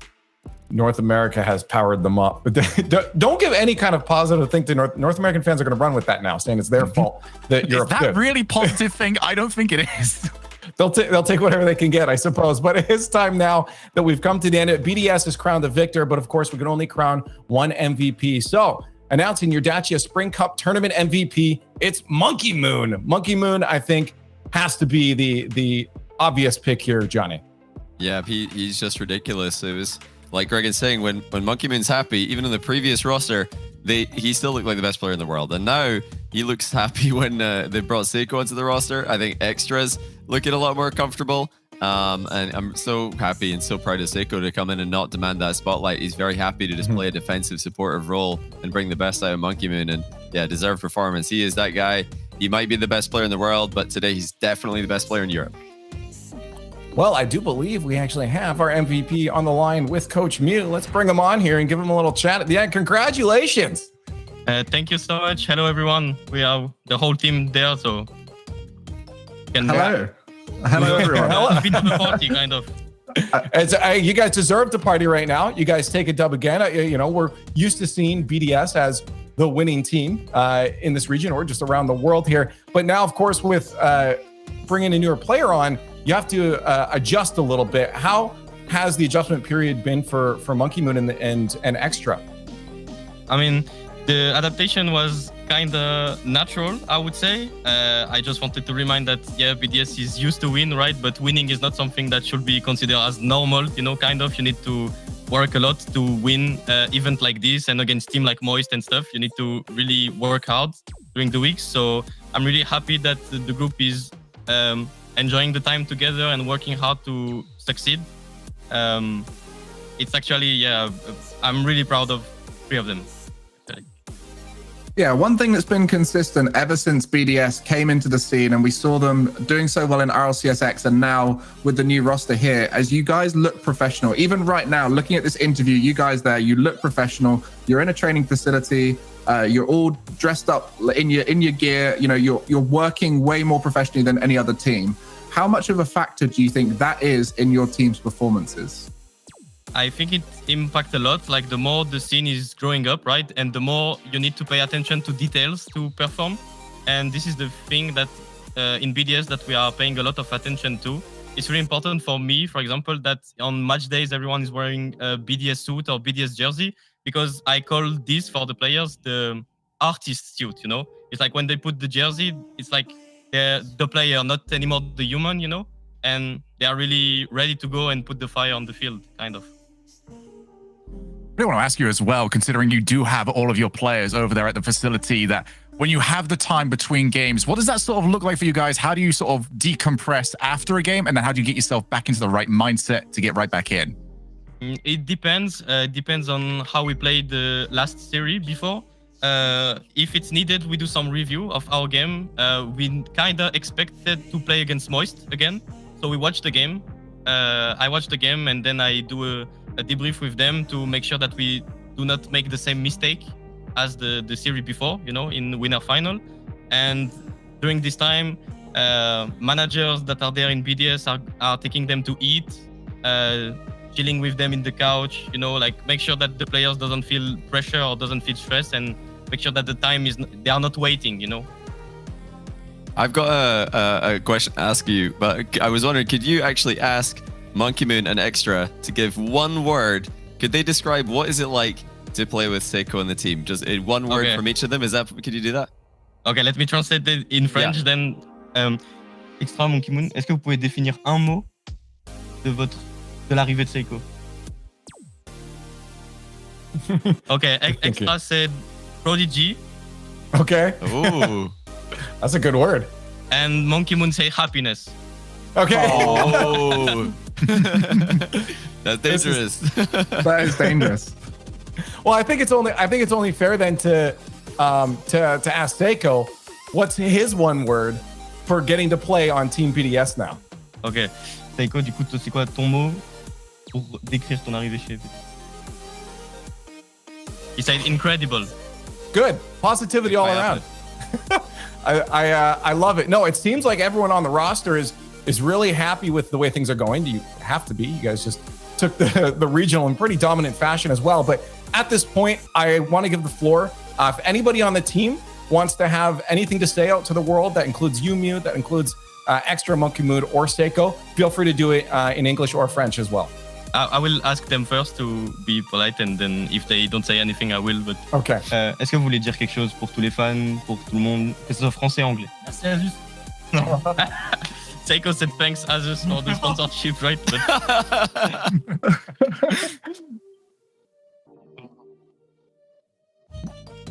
Oh, Extra's got all shy on us now. These Extras talked enough. For the support. Oh. Okay, then I will sentence the phrase that they think, you know. But yeah, thank you to BDS for the support, obviously, for making it possible. Insane training facility. We have pretty good condition to play and work. I want to thank my players as well. I think they are working really hard, and I can see them every day. They are improving so much, so I'm really happy with this. And yeah, thank you so much, Rocket League, all of the casting crew, and all of the fans, of course. That's awesome. And thank you guys for giving us the time here. Congratulations on the Dacia Spring Cup championship here and taking the crown. You guys look fantastic. And take a break. You guys deserve the rest of the day. Yes, we will take a break for sure. Thank you so much, guys, and have a good evening. There it is. Team BDS looking absolutely dominant in Europe. 4-0 win over Moist Esports, a team that looked fantastic and took them to Game 7 before. I got to say, Greg, and you probably got to be real happy hearing that the whole team is just happy when an org is so supportive and they feel so comfortable with each other. Yeah, as a coach, whenever I was on a team, I was pushing for everything that BDS have got. And it's one of the hardest things to do as an org because it costs a lot of money. It's a lot of time, a lot of resources. And a lot of the time you go, what's it worth? And I think anyone watching right now will be looking at what BDS looked like right there in that interview alone, right? That was all you need to see how professional their setup is, how great a coach Mew is. I mean, we don't know what Mew's doing in the background, but I think we can all tell that Mew is doing a fantastic job just with the way he was speaking to us. And I think that is such a key factor right now in Rocket League is we're stepping towards that higher level esport. We're stepping towards more boot camps, more in-person training, more professionalism. Everyone in Rocket League should be looking at this and going, we need to level up. Let's glance at the bracket in case you guys, for some reason, only caught the end of this tournament. It was a 3-day event for the Dacia Spring Cup. A lot of teams here, Shogun, all of them vying, and so many teams we have seen perform so well in the past, dropping out so early in this bracket too. Yeah, I mean, today we only had 4 teams that are available to play. I think going forwards, there's 2 teams that we would expect to see over again. You'd expect to see a lot of Moist and BDS making those championship Sundays. But outside of that, there's so many combinations that you can see in days 2, day 3, and it would not surprise you. But big results over there for Solary. Put themselves in a very good spot when it comes to maybe making it over to London. And also for Vitality, they get themselves a huge points load when it comes to not only for London, but also a potential world spot. Yeah, no, this was huge, I think, in general for all these teams. Great proving ground, Vitality specifically. Johnny, is there any surprises or standouts in this bracket before I throw it away? Well, in terms of surprises, I mean, is any team making a deep run a surprise anymore in Europe? The teams are just so stacked and the rosters are so talented. I guess the deep runs shouldn't be surprising anymore, but it is definitely a bad sign for EG to be going out in round 1. Bad sign for Semper to be going out before Vitality, because Vitality are coming for EG and Semper. They're trying to catch up in the points, take away a major spot from them, and then take away a world spot by performing well at the majors. So that's to me the surprise, seeing some of the major teams struggling early, but I expect them to bounce back, especially Dignitas. I think they're going to bounce back, and they're the team who are most likely, in my opinion, to get up there and start challenging Moist and BDS. And now glancing at the overall points here for the European region, we know what the spring split points look like because there's only been one regional so far. So looking at the whole region here, Greg and BDS, this just seems like a comfortable place for them. Yeah, I mean, we're looking at the top side and you can see Dignitas, Moist and BDS really securing a spot potentially already in the Worlds and Wildcard, but it's really that battle for the 4 through 6. That's going to be where teams are wanting to vie for those spots for Worlds. But interestingly, I'm going to take a look at 16. Now, this is a weird way to go around today, but it's really the story of Solary. This is their first event as a team together. They had to go through the open bracket to make it to this tournament. And that meant they've placed 3rd place in their first tournament as a team.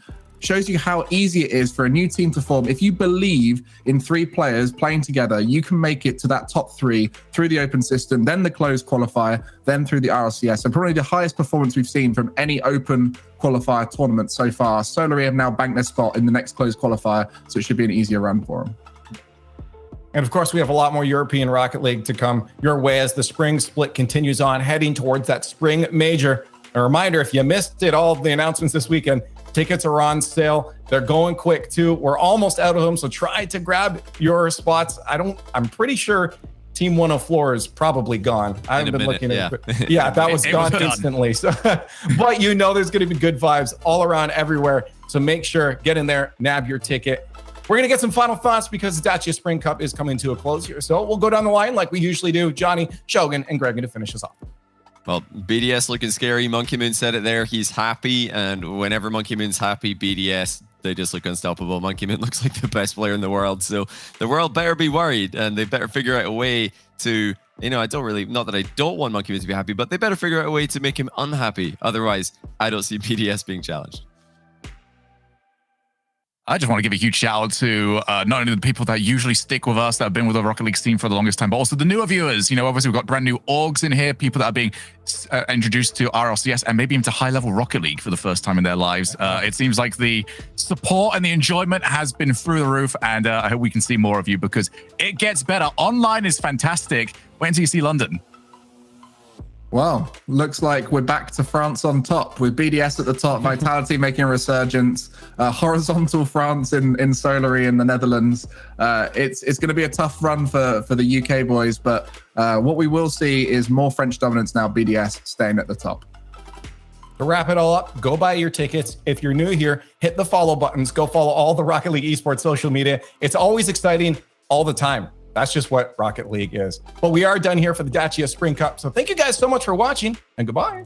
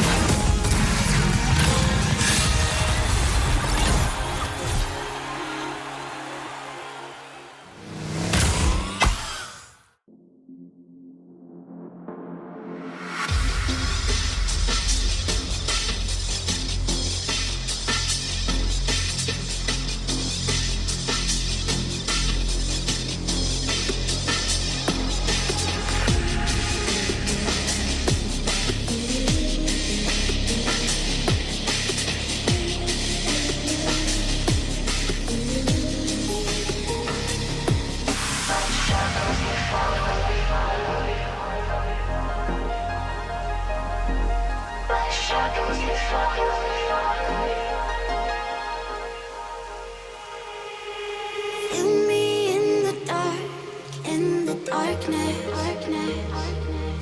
My shadows, they follow you like an accomplice. Lost all of your dreams, the night is heartless. My shadows, they follow you.